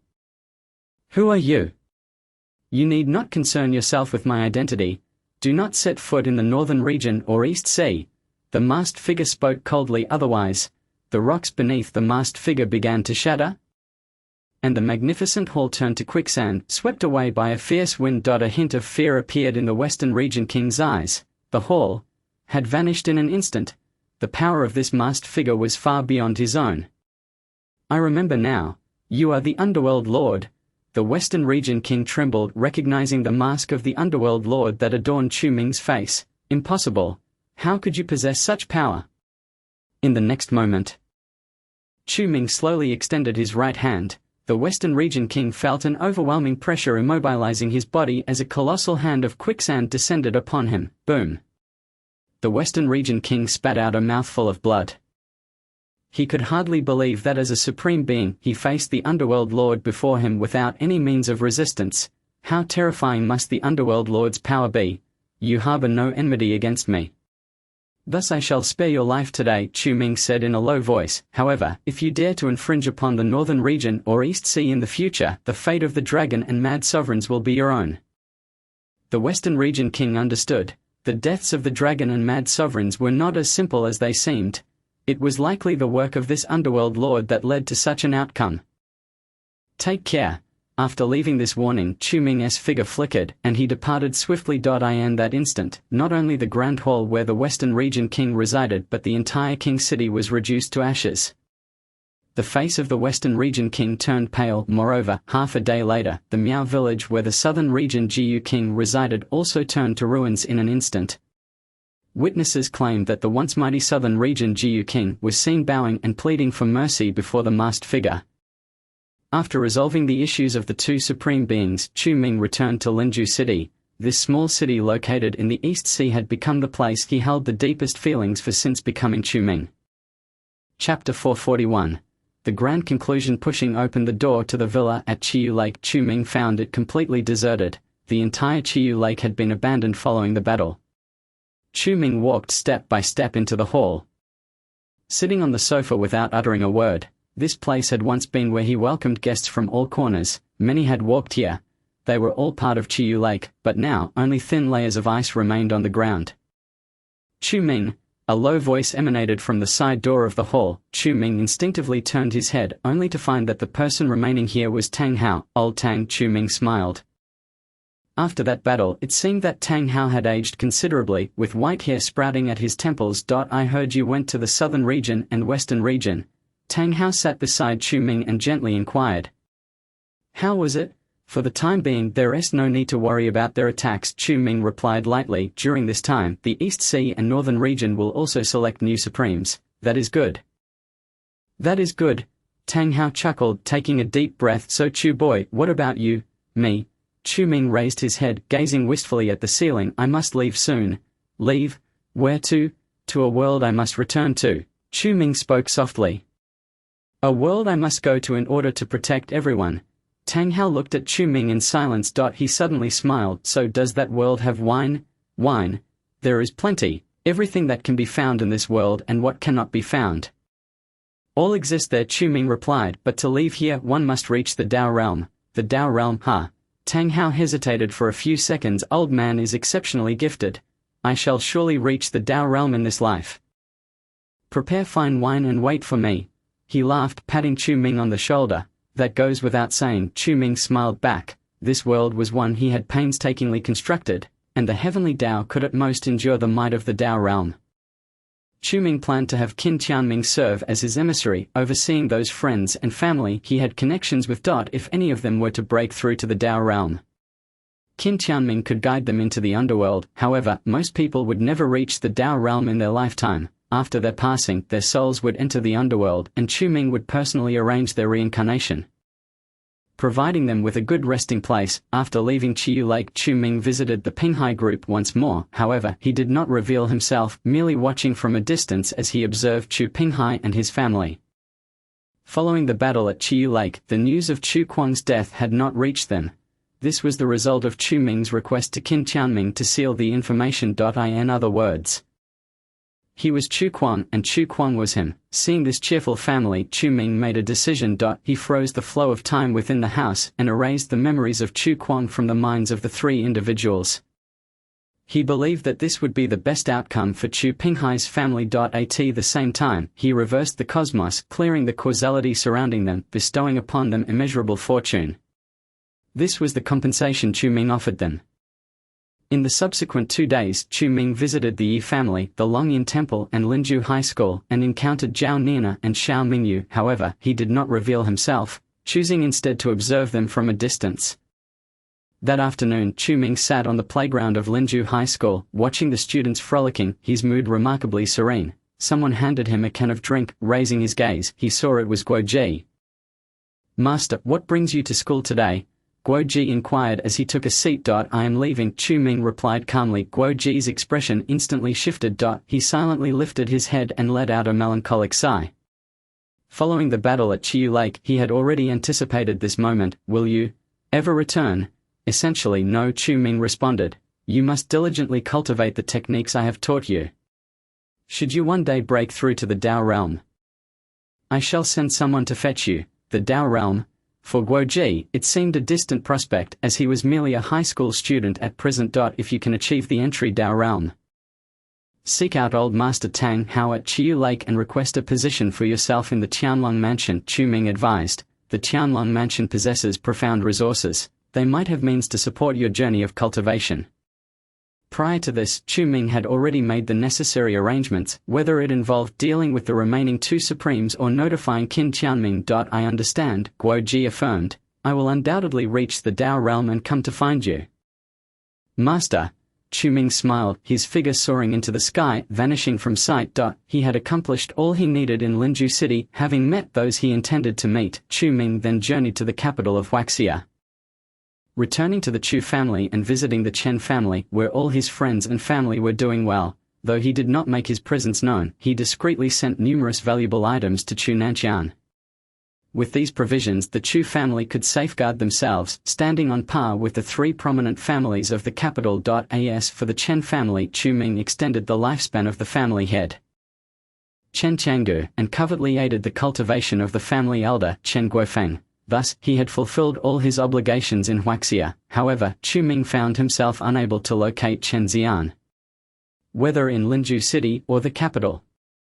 It seemed as though Chen Xian had vanished, with no one having seen her. Undeterred, he traversed multiple cities, visiting every possible location where Chen Xian might have gone, yet he could not find her. He had lost her. On the seventh day, Qin Tianming and Lu Ming arrived punctually. "Lord of the Underworld, it is time for your departure," Qin Tianming stated. "The current state of the heavenly Dao is quite unstable, and I fear that further delay may lead to the collapse of the entire spatial barrier." Chu Ming looked skyward, heaving a deep sigh. In the end, he had still been unable to see Chen Xian. "Let us proceed," Chu Ming spoke with tranquility. The three swiftly shifted their forms, arriving at the back mountain of Longyin Temple in Linju City. Here, the gate of the underworld still stood resolutely, seemingly unchanged throughout the ages. Chu Ming understood that once he passed through that gate there would be no returning, all worldly matters would be severed from him. Gazing at the world beyond the gate, Chu Ming felt an overwhelming sense of melancholy. He took a step forward. At that moment, a clear and melodious voice rang out from behind him. Chu Ming, you still owe me several favors. Don't think you can simply run away. Chu Ming turned in astonishment. He discovered that the girl who had occupied his thoughts was running towards him. The end of the story.